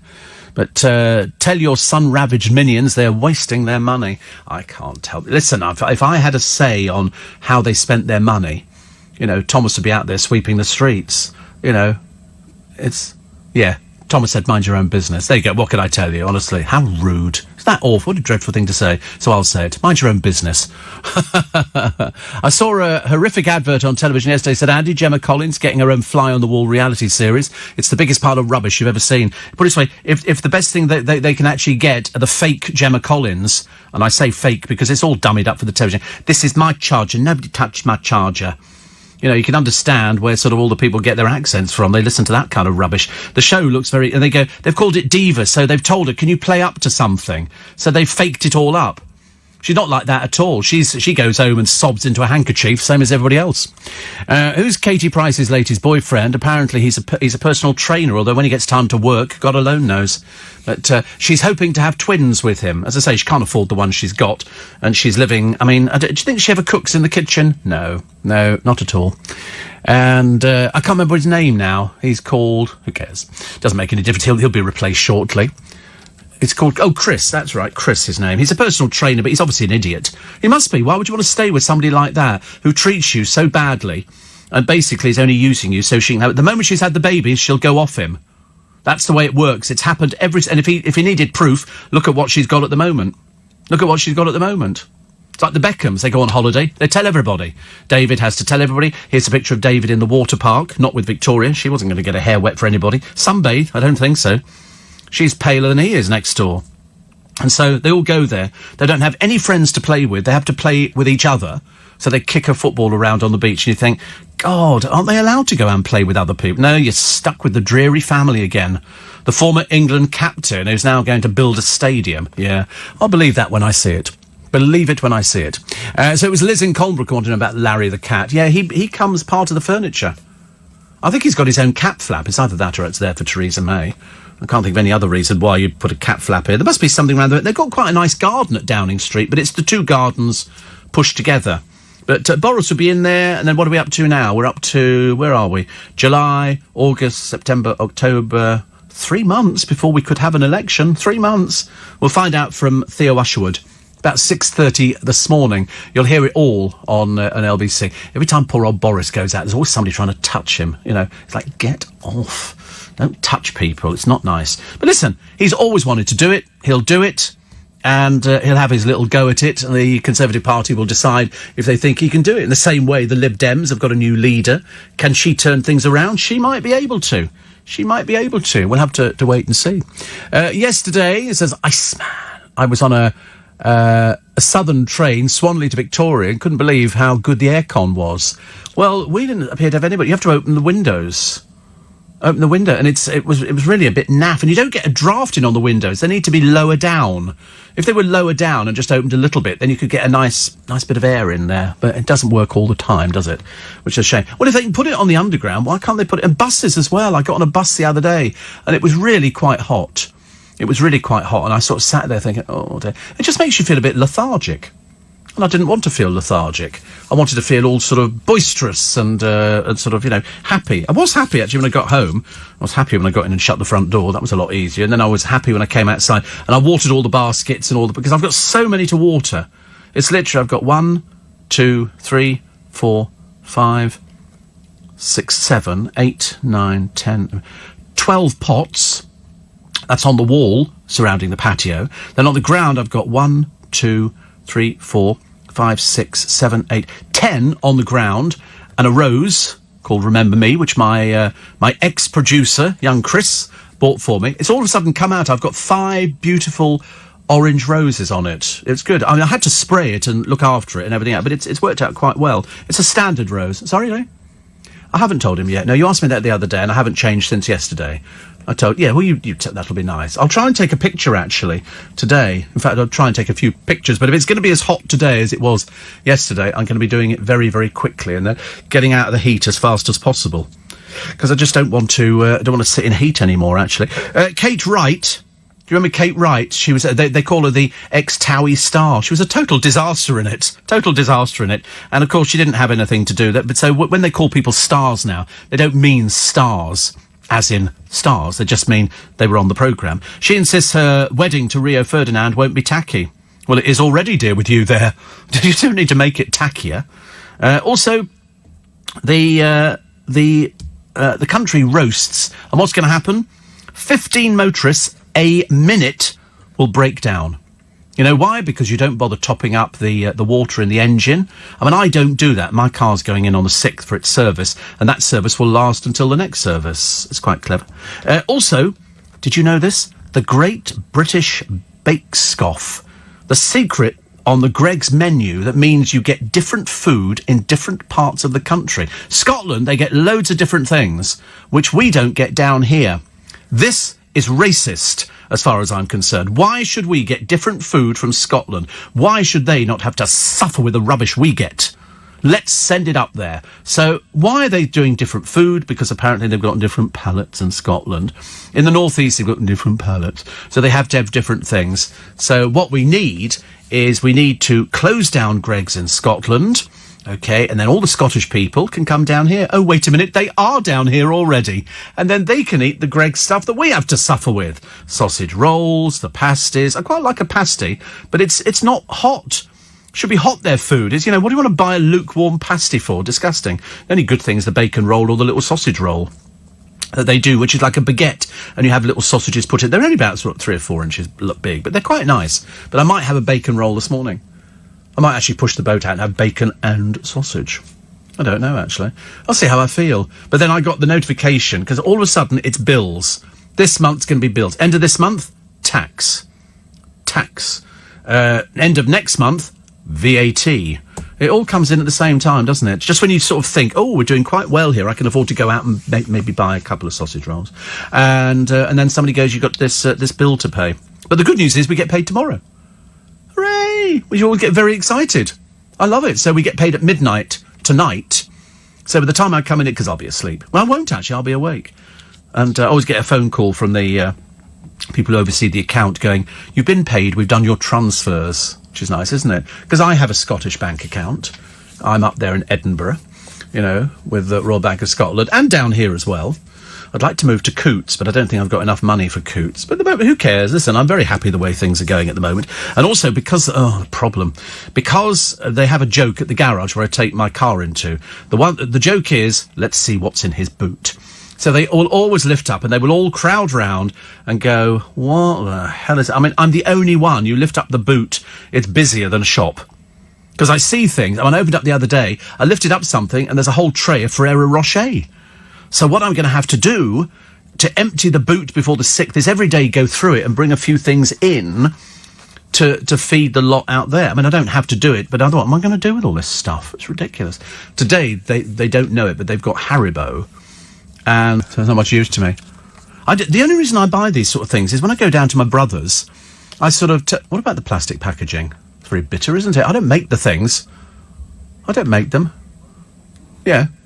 No, these are little mini bags in here for children. So you go, look, have a mini bag. They've got Haribo. You know, and they seem quite happy with them at all. But I don't... But when I go down to my brother's, we always empty the boot of the car. And I drive away thinking that's made a difference. Open up the boot, looks exactly the same. Never changes at all. James in Weymouth says, I hate hot weather, but love thunderstorms. None here, though. Could you send some over? Yeah, you're welcome to. Actually, we had a little bit of rain. I don't know what it looks like outside at the moment. Probably not. It always clears the air, doesn't it? Apparently, it's the square sausage they do in Greggs, Scotland. We need it down here, says James, in Silver End. And then somebody said, I saw an advert yesterday for Gemma Collins. She thought you needed a passport to get on a train. She's playing stupid. Although she doesn't actually need to play stupid. She is fairly stupid. You know, because there's that bloke on LBC, Steve Allen, he keeps talking about me. And you think, God, not in a good way, love. I mean, it's fake. The whole thing is fake from start to finish. We already had Joey Essex. We had a stupid programme with Joey Essex who pretended he couldn't tell the time and pretended all sorts of things. And we've had a few other ones, and she's the latest. She's not a diva. She's just a very rude person. Very rude. Foul-mouthed. Steve, I think you need to eat little and often with type 2. Go for low GI food options and don't skip meals. You shouldn't have long periods without eating, says Tricia, as it will affect your sugar levels. And Steve says, Mark, when I was in hospital a year ago, one of the nurses said, don't get obsessed about the diabetes counts. You'd only get a reading 2 or 3 times a day. You can do it but I've got this new machine.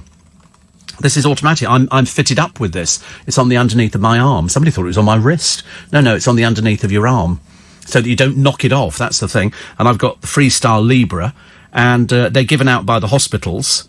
and this is rechargeable, and it's so, I mean, it'll record everything.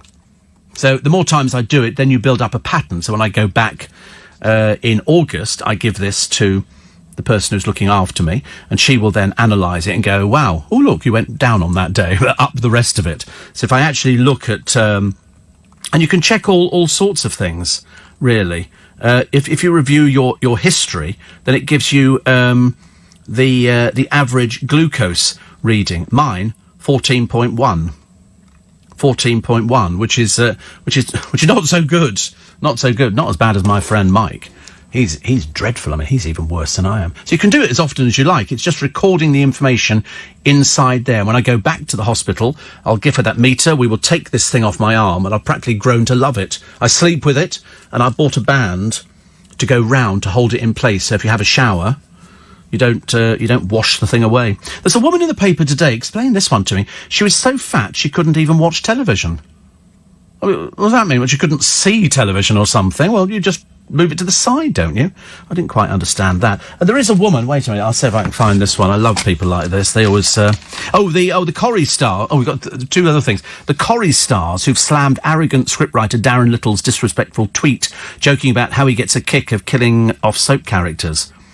Unfortunately, that's the nature of the business. The whole idea of soaps is that you every so often kill off a character, keep it fresh. So you kill off a character, bring in a character. And so they're all going, that's really, really cruel. And I'm going, it's not cruel at all. That's what they do. But the scriptwriter will only be working to what the producer wants. Wait for this one. Chris Eubank. Guess what Chris Eubank wants to be? He wants to be the next James Bond. He's apparently a US Marshal. I mean... Come on, Chris, it's a chat show. Remember Mrs. Merton talking to him? He sat there with his monocle and his cane, and he took a briefcase onto the Mrs. Merton chat show. And he was just sort of sitting there, maybe talking about... the trouble is, I don't think he's particularly bright. I think if he speaks slowly, he can try and sort of get round it. And she went, come on, Chris, it's a chat show. I ask questions, you answer them. But he's now said that he wants to be the next James Bond. A petition has been launched to get him the role. Chris says, I think the petition's brilliant. Of course, I'd love to play Bond. No chance, dear. I mean, you just don't look the part. It's Idris Elba. That's who we're all going for. We're not going, you can't jump on his bandwagon. But if Bond doesn't work out, he says he's in talks for a new reality series following his successful show back in 9 years ago called At Home with the Eubanks. It was not successful at all. I didn't think it was successful. I really didn't. Other people that they've thought could be going on to Strictly, including Lucy Fallon, I think, and a few other people. But Darren Little, D-A-R-A-N, the chav spelling, says the things soap writers do on boring train journeys. Number 1, make a list of all the people you've killed off. Number 2, make a list of all the people you want to kill off. Number 3, make a list of all the people you wished you'd killed off. Yes, I go with that. I think that's fair enough. I think that's absolutely fine. Don't have a problem with that. Eating too many spicy curries, not good for you. Could be linked to dementia, say the paper. God, is there anything? Is there anything that we can have? And the answer is, no, there isn't. No, there isn't. Tommy Fury is set to bag 100,000 by Christmas. He'll pocket a tidy sum when Love Island ends next week just by meeting fans. He's booked for 20 nightclub appearances. Yep. And then you pay your tax, dear. And then you suddenly realise you don't have the flashy money you thought you had in the first place. Somebody says he will pull in the crowd. What for? He's a plank. Why would you want to go see him in a nightclub? I mean, you'd need to be 3 sheets to the wind, wouldn't you? He apparently will pose for selfies and sign autographs, like all the other Z-listers. I mean, it's really embarrassing, isn't it? Also, Minx Mora, hot tub rub. Really is dreadful. And, as I say, it's all going on. Who cares, really? Nobody sort of worries about it. And here are these foods. Now, I didn't know this. In the south, we get bread pudding in Greggs. In the northeastern Scotland, you get something called an Empire biscuit. In the northeast, you get peach Melba. So that sounds quite nice, actually. In Scotland, you get Scotch pie. Looks a bit like a pork pie, but it's obviously not. You also get a vanilla donut, which looks exactly the same as our donuts, except this one's vanilla. In Scotland, you get the stotty, whatever that is. In the northeast, you get a cheese scone. The southeast, you get the London cheesecake. It's delicious. It's not cheese or a cake. In the northeast, you get a savoury mince pie. In Scotland, a French fancy. They've just nicked it. Mr. Kipling does those. In the south, Tottenham cake. In the west, the northeast, Leeds and Wales, the corned beef pasty. And that's it. I mean, why is that? Why is that? A cheese scone is only on sale in the northeast. A spokesman said, historically, our regional bakeries had responsibility for making their own products. Some of these were so popular that, as the business has grown, we're still selling them today. Well, why can't we have them if they're so blooming popular? Why should we should be excluded? I don't like that at all. What else we got? Vigilantes who attack dog-snatching seagulls could be jailed. Apparently, seagulls are protected, says the RSPB. A spokesman said any action, control or culling gulls must be done under licence from Natural England. It's interesting that the Chihuahua has not been found, and even Dog Lost said there's been no luck in the desperate search. Well, they won't find it again, will they? I mean, I don't want to be rude, but I think it's highly unlikely that this thing is going to turn up. I mean, what's he going to be doing? Sitting there on somebody's roof? That's what they said. They thought it could be sitting on somebody's roof. Listen, if these gulls take rabbits and kittens and stuff like that, this Chihuahua, which is about as big as so big, that's going to be classed as a meal, isn't it? That's what I thought. It's like when you see these eagles that go fishing in lakes and they swoop over, grab the fish, take it back, it's still alive, and they start eating it while it's alive. I should imagine the same would probably happen to the... I don't want to say that, really, because I might upset the person. However, Peace Television makes the newspaper today. Peace Television is an Islamic television station which called for magicians to be put to death. Fantastic, honestly. How dim do you want to be? They also broadcast hate speeches against gay people. Apparently, the channel, which claims to have 200 million viewers around the world, broadcast a show called Valley of the Homosexuals, in which gay people were described as worse than animals. I always think people who complain about it are those who are looking for a bit of a tryout. You know what I'm saying? Another programme featured a host justifying the death penalty against those who practice magic. Apparently, this person should be killed. Ofcom dismissed claims by the channel they'd meant sorcery. I mean, seriously, honestly, the rubbish that's out there. You love it, don't you? I love it. Pay cuts. Traffic wardens. Good. I quite like the idea that traffic wardens do. I haven't had a ticket for ages. Brooklyn Beckham, not the brightest penny in the box, got 2 tickets in one day. But there again, hi, it's Steve Allen's Early Breakfast on LBC. Jill says, I wonder if David Beckham is going on Strictly. That's why he's learning to dance. He can't. He's got 2 left feet. He's got no sense of rhythm or anything at all. Did you see him at Glastonbury? I mean, seriously, he's like the embarrassing uncle, isn't it? Oh, God, don't look at him dancing. And then there's a woman, a mum of 2, who dropped 5 stone after the tire of fat around her neck stopped her watching television. Kimberly Watson, at her heaviest, was 17 stone 6 pounds. Positively light. I was watching a programme, somebody was 60 stone the other day. Why would you think she was vastly overweight? But anyway, apparently she says, I'd be sitting on the sofa and feel my chin touching my chest. Seriously, of no interest at all to me. I mean, they always put this in there, and you read the article, and you're waiting for the plug, aren't you? The plug for the company that's either going, oh, we can help you lose weight, do this and that. And I never bother reading those things. Because if you want to lose weight, you go to the doctor. Go and see the expert. Anything else you've got to pay for. Go see the doctor, it's free. I want to lose weight. That's what I'm doing. I'm getting it for free. Pablo says, I've got more chance of being the next Pope than Chris Eubank has of being James Bond. I know, it's just absolutely ridiculous. It's just absolutely ridiculous. Best thing at Greggs is the tuna crunch on brown bread. I've never even heard tuna crunch. That sounds disgusting, doesn't it? What on earth is that? Also, is your boot refrigerated, says Ron. Yes. And so, is yours not? Oh, how unusual. Yes. Well, because if you put chocolate in there and it's not refrigerated, you could end up with sort of a river of chocolate, which is nice. Connie from Stockwell says, I hope you understand this text, but I don't think it's a good idea to have a fan in your bedroom, because that fan will tell everybody where you live, and soon your home will be full of fans. Can you imagine? Oh, no, definitely not. Definitely not. You have to ask Mr. M, but I think his mum is responsible, says James, for Greggs bringing a certain pasty back to Leeds. Is that where he's from, Leeds? I don't know. I don't know anything about Leeds. I tell you that, I did go to Leeds. We did go to Leeds. Dale and I spent a night there. Seemed longer. Yes, he's from Leeds, yes. We went to Leeds. Why did we go to Leeds? Oh, we went to see a friend of ours. I was working on a station up there. And he is that old, yes. He's getting on a bit now, isn't he, really? In the paper, lout of fashion. Little play on words there. Lout of fashion. Young Brits snub boozing holidays. Yeah, right. You must say we fell off a tree or something. A poll of 2,000 people found 29% swat up on local customers before jetting off. What a pile of rubbish. Don't be so stupid. The sight of boozy Brits abroad, they say, is set to die out. Millennials are swapping football strips and booze benders for sightseeing. What a pile of old rubbish. It means alcohol-fuelled sunshine trips will be a thing of the past. 4 in 10 Brits aged 23 to 28 said they'd be ashamed to be seen as tourists overseas.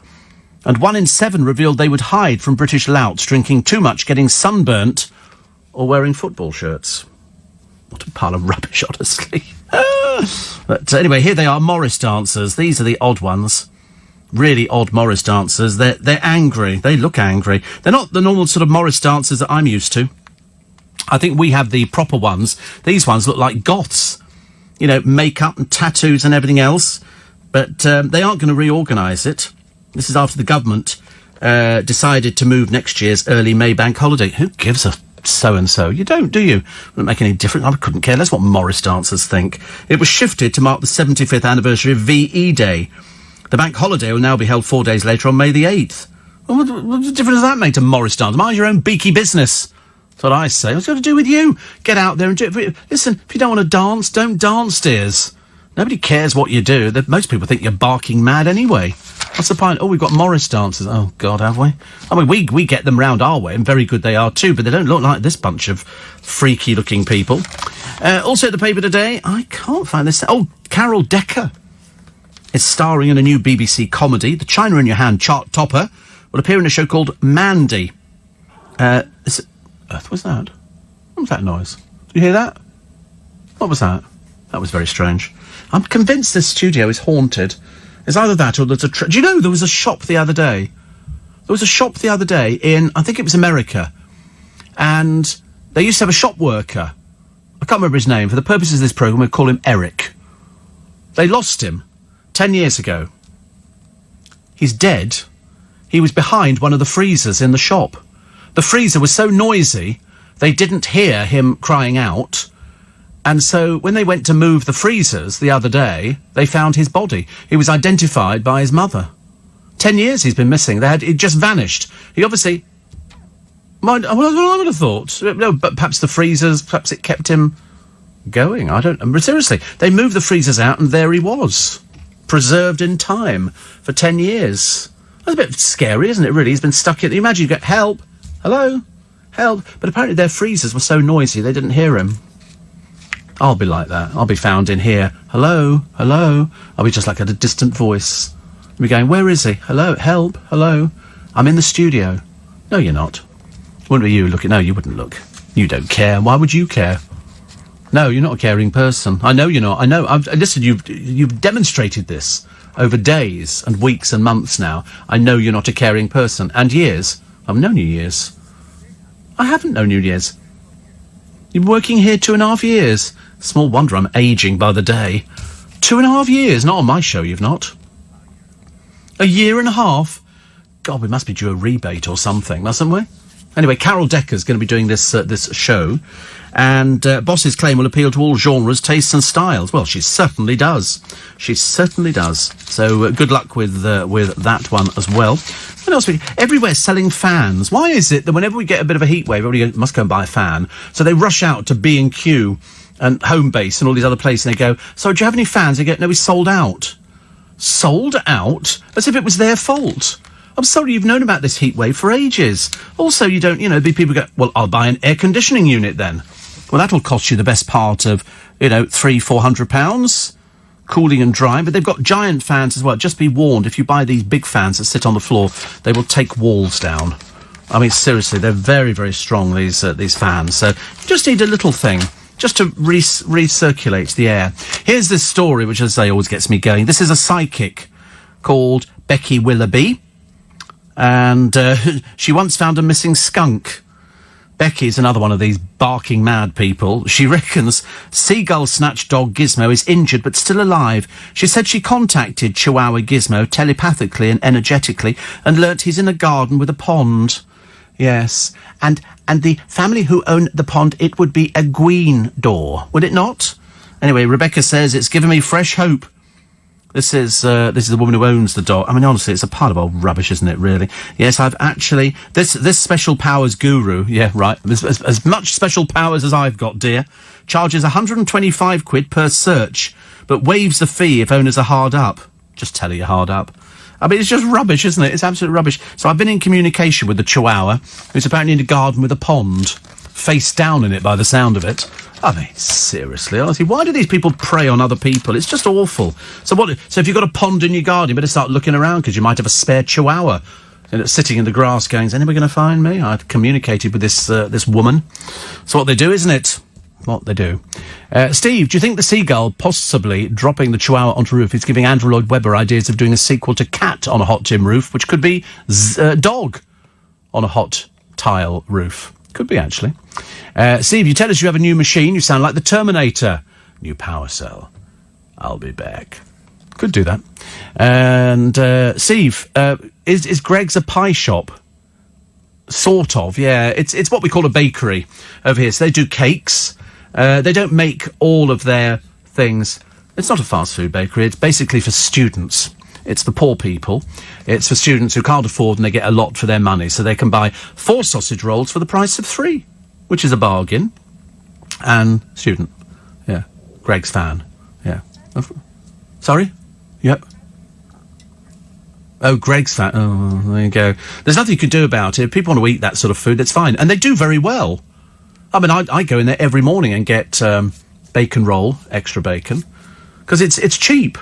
It's cheap, and it's I've seen them cooking the bacon. It's not like they sort of, drag it out of an old bag or something like that. They actually have a machine in the thing, and they do it, and it's quite nice. And you can have it with ketchup for no extra charge, which is the trouble is, when in the morning it's not full of students, it's full of workers. They're all standing there. Coffee and four of the things with sugar on. I tell you, every time I look at people buying cakes with sugar on, I keep thinking we are heading into an obesity crisis. And I know that because I'm part of it.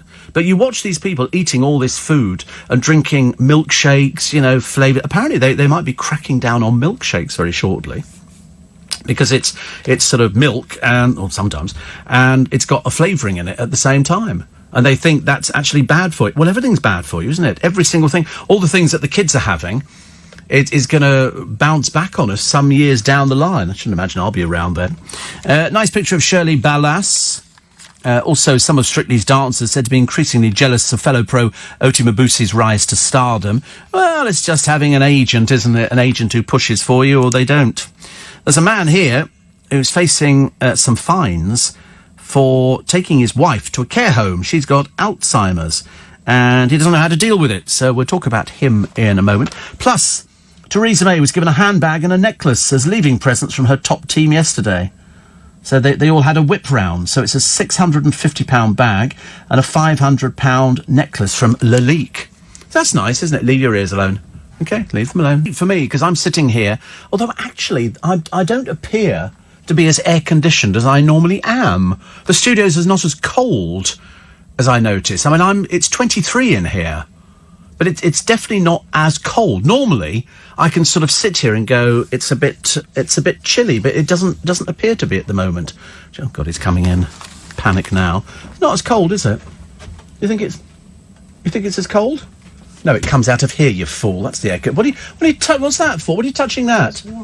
It's a box. No, this is where it's coming out of. No, that's sucky uppy, pushy outy. Have you ever seen an air conditioning unit? It's not pushing out from there. Well, it's not supposed to be. It's here. This is where it comes from. It's here. Oh God, honestly, seriously, it's like talking to Winnie the Pooh on a bad day after been in the 100-acre wood or something. It's definitely not as cold as it's supposed to be, is it? No, 70. It'll bounce back up again in a minute. 17 degrees. What are you trying to do? Kill me? There you go. It's up to 20. Don't try and kill me. Listen, I'm surviving as it is. All right, nice to see you. God, honestly, as I say, seriously, I'd be better off talking to Tigger, Eeyore, than Winnie the Pooh there. No idea. Anyway, I forgot where I was getting to, actually. What was I talking about? I was talking about something that was vitally important. I can't remember. Anyway, it doesn't matter. Steve, This one here says, I went up to my hometown of Wigan. Wigan? There's a place to go to. Wigan. Went to Greg's and got a meat and potato pie. We should be able to buy the same food as they get in different parts of the country, says Brian, who's in Shoreham. Oh, I know Shoreham very well. A square sausage is called a lawn sausage, says Jason. A lawn sausage. Oh, it's fantastic they're going there, really. They get so excited, don't they? Oh, you know, Scotland, the place that brought you deep-fried Mars bar. Very nice up north. You can get them down here in supermarkets, but they're not so nice, says Jason. A square sausage. Don't they, isn't that called a patty? Don't they... I think you're right, it is. A square sausage is called a patty. Go and put it in on Google. Square sausage, it'll say patty. It won't say lawn. Lawn's something you mow.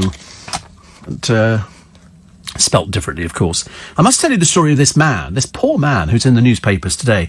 He's facing 300... There you go, lawn sausages. Also known as a square sausage, sliced sausage, or square slices. Traditional Scottish food, normally made from mincemeat, rusk and spices.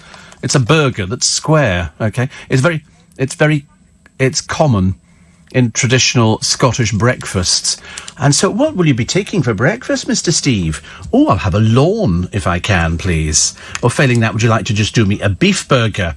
It's a lawn. Of course you can call it a lawn. And then there's a lovely picture of the square sausage, and you serve it with black pudding, baked beans, mushrooms, and fried bread. In other words, it's going to kill you, okay? Because it's all fried. Everything there is fried. And the fried bread.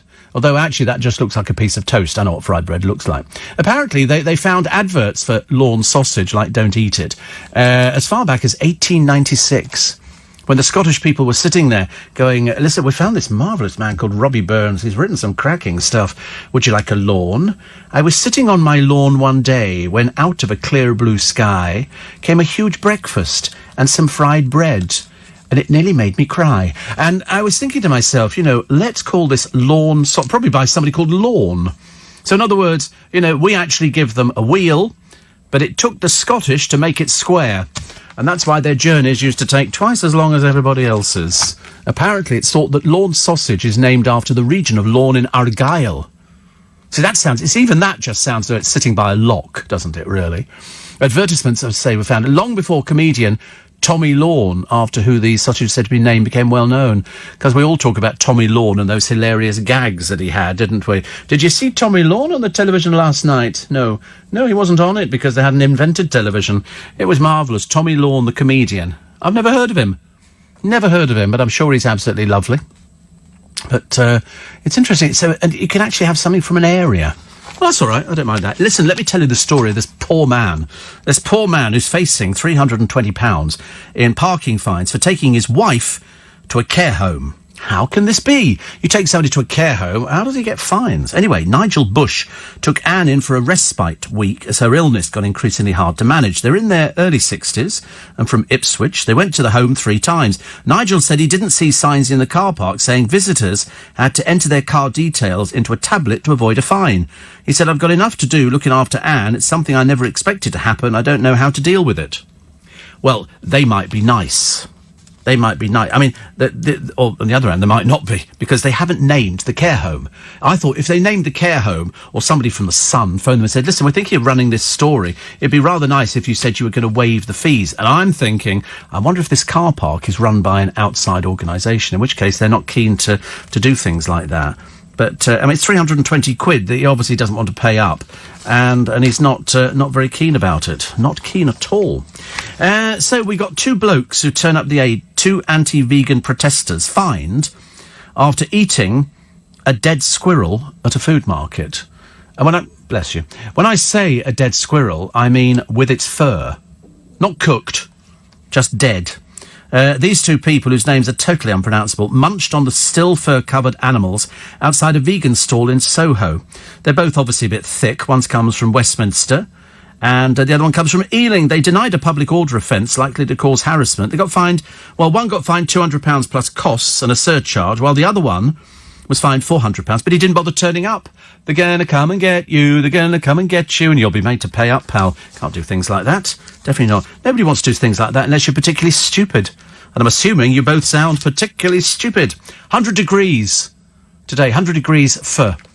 It's going to be heavy, isn't it, really? Jane Moore talks about the German backpackers, which we did the other day, thrown out of Venice after making themselves a cup of coffee on a mini stove under the famous Rialto Bridge. The mayor of Venice, Luigi Rugnaro, says Venice must be respected. Cripes. Writes James Cripes. Any chance he could come and run our cities where law and order appears to have been surrendered to excessively loutish behaviour, more in keeping with the Wild West? Absolutely. I'm sorry, could you make a cup of tea on the Rialto Bridge? Out. They fined, I think, £800 and kicked out the city. God, I tell you, it'd be lovely here, wouldn't it? You imagine.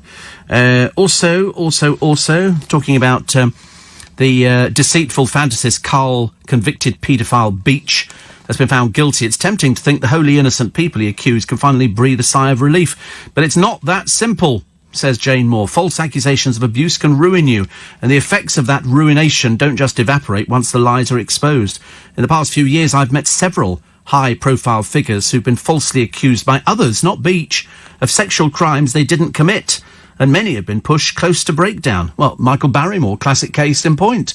Never accused of anything, never charged with anything. Some man happened to be picked up in a pub, went back, did drugs, and died in his swimming pool. Michael was nowhere near it. He was down the other end of the building. But that effectively killed his career stone dead. It's absolutely ridiculous. The Crown Prosecutor, who is Jenny Hopkins, says Carl Beach has been described by some as a fantasist, but what he's done goes beyond being a fantasist. He's a manipulative and very deceitful, and can I add, ugly man, and he would quite happily have seen innocent people face the full weight of the law. Exactly, writes Jane Moore. Worse, he was aided and abetted by Met police officers who seemingly showed the intellectual rigour of the Keystone Cops. And, of course, the jaw-dropping gullibility of political figures such as Labour's Tom Watson, who persuaded Beach to keep going with his claims after initially being ignored by the more sceptical Wiltshire force. And, in fact, as guilty as he is, Tom Watson had to apologise to one person. He's done nothing for all the other people. Really disgraceful. Really disgraceful. Should have been kicked out of the Labour Party immediately. But they seem to brush everything in the Labour Party under the carpet, don't they? Perhaps things will change. Perhaps they'll change. Who knows? Millie Pedrick has turned 100. Happy birthday, Millie Pedrick. It's lovely, isn't it? Millie Pedrick still attends weekly dance classes in Plymouth. Oh, nice. At 100. Why not? Also, holidaymakers face chaos after British Airways lost a last-ditch bid to avert a pilot strike. Up to 200,000. How much do they want? How much do they... these things fly themselves anyway. I could probably get in there and, I've seen aeroplane films. I'll tell you what I fancied seeing, and I think it was on the television, but I can't remember what it's called. And it was a plane that lands at an airport in America or wherever it happens to be. And they go, oh, hi, we just come back, and all the rest of it. And they go, where have you been? And they go, what do you mean, where have we been? They say, this plane was reported missing 6 years ago. And they go, what? They say, where have you been? They say, we haven't been anywhere. This isn't a real story, although it might be, actually, I don't know. And it's the plane that vanished. 1 minute it was there, and the next minute it disappeared, and then it turns up at the airport, full of all the passengers that were on it to start with. Can you imagine?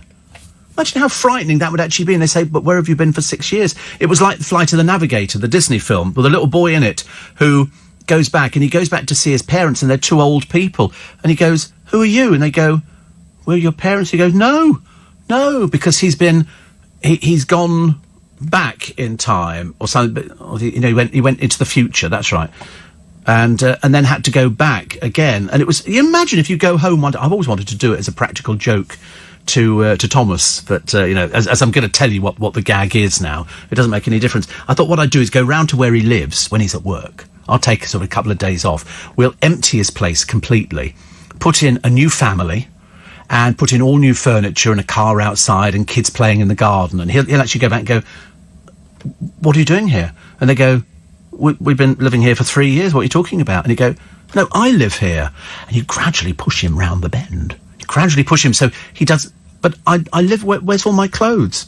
Well, come in and have a look. This is our bedroom. These are the wardrobes that we've had for years. And he opens them up, and there's all frocks and everything else. And he thinks, well, might have been some of mine, but anyway. And then he shuts the doors again. He goes, and the kitchen. And he goes to the completely different kitchen. So that would make you think as though you'd gone mad, wouldn't it?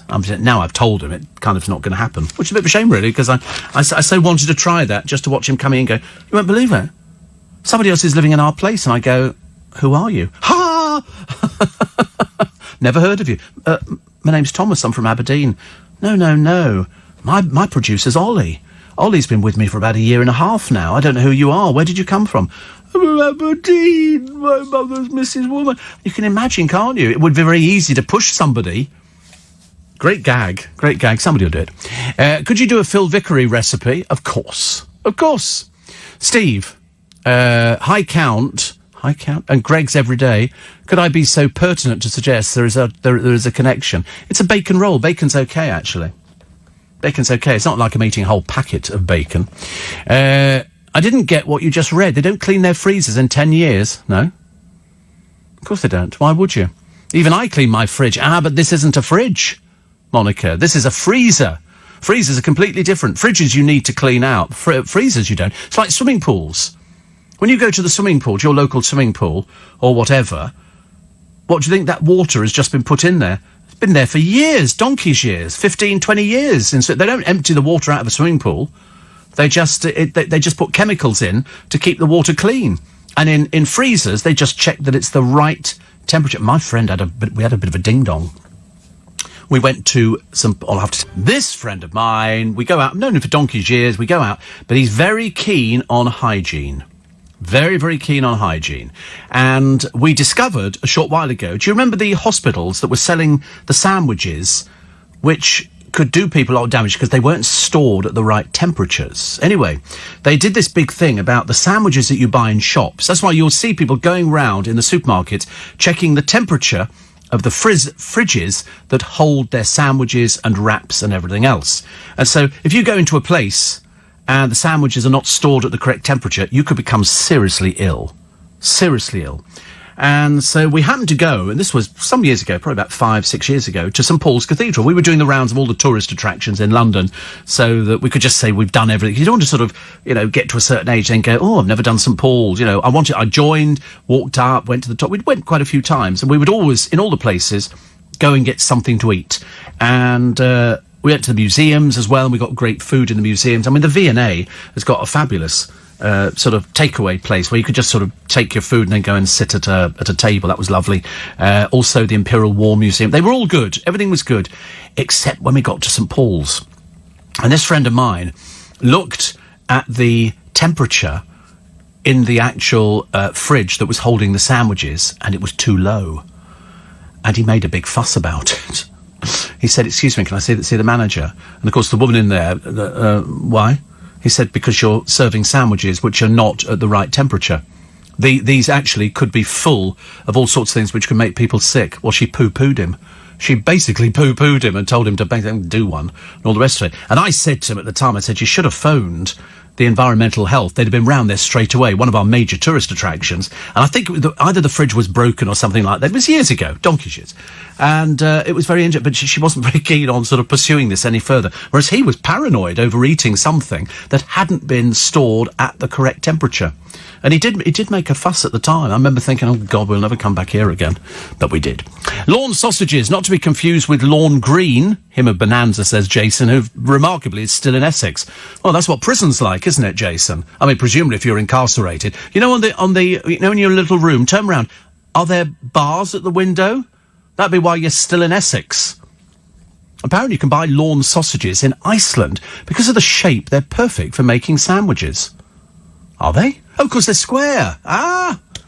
Ooh, could have done with that. Steve went to see Joseph and his amazing Technicolor Dreamcoat. Absolutely amazing. Whole show really worth it. Only annoying thing, absolutely no food at the theatre. Nothing except popcorn, says Kevin. It's the Palladium, isn't it? Don't they do ice creams? They do ice creams, ice lollies. I've had an ice lolly, I think, there. Mind you walk outside the Palladium, there's loads of places, but you can't take it in. I could do with a toasty ham and cheese at the moment. Toasty ham and cheese would absolutely suit me down to the ground. A little bit of mustard. Only a little bit of mustard. Nothing too exciting. Nothing too exciting. The path to true love, or just 50,000 quid, writes Simon Boyle's Bazaar column today. And it's a case of somebody's going to win, and then the others will have to go around and stand in nightclubs with lots of drunk people, whilst they pick up their little fees. But then, once that's done, it's finished. It's finished. There's nothing else for them to do. There's no other programmes apart from these Z-list celebrity-based shows where they go, oh, this is where they're all looking for love. And you think, you're not really, actually. You're really not. Football ace Sammy Amebi. Sammy Amebi? No idea. Oh, well, there you go. He escaped a drive ban after telling GPs no trains ran from his home city to his new club. Yet there are 39 a day. The former Newcastle winger faced 2 months off the road for doing 80 miles an hour and a 40 in his Mercedes. He lives in the city but joined Championship side Nottingham Forest last month, 160 miles south. He told GPs... Sammy Ameobi. Is that how you pronounce it? Oh, right. Sammy Ameobi. Oh, that's okay. He says, I know I messed up, but there's really no other way to get there with trains and stuff other than driving. Yeah, okay, Sammy Ameobi, we kind of get this, but you were speeding. 80 miles an hour and a 40. He says, it wouldn't be a problem if I wasn't able to drive. It would be a problem. Trainline lists 39 trains a day in the week, taking from 2 hours, 53 minutes. The drive's around 3 hours, says the AA. Ameobi admitted speeding in his £200,000 4-litre supercar in Salford. The JPs accepted it was a one-off and fined him £750 with 6 penalty points. God, you can fool anybody some of the time, can't you? There's no trains. How am I supposed to get there? 39 a day, dear. 39 a day. Why didn't they check that out? But spare a thought for this poor couple here. They were having a kid's birthday party. Kate Jones says it was a miracle nobody was injured as a car crashed into the side of their house. Friends and family were gathered in the garden when a Nissan Micra came off the road, smashed through the fence and came to a halt by a gazebo. Kate, also mum to daughter Hattie, says, I heard this huge crunch. I'm sure if the car crashed a foot in any other direction, the kids would have been hit, or the adults. Definitely somebody would have been killed. Good Lord above. The female driver, said to be in her 40s, had 3 passengers in the car, including 2 kids. The police said of the accident, no arrests have been made. Far too good. Have they stopped any scooters the other day on the road, which they're supposed to be doing now? Do we actually have any facts and figures on the scooters they're supposed to be stopping? No. Nothing at all. So I'm not even sure, actually. A posh shopper gave John Lewis a 1-star review. John Lewis, I mean, how is this possible? Do you know why? Because an assistant used the word quid in Cheltenham as opposed to pound. They used the word quid. Who are these stupid people? Seriously. What did I find the other day? Was it in the paper this morning? There was something, some people had complained about something. Oh, it's an advert. It's an advert, which I must tell you about, because they think it's sexist. And 2 people complained. 2 desperately sad people complained about this advert because they thought it was sexist. And I think it was from one of those ventilation system places, air conditioning. And the advert sort of went along the lines of, is your wife hot? And apparently that was seen as sexist. I didn't quite get it myself. I mean, people complain at the drop of a hat now, don't they? I mean, who are the 2 people who would seriously sit there and sort of complain about an advert? Is your wife hot? Why would you want to complain about that? Oh, look. Oh, you'll love the story about Nessie in the papers today. Here we go. For Scottish listeners everywhere, here we go. A Loch Ness Monster hunter has spotted a 25-foot creature on his sonar, which he thinks could be the mysterious beast. Tour boats... Oh, he runs a tour boat. Oh, how convenient. How convenient. Oh, this way for spotting Nessie on the sonar. Mike Bell's underwater recording is the 9th official sighting of Nessie this year. Of course, isn't it funny? You don't get any for donkey's years. Then 9 come along in the same year. Apparently, he said a family on board his Loch Ness Cruises vessel, Nessie, drew his attention to the shape on the monitor. Oh, look, there's a picture of Nessie on your monitor. Mike says, I looked and I could not believe it. He says, it was my first sighting of Nessie. When we turned to pick up the contact again, we couldn't find it. It was definitely a moving object and definitely bigger than a fish. Perhaps it's a whale, Mike, you know. He says here, it was exceptionally big. I'd like to think it was Nessie. It was 35 metres and moving. Gary Campbell, they're all in on it, recorder of the official Loch Ness Monster Sightings Register, said Mike estimated the creature to be 20 to 25 foot long. He didn't even find it. It was somebody sitting on the boat who found the blooming thing. He didn't notice. He said it wasn't a depth fish swim at, but it was clearly much longer than any fish. It's clearly unexplained. It adds to the mystery. Yeah, the mystery is the boat trips are failing miserably. I mean, the only famous one of the most ridiculous thing you've ever seen is taken by Colonel Robert Kenneth Wilson in 1934. But later it was revealed it was staged. It was fake. It was fake, not real. And this one's not real either. I mean, the moment you go tour boat skipper, you know, there will be sad people listening to this programme. Oh, Steve said on the radio the other day that the Loch Ness Monster has been seen. And if we go up, we can get on this boat and go and spend money and go up and down the loch and see Nessie. Saddos. You can't do it. Do not go up there. Do not cross the border. Please, I will come round and slap the back of your legs. All of that idea. No, it's not working. I'm sorry, it's not real at all. It's not real, and it's not happening. Don't you start. Both of them now, their parents are telling them porky pies. It's like, you know, both of them trying to convince me that sort of Nessie's met Father Christmas and the abominable snowman. Yeah, all real, isn't it? And flying saucers and crop circles.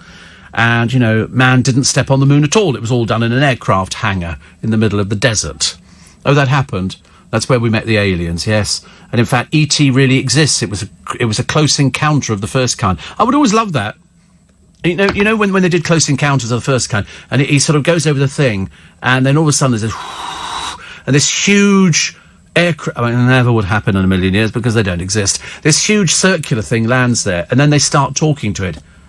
Do do do do do. Do-dee. That was the extent of it. That's how intelligent they were. You thought the thing could have actually spoken to them. Hello, how are you? No. Do-dee-do-do-do. Do-dee-do-do-do.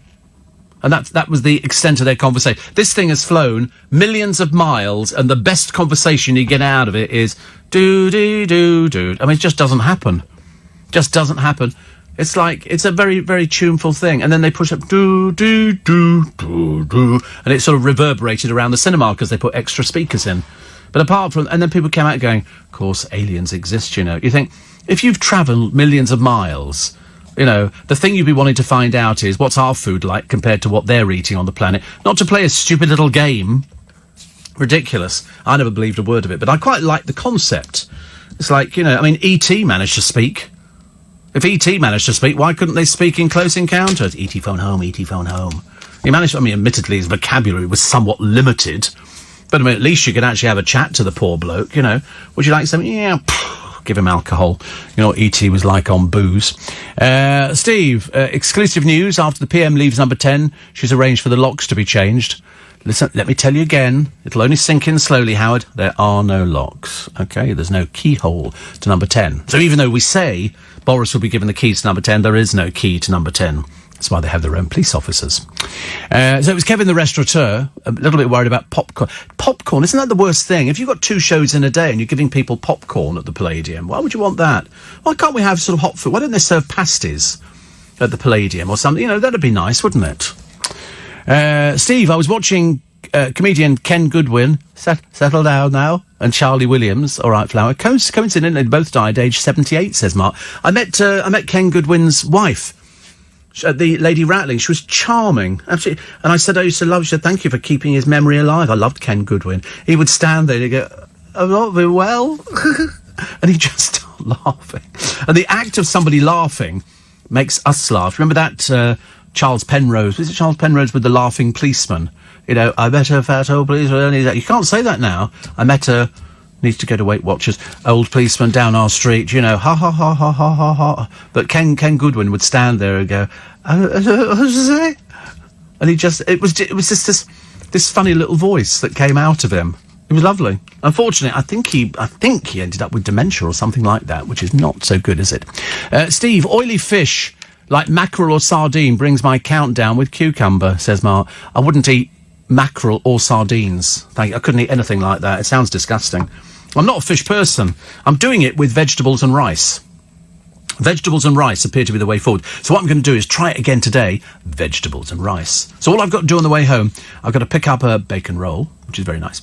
And then I've got to go to Poundland, because it's the cheapest place to get jiffy bags, because I have to send paperwork off to the accountant and stuff like that. And so they do like 6 for a quid. Well, they're much more expensive. You buy them individually, so I always go to Poundland for Jiffy bags. What are those infuriating programmes? You turn on the radio and you're thinking, oh, if you're a Labour supporter, you're going, oh, Boris Johnson. You turn on the radio and there's some happy little so-and-so going, da-da-da-da-da-da, and you think, I really am not coping very well with this. I like the story, and we've had quite a number over the years of somebody who dies, who's been in the forces, and they've got no living family, and so either the RAF or the Army or somebody like that will try and find people to go to their funeral, to give them a send-off, because even though somebody's passed on, it's nice to think that you could do something nice. And here it is. Harold Lee Tracy was 93. He died of a stroke in May, and it was feared that nobody would be at his funeral because he had no family, and his wife Maria passed away in 2014. But the RAF Association got 250 service personnel to attend with full military honours. Troops from RAF Shawbury acted as pallbearers, and ex-wing commander Nick Nicholson of the RAF Association called him a true hero who served his country for many years. And so they got 250 perfect strangers to go to this man's funeral. Now that's a happy story. That's a nice story. I would like to think that everybody was entitled to that at the end of their life. How does the door to number 10 open automatically when somebody walks up to it? Because there's somebody standing behind it who pulls it open. How else do you think? What, do you think it's on sort of magnetic springs or something? No. They've got a policeman. And the policeman will actually sometimes turn around. You'll see him. He'll tap on the door. And then the person standing behind it goes, yes. They go, OK, knock, knock. Who's there? Come on. They go, Tony. Tony who? That's politics. Knock, knock. Who's there? Boris. Boris who? Boris Johnson. Don't make me laugh. Can't be. But that's how it works. The policeman will sort of knock on the door, and then the door will open. But they also know that the car's coming in. They've got CCTV. They're not backward. They're not waiting for somebody to do a line drawing of somebody coming in. So it's a CCTV. They'll just see it. The doors will open. I remember the time years ago that you could actually walk up to number 10 and be photographed standing by the door before they put in all the security and everything else. You could walk into Downing Street, have your picture taken with the copper. Yeah, it was quite normal. There'd be hordes of tourists all round there at the front door. Then they put in police and, you can't have this and you can't go there. Oh, this looks nice, doesn't it? Fancy for breakfast. Sausage and mushroom toad in the hole. That sounds delicious. Teriyaki salmon with mango salsa. Oh, dear. This is all from Nadia Hussein's book. Cottage cheese and onion potato skins, raspberry cheesecake croissant, and sweet potato and goat cheese tarts. But the sausage and mushroom toad in the hole looks particularly delicious. That's nice, isn't it? But we can't have it. Why? Because we're on a diet. So today it's going to be rice and vegetables again. But actually, to be honest with you, it was actually very tasty. It was actually a lot tastier than I thought it was going to be. I don't like, because you've got the another one of these British cooking programmes coming. Guess who they've managed to persuade to come out of retirement? Joey Essex. I mean, seriously, it's going to be the biggest pile of rubbish I've ever seen. Why do they bother with these people? He was an idiot first time round. Steve, the last page ripper. We did this story weeks ago. This is the person who goes round to charity shops and rips out, and libraries, and rips out the last page, so you never know who actually did it. And because what they've actually done now is a lot of these places in the area where it happened, don't say anything, they've installed CCTV, but it's stopped. Wonder why that would be.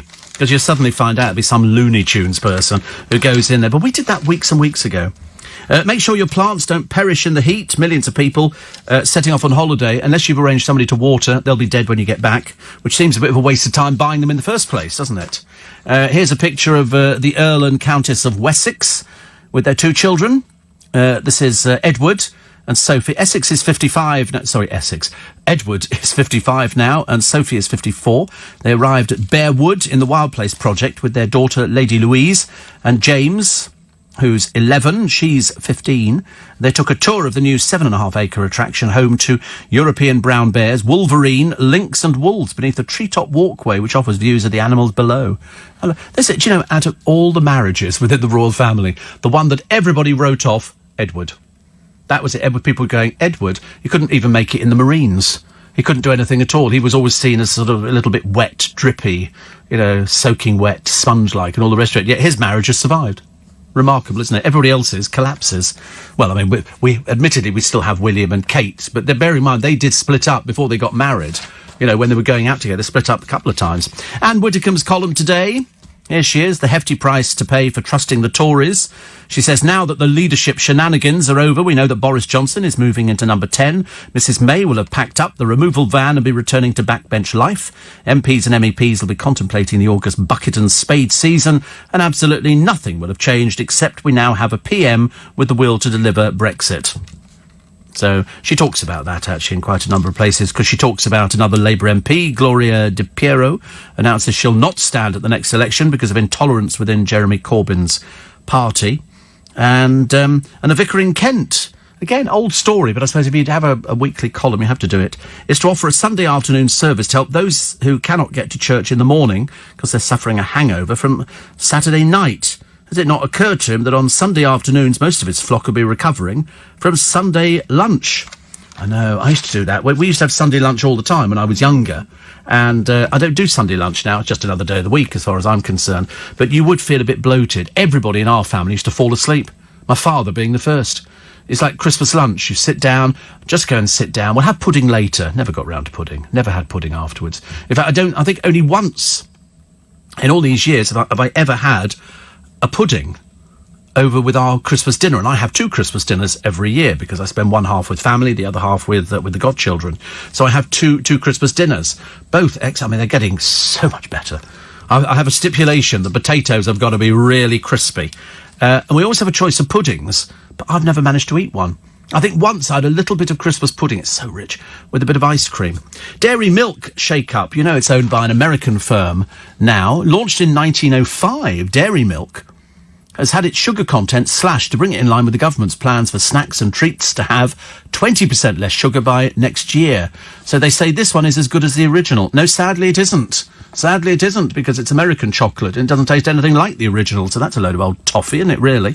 Apparently the new bar was developed at the chocolate maker's Reading Science Centre in Bar... Oh, God, so that's not chocolate, is it? And they say here, they had 2 people who tried it, Francis Miller and Ruki Syed. Francis says, yes, does it pass the writer's taste test? A definite tangy note that's quite distinct from the original recipe. However, I thought it added to the flavour. But Ruki says no, whilst it smells like dairy milk, a distinctive, unpleasant, bitter backdrop to the new bar, which is nothing like the smooth Moorish classic. It was odd, and I found the bitterness lingered on my taste buds. I'm sticking with the original. Is it still available, the original? I haven't eaten a bar of chocolate in years. Oh, funny. I daren't. Can you imagine if I go back to the hospital and they go, say, what have you been eating? And I go, well, I actually had a few bars of chocolate the other day. You just can't, I can't have it. That's another avenue of pleasure denied. We used to have bowls of sugar years ago. I used to keep sugar cubes at home, and while you make your cup of tea, pop a sugar cube in your mouth. Now I don't have sugar in things, apart from the sugar that is actually in the item that I'm about to eat. Margot Robbie, dazzling in a chic white gown. This was at the premiere of Quentin Tarantino's 9th blockbuster, flanked by Leonardo DiCaprio. So funny when you see him, when we've seen him sort of grow up. Also Brad Pitt. Britney Spears donned a figure-hugging red cocktail dress at the event. She and boyfriend Sam made their public debut after 3 years of dating. 3 years of dating. Must be terrible when you live your life in the spotlight. You know, and you've made films and everybody knows who you are, and then you sort of bump into people at the premiere and you go, who are you? And they go, I'm terribly sorry, I'm a Z-lister from Love Island. Oh, right. What do you do?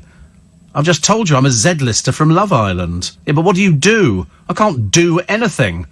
I'm just a Z-lister. You know, I went on a dating programme, and then they all start complaining afterwards, oh, it's ruined my life. Of course, all these people would have amounted to 0, I'm afraid, if they'd actually had their lives all over again. The star who was 007's sidekick, Felix, has died at 92. This is David Hedison. He became famous as a CIA agent, Felix Leiter, is it? Leiter? Felix Leiter, 007's US counterpart and friend in 2 films. Worked with Moore in Live and Let Die, and with Timothy Dalton in Licence to Kill. And looked lovely. Looked lovely. Appeared in The Love Boat, The Fall Guy, Dynasty, Voyage to the Bottom of the Sea. Loads of other things, actually. Son of Robin Hood. Crikey, he did loads of stuff. Worked off-Broadway alongside Michael Redgrave. Briefly moved to the UK. He said he was a pupil of Lee Strasberg, who ran the Actors Studio, which is where Al Pacino and Marlon Brando studied. So we've lost him. But he was, as they say, 92. Vera Lynn's 102. Vera Lynn's 102. The dreary old Beckham family out there, you know, one of them playing football, Harper attempting to look as though she knows how to kick a football. You just feel, as I said, I just feel sorry for them. All they're stuck with is their dreary parents. Going out there, they appear to have no friends to play with. Normally, you know, kids go away with other people. They don't seem to have any of that at all. It's a bit embarrassing. You know, they say the sports-mad youngster. Well, first evidence I've ever seen of it. When was that supposed to be happening? Apparently, Harper is playing every Sunday and loves it. Sorry, I thought she was a fashionista. I do beg your pardon. I'm getting confused with what tales they're spinning us. Brooklyn doesn't play as much as Harper. Well, he can't do. He's always propping up a bar somewhere, isn't he? How can he play? Can't do things like that. He said, this is Dave, the boys don't play and it's heartbreaking. Well, they're probably following their father. You don't seem to be playing much either, do you, mate? You just go out there and advertise whiskey and pants.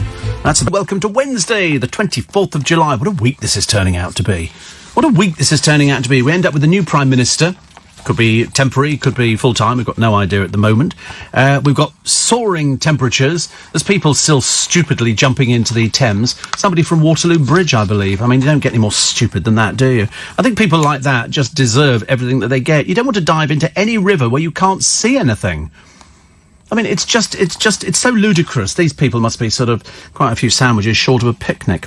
There's a pub who's put up a Christmas tree on the hottest day of the year. I don't know a problem with it. Why not? Why do they make such a big deal about it? What do you think? There's going to be a plague or something that's going to come down? Also, 15 motorists a minute will break down this week, mainly because people don't bother checking their cars. You've got to check you've got water in the windscreen wipers and the usual sort of things. And that's the only way that it kind of works. We seem to be losing the homeless people in Twickenham. We've had a plague at the moment of people who have been sort of sleeping about all over the place. I mean, whether or not it's too hot in this weather to do it, I don't know. There's also a story which is sort of creeping around some of the newspapers of a boy of 11 arrested for allegedly assaulting a police officer. An 11-year-old boy. Although I saw somebody on the television the other day, it was a programme about youngsters trying to find work. This was a 16-year-old. I thought he was 40. Seriously, I looked at a picture of this lad and I thought, God, you're a big... You know, you get big people. And he was a big person for 16. The drug baron, who was filmed throwing £300,000 worth of heroin out of his van in a police chase, just been sent to prison for 14 years. Not one of his favourite days, I should imagine. As if they seriously think that by throwing it out, the police are going to sort of stop to pick it up. They don't. The Morris dancers marching on Westminster, but Morris dancers the like of which you've never seen before. It breaks all the tradition of Morris dancing, people wearing white with flowers and, you know, really lovely. These ones just look grubby and dirty. And the pub boss, who shut down one of his pubs after his punters broke the rules. No phones, no swearing. We used to have a pub over the road from us when we were in Hammersmith, and the landlord there used to have a box. If somebody was caught on their mobile phone, pound into the box. And the money went to charity, which is good. This particular landlord has shut down the pub. I mean, how is it possible to actually sit there on your telephone in a pub? How lonely must you be that you've got no friends to talk to? But we all do it. I've been out with friends for lunch and things like that, and you look at your phone all the time, don't you? You know, I wonder if anybody phoned me. And just to, you know, I think I'll send a message to something. Then they don't bother replying. It's fairly popular in this day and age, isn't it? Ed Sheeran, besotted with his wife, has named another pub after her. Boozer number 2, I suppose. And the van that crashed into a police station in Australia, the driver had... when they opened up the back of the van, they couldn't believe their luck. There was £140 million worth of drugs. Crystal meth. 140 million. You can imagine, so they've got the drugs and they've got the driver. The person who owns the drugs will be taking out a contract on the driver, I should imagine. He won't be living too long. And is it offensive to see an advert for an air conditioning company, is your wife hot? 2 people complained about it. 2 people complained about an advert for that because they said it was sexist. Just 2 people. And the ASA faffed around as per usual. You know, they have to decide if something's sexy. I mean, we can't do anything nowadays, can we? It really is. It's getting to that ridiculous stage where there is just nothing. The Eton mess is the bungling toff who went from telling tales about the EU to leading the Foreign Office. Now he's heading for Downing Street. And he was born in America. but he is British, apparently, but he was born in America. And it's because people were worried he's going to meet the Queen and she's going to laugh at him. And I'm thinking, no, he's more on her level than anybody else. More on, definitely. Also, the red alert, the toxic dust and 38 degree. Can you imagine? They've got a picture of Lyme Regis here. There's not an inch of space. What is the fun of going down to the beach where you go, is there any room? Can we put up a windbreak? And there's no room at all. Get the deck chairs out. So families trek through all these other families and they basically set up camp. I mean, most of them appear to have tents. I've never seen so many people with tents on a beach. Thank God I never went to Lyme Regis the other day. Over in Blackpool, obviously not as many people, mainly because Blackpool is awful. And in Teignmouth, families were flocking there, but again, there was a few little spaces left. But I suppose today, because they've said the weather is going to be as good as it was yesterday, if not better, depending on your term of good and how you define good. I mean, if you're somebody like me who doesn't enjoy the sun at all, there's no point in me driving down to Brighton to go and sit on a beach. That would be ridiculous. You know, unless it was the nudist beach, which I should imagine wouldn't be as busy. Well, we could go to the nudist beach. You sit there on some stones. It's fairly entertaining. No? Oh, there you go. Well, that's the only offer you're going to get. There's no other offers on the table, I'm afraid. Steve, dairy milk chocolate is cheap and nasty. Only Belgian or Swiss for me, says Pat. Isn't it funny how everybody's got their favourite chocolate? And I've had Belgian... In fact, last year we had... won't be this year. The Belgian chocolate money. I mean, normally it's a bit rubbish, isn't it? We had the moon landings 50 years ago. Tomorrow, 10 Downing Street has the loon landing. They're always doing it. When were the moon landing? 50 years ago. Today? No, yesterday. Yesterday, day before. I don't know. Is it tomorrow? Is it next week? Who knows? I'm with you on having a pasty at the Palladium, says Kevin the restaurateur. Would have been perfect. I did, however, when home, make a toasted ham, cheddar, vine, tomato, toasted sandwich with Dijon mustard. Hit the spot. Yeah, I mean, I see no reason why they can't have hot sandwiches sitting in a hot thing and you just sort of sit there and eat it. What's the matter with... Why can't you have that? Why does it have to be an ice cream in the theatre? Why does it have to be a box of chocolates? Who wants to eat chocolates? Or failing that, the other thing they actually said, it's fruit pastels or fruit gums. Why can't we have toasty ham and cheese? I bet if they did toasty ham and cheese, they'd sell loads. You just make them, and then you keep them hot. And then somebody comes along and they go, oh, is that ham and cheese? Yes. Could I just have cheese? No, it's ham and cheese with mustard. And they go, how much are they? And you go, they're £4. Oh, I'll have 10. Lovely. And that would keep people happy. Because most people, by the time you get out of the theatre, you don't have enough time to pile into your local takeaway or anything like that. You've got to get home because it takes forever and a half. So why not sell food like that? Nobody thinks about it. I reckon if I had a toasted ham and cheese thing, or toasted ham, or just toasted cheese, I reckon I'd do a roaring trade there. An absolute roaring trade. Who wants an ice cream? You sit there, and little tiny tub, and it's about £4, isn't it, for a little tiny tub? You've got to find the spoon. It's in the lid, by the way, just in case you haven't had an ice cream in an expensive theatre before. And they don't do lollies. They only do tubs. And it's always very posh ice cream. It's always Loasley or something like that. It's never anything common, is it? It's always very expensive. So I find going to the theatre very expensive. But on the other hand, I quite like the experience. I think we should have... You can take drinks in now, can't you? So you can be tiddled throughout the performance, depending on, what particular performance you're looking at. And then somebody said to me the other day, can you believe that they're selling tickets for the pantomime at the Palladium already? I said, they've nearly sold out. What do you mean? They've nearly sold out. I came off the train at Richmond the other day, go up the steps, what's right in front of me? The Richmond pantomime for this year, starring Joe Brand. Tickets are on sale. Tickets are on sale already. It's July, and they're on sale. I mean, I think that's quite a good idea. Maybe better to get them in early, and then at least you don't have to worry about it, do you, nearer the time? With all this hot weather, says Donny, I wish people wouldn't put their stinky feet, would put their feet into proper shoes on the tube and not wear flip-flops. Oh, dear. It's so prevalent with New Zealanders, and actually, I just saw one of our cleaners. He's got flip-flops on this morning. I don't think people should wear flip-flops. We had a thing the other day where the producer, Thomas, was sort of saying, can I wear shorts? No, absolutely not. Absolutely not. You can wear them on Darren Adams' show, but not on my show. We have a dress code here, and we adhere to it. It's called Well, I don't think so. I think you'll find that it's my programme and I decide what you're going to be wearing on it. And if I decide that you're going to be, there's a dress code on this programme, there's a dress code on this programme. In exactly the same way, Nick Ferrari, you wouldn't get away with a pair of shorts on Nick Ferrari's programme. Absolutely not a cat in Hades chance. In fact, if they have a minister coming in or a guest coming in, everybody's suited and booted. Seriously, pair of shorts? I don't think so. Very common. Don't have things like that, do we? Other stories in the papers. They reckon that a second dog has been swooped on by an angry bird. But that's quite normal. British Airways losing a High Court bid to block the summer strikes by the pilots. They just want to, they want to sort of earn more money. I can understand the earning more money, but don't screw up our holidays. Thank you very much indeed. So the Loch Ness Monster hunter. Again, biggest pile of rubbish. They haven't had a picture of the Loch Ness Monster since, what did I say, 1930, where is it? 1934. That shows that there is nothing there at all, apart from some bloke trawling his boat up and down. It's a way of going up and down a loch. It's very sweet. It's very sweet, but they're not looking for anything. He's just taking money off people under false pretences. Oh, look, another picture of Summer Montes Fulham. This is the girlfriend of Paul Hollywood out with her mother on Monday with their photographer. So they can have a picture of her. Very inappropriate clothing for riding, I'm afraid, but there we go. Obviously, she's not an experienced rider. And a drug dealer has been jailed for a year after police found cannabis and cocaine in his room at his grandmother's house.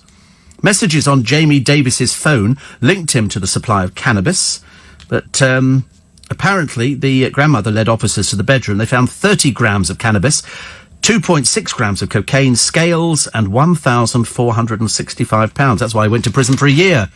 Why is it that drug dealers are always so clever? Oh, look at all this money we're making. They trace them immediately. They find out where it is and they take it all. And they end up with nothing. They just sit in prison for years on end. Not sure about the... we got Pride of Britain coming up very, very shortly. And what was the other one? There was another story which I quite liked, actually. Oh, it's another picture of Mylene Clash. She's pregnant, in case you didn't know. Thought I'd mention that to you now. Not that it's ever been mentioned at all. And Motsi Mabuse had a humble start, but true grit helped her rise from South Africa to international dance champion. And she's going to be there are three of them, actually, three sisters. Femelo, Oti, and Motsi. So that'll be quite nice. And then there's a picture, actually. I wasn't sure what to make of it. It's Dylan Brosnan, who's the son of, Piers Brosnan. But he's taller. He's very thin. He's very, very thin lad. And he was attending an LA movie premiere. He's 22. He towers over his father. Seriously. Must be very difficult if you're taller than your dad. 6:15, they'll be 19 minutes past 6. I only say that because you might be clock watching thinking we better run... Oh, we've missed it. Because people do miss trains, don't they? I always like it whenever you go... I'm a bit naughty, actually. Whenever you're going up the stairs at Richmond Station, I think they should have upstairs and downstairs. You know what I mean? Two separate staircases to get to the platform. Because there's always people rushing down, and I know, because I've just left the train, that the doors have now closed. And you say, excuse me, and they don't say excuse me, they just sort of barge past you. And I feel like saying, you've missed it. But I don't say that. I just sort of smile sweetly to myself. Dallas says you can't beat a bar of Galaxy chocolate. Please do not write in with your favourite chocolate bars. OK, that was the only one. And Oliver in Muswell Hill says, I always put a stock cube or a clove of garlic in the boiling water when making rice. Take some of the blandness away. Happy rice and vegetables. Actually, I really enjoyed it yesterday. I thought it was actually quite nice. It was very filling. And obviously worked, didn't it? Because we managed to get the numbers down. Have you noticed, Steve, says Pablo, how chocolate has become the victim to snobbery? You used to take a box of Milk Tray or Matchmakers when you went to somebody's house for dinner. Now it's Godiva or Hotel Chocolat. Can't remember the last time I saw somebody eating Thornton's. I bought a box of those a while ago. And not for me, I bought them for somebody else. But you're right, actually. It was a box of Milk Tray or Matchmakers. Nobody gives boxes of chocolates away to people now, do they? That's the thing. Matchmakers was considered quite posh. They either did them in orange or they did them in peppermint, didn't they? And people thought that was flash. So there you go. Steve says, Steve from Hull, I might go to that nudist beach if I've got nothing on. La, la, la, la, la. And we're storming Area 51. Boris is Prime Minister. It's 31 degrees at 7:30 at night, and seagulls are robbing dogs out of people's gardens. I think, says Joe in Torquay, it's definitely the end of the world as we know it. And Martin says, Steve, £4 for a cheese and ham toast. You wouldn't see that selling well up north, would you not? I thought that seemed quite reasonable, actually. Seemed quite reasonable to me. Steve, with regards to hot food in the theatres, they don't offer because of waste, i.e. not sold. Losses of money. I know that because I asked in the past, says Mr. T from Sevenoaks. And Reese says, Amy from Love Island was being interviewed live on your Capital Radio breakfast show yesterday. Did you get the privilege of meeting her? Mercifully not, no. I was lucky I managed to avoid that one, actually. We were well out the building. Well, actually, we weren't. But I just thought, I just don't understand the principle of it. You go to a game show, you don't do very well, and then you go into rehab to try and get over the trauma of the whole thing. Boy, is she in for a shock in real life. There's going to be a lot more of those upsets. You know, so expect her to start bursting into tears anytime soon. But of course, she hasn't done that because it's all a bit fake, isn't it? It's all a little bit too much. I think they should vet these people carefully. Paul McCartney has hinted at plans to compile an album made up of improvised tunes from his sound checks. I think he's writing this Christmas musical, isn't he? Which we're very much looking forward to seeing. I am, although a friend of mine said they weren't looking forward to it at all. I said, I think it'll be amazing. Plus, a pub who puts up its Christmas tree on the hottest day of the year. Drinkers in the air balloon were greeted by the 5-foot artificial tree adorned with gold, blue and silver baubles, as Britain baked in highs of 33. This one carried a sign saying, have yourself a merry little Christmas. The pub in Filton, near Bristol, has put up its Christmas tree in July. The manager, Joanne, says it puts a smile on drinkers' faces and encourages early Christmas bookings. Well, in fact, if you go to any pub that's got Christmas bookings on offer already, they will have a small tree there. See, I don't have a problem. It's only the Christmas doommongers, the people who hate Christmas. They are bar humbug. They don't like it. They'll be writing in to complain to everybody. Oh, Christmas. How can you have Christmas so early? And you go, easy, because we're happy and you're miserable. And that's why they absolutely hate everybody having a nice time. So, you know, you can only have Christmas. I don't know what they think Christmas is. It's just a time to stick your tree up and give each other presents. It's nothing else, is it? The religious side of it went out ages ago. But that's what these people thrive on. They thrive on their own misery. I feel a bit sorry for them, really, because Christmas time for them must be so dreary. They've got nothing to do. They hate the television programmes. They hate everything. They don't like any of it. It's a case of, you know, we've had it every year since goodness knows when, and now they don't like it.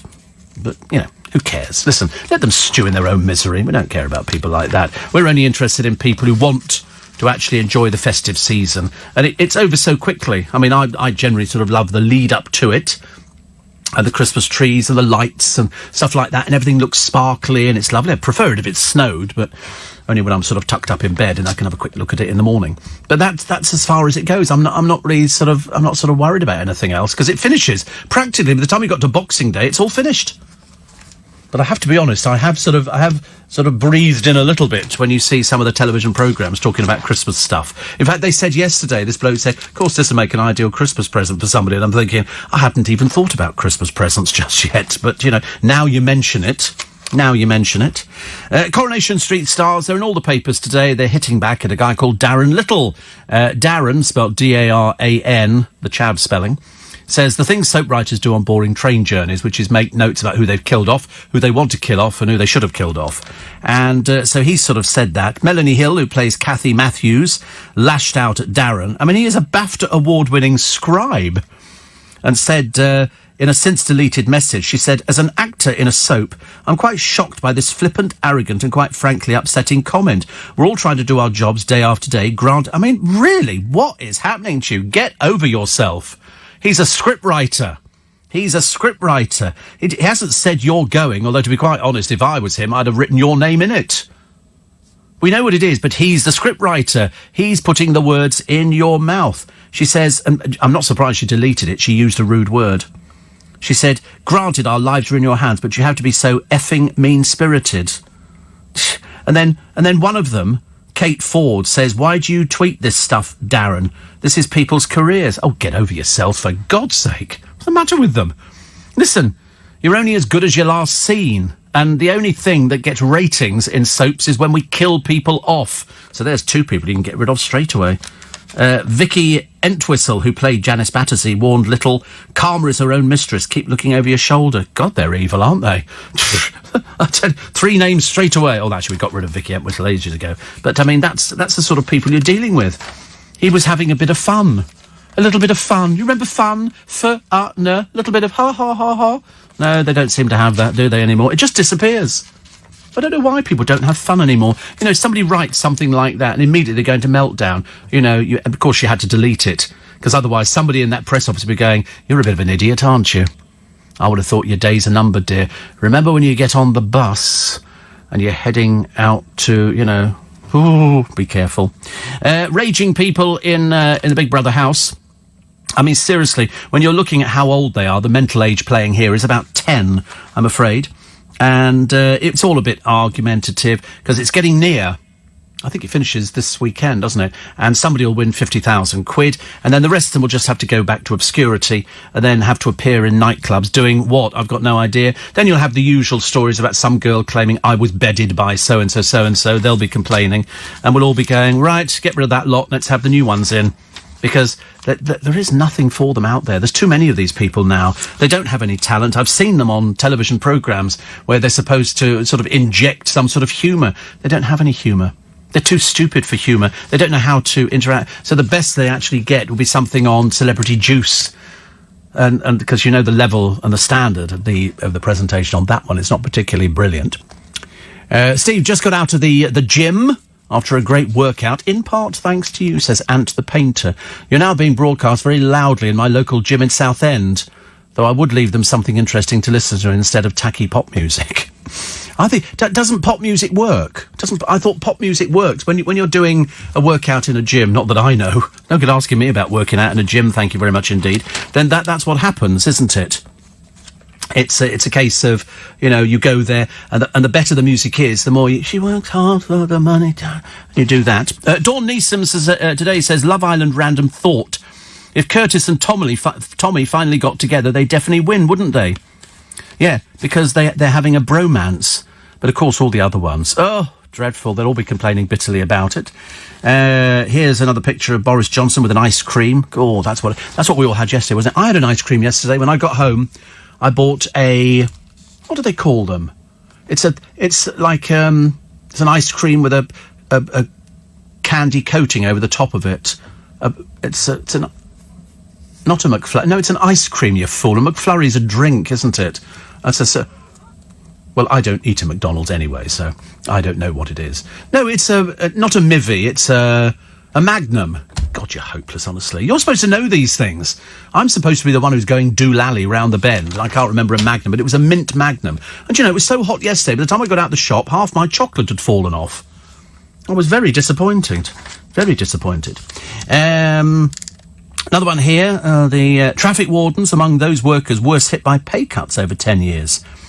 Pay for estate agents and auctioneers crashed by 33.3% in real terms over a decade. Traffic wardens' pay packet shrunk by nearly 30%, 29.5%. That's bad, isn't it? I think we need traffic wardens, not round my way, because I'm lucky.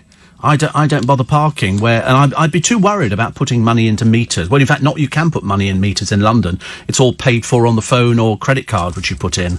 It's one of those odd things now. Years ago, people used to nick the traffic meters because they knew that they had loads of money in. I told you, we actually came out of work one time. We were on the Gray's Inn Road. 6 machines, parking meters, had been cut down. They got out with an angle grinder, cut them down and taken them away because they contained so much money.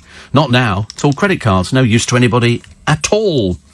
Nothing here. What else have we got? Nothing. A daily diet of Whiskas cat food and chappy dog treats might not be everybody's cup of tea, but it is for some. This is revealed in a new TV documentary which lifts the lid on Mars's huge pet food factory, where they employ a team of experts to actually eat dishes of the stuff. I'm told it's perfectly edible. There's nothing in it that is going to do you any harm at all. And it's Britain's giant pet food factory. See, I'd be interested. 9 o'clock, though. Way too late for me. Way too late. After the news, what's the weather like today? It's currently clear and 21 degrees in London. Expect partly cloudy skies starting in the morning. Today's high will be 31 degrees. and the low will be 21. 31 degrees, so double it, 60, add 30. You're looking at 90 plus. There you go. There's something to cheer you up, or not, as the case may be. Front pages of the papers. Daily Star, India's a snake charmer. This is in Love Island as we rapidly reach the end and the whole thing explodes in a giant ball of egos. Plus, I dream about Corrie Massacre. I love the way that they've slammed this poor scriptwriter, he's an award-winning scriptwriter. Darren Little, his disrespectful tweet joking about how he gets a kick out of killing off soap characters. It's a joke. Honestly, where is their sense of humour? They're as miserable up there in Weatherfield as they are anywhere else. Dawn Neeson in her column says, so it's hot. Get over it. I agree. Chris Eubank is the joke story of the day. I had to check the date and see it wasn't April the 1st. He wants to be the next James Bond. Apparently there's some sort of strange campaign with a lot of mad people who think he could be the next James Bond. I don't know why. Daily Express, new PM, I'll deliver Brexit, unite the country, defeat Corbyn and energise Britain. So EU bureaucrats and doom-mongers be warned. Boris, hang on to your hats. Here I come. He pledged to unleash a new spirit of can-do. Be quite nice to get that, wouldn't it, really? I think we need to change the mayor. Can we have the mayor of Venice, please? Because he seems to have the right idea about things. Somebody upsets something, the apple cart, like, the two tourists, the German backpackers, who decide to brew up a cup of tea on the Rialto Bridge, out the city and a fine of nearly £900. Boris is on the front of the Daily Mirror. They say it's really not funny anymore. Well, it could be, I suppose. It could be. What have you done? Despair is just 0.2% imposed blundering no-deal clown on the rest of the nation. Well, of course, you would expect them to say that. They're a Labour paper. They're the same way you'd expect the Sun to sort of put him on the front page. Boris, I'll deliver Brexit and beat Jezza. Na, na, na, na, na. That's what they put there. Bojo is our new PM. Hey, dude, don't make it bad. It's all clever plays on words. And so you got pages 2, 4, 5, 6, 7, 8 and 10. And 10, all very nice indeed. Inside, apparently Charlie Girling, showbiz, says there's going to be 2 series of Love Island. Yeah, there's a winter Love Island as well. She said it's the best news I've ever heard. Theo Usherwood is obsessed with Love Island. Wasn't interested before. Now, he's obsessed with it. Greg's fans, stunned to find out the chain has regional menus. Well, we can't expect people, in certain parts of the country enjoy what we enjoy, but on the other hand, I quite fancy eating what they're eating. But you never know, it won't ever happen, will it? But very nice. Plus, Teresa packing her bag, but she did have 2 farewell gifts. And it's a handbag and a necklace. Sounds ideal, doesn't it, really? Handbag and a necklace. My friend Anne says, Siri's voice is so calming and relaxing. I'm going to change mine to that one. Is she Irish? She is. It's the Irish voice on there. And in fact, I didn't know she was on there. Before we had another one, I can't remember who it was, but when the boys took over my phone a short while ago, they obviously do something just to annoy me, and they changed it to Irish. But we quite like her. She sounds very nice. Whether she's real, I don't know, or whether she's just a made-up computer voice. Daily Mail, PM Boris Special Edition, 17 pages here, and this is Boris to defy the doom-mongers and restore Britain's self-belief. That'd be nice, wouldn't it? EU talks are looming, rebel MPs are plotting, but after Boris wins the landslide vote with a burst of optimism on the day Britain baked, a Brexit-weary nation's cry is now bring us sunshine, as in bring me sunshine in your smile. Front page of The Guardian this morning, when gulls attack, are seabirds becoming more aggressive? Of course they are, there's more blooming food out there for them. There is far more food than the streets of London are just full of dirty food and everything else. People leave it all over the place. If they don't leave it to somebody who's sleeping on the streets, they just throw it down there. People buy bus stops. It's disgusting. It really is. Also, the stars, stalked by their catchphrases. Of course, Richard Wilson must be sick to death of people going, I don't believe it. Every time somebody sees him, they do that. I mean, it goes. And imagine all the other people as well. So check that one out in The Guardian for this morning. Jeremy Hunt, 46,656. Boris Johnson, 92,153. Front page of The Telegraph, I'm the dude. I mean, you never know. Listen, the Lib Dems have turned themselves around a bit. Let's wait and see, shall we? Let's wait and see. The best comment in The Telegraph, they tell you, Ian Duncan Smith, Nigel Farage, Sherelle Jacobs, Philip Johnson and Alison Pearson. All of that and more. The leader, they say, to deliver Brexit, unite the country, defeat Corbyn, energise Britain. And that's spelled dude. D-U-D-E. Front page of The Times, Johnson goes to work. the can-do spirit for Britain as he becomes PM today. Priti Patel offered the top role, but Hunt's future is in doubt, which is what we said earlier on with Theo. Also, there's a plan for a milkshake tax. God, honestly, be nothing left, will there, shortly? Toothbrushing classes and an end to smoking by 2030 has been published by Theresa May, despite the objections of the Health Secretary. Tom Watson has admitted making a real mistake in believing Carl Beach. I mean, it was so far-fetched, it was untrue, but he needs to apologise, and quickly. And a South Korean jet apparently fired hundreds of warning shots at a Russian spy plane yesterday. Chinese and Russian bombers had earlier flown together over the Sea of Japan. Oops. Let's leave that one to one side, shall we? Makes it so much easier. And that, as they say, is just about it. As the weather soars into the 90s again and we all absolutely bake, I've decided it's another day staying inside. Have you done the Siri weather report? Yes. Do you think Boris will go to the palace on his bike, says Amanda? No, they have the official car for that. It'll be the interesting as one car comes out, one goes in. You don't want to leave the Queen standing around there waiting for these sort of things. The door will open and he will be summoned by Her Majesty. Chris in Chelsea says it'll be sweltering at Lord's today for the England v Ireland Test match. Will you be following it? Oh, avidly. As you can well imagine. Listen to this programme. We talk about nothing but cricket. Cheese, thinly sliced onion and sliced tomato toasty, says Tina. Ooh, don't offer me that at the moment. That's it. Before I go, let me tell you what's coming up on my free podcast for today. It's called Steve Allen's Little Bit Extra. Katie Price wants even more babies. I do pity the ones she has already. Stacey Solomon puts herself on a social media ban, so we're all spared. David Walliams slides into Amy Hart's DMs. I did expect better of him. And the best place to hide away in the UK in the sweltering heat.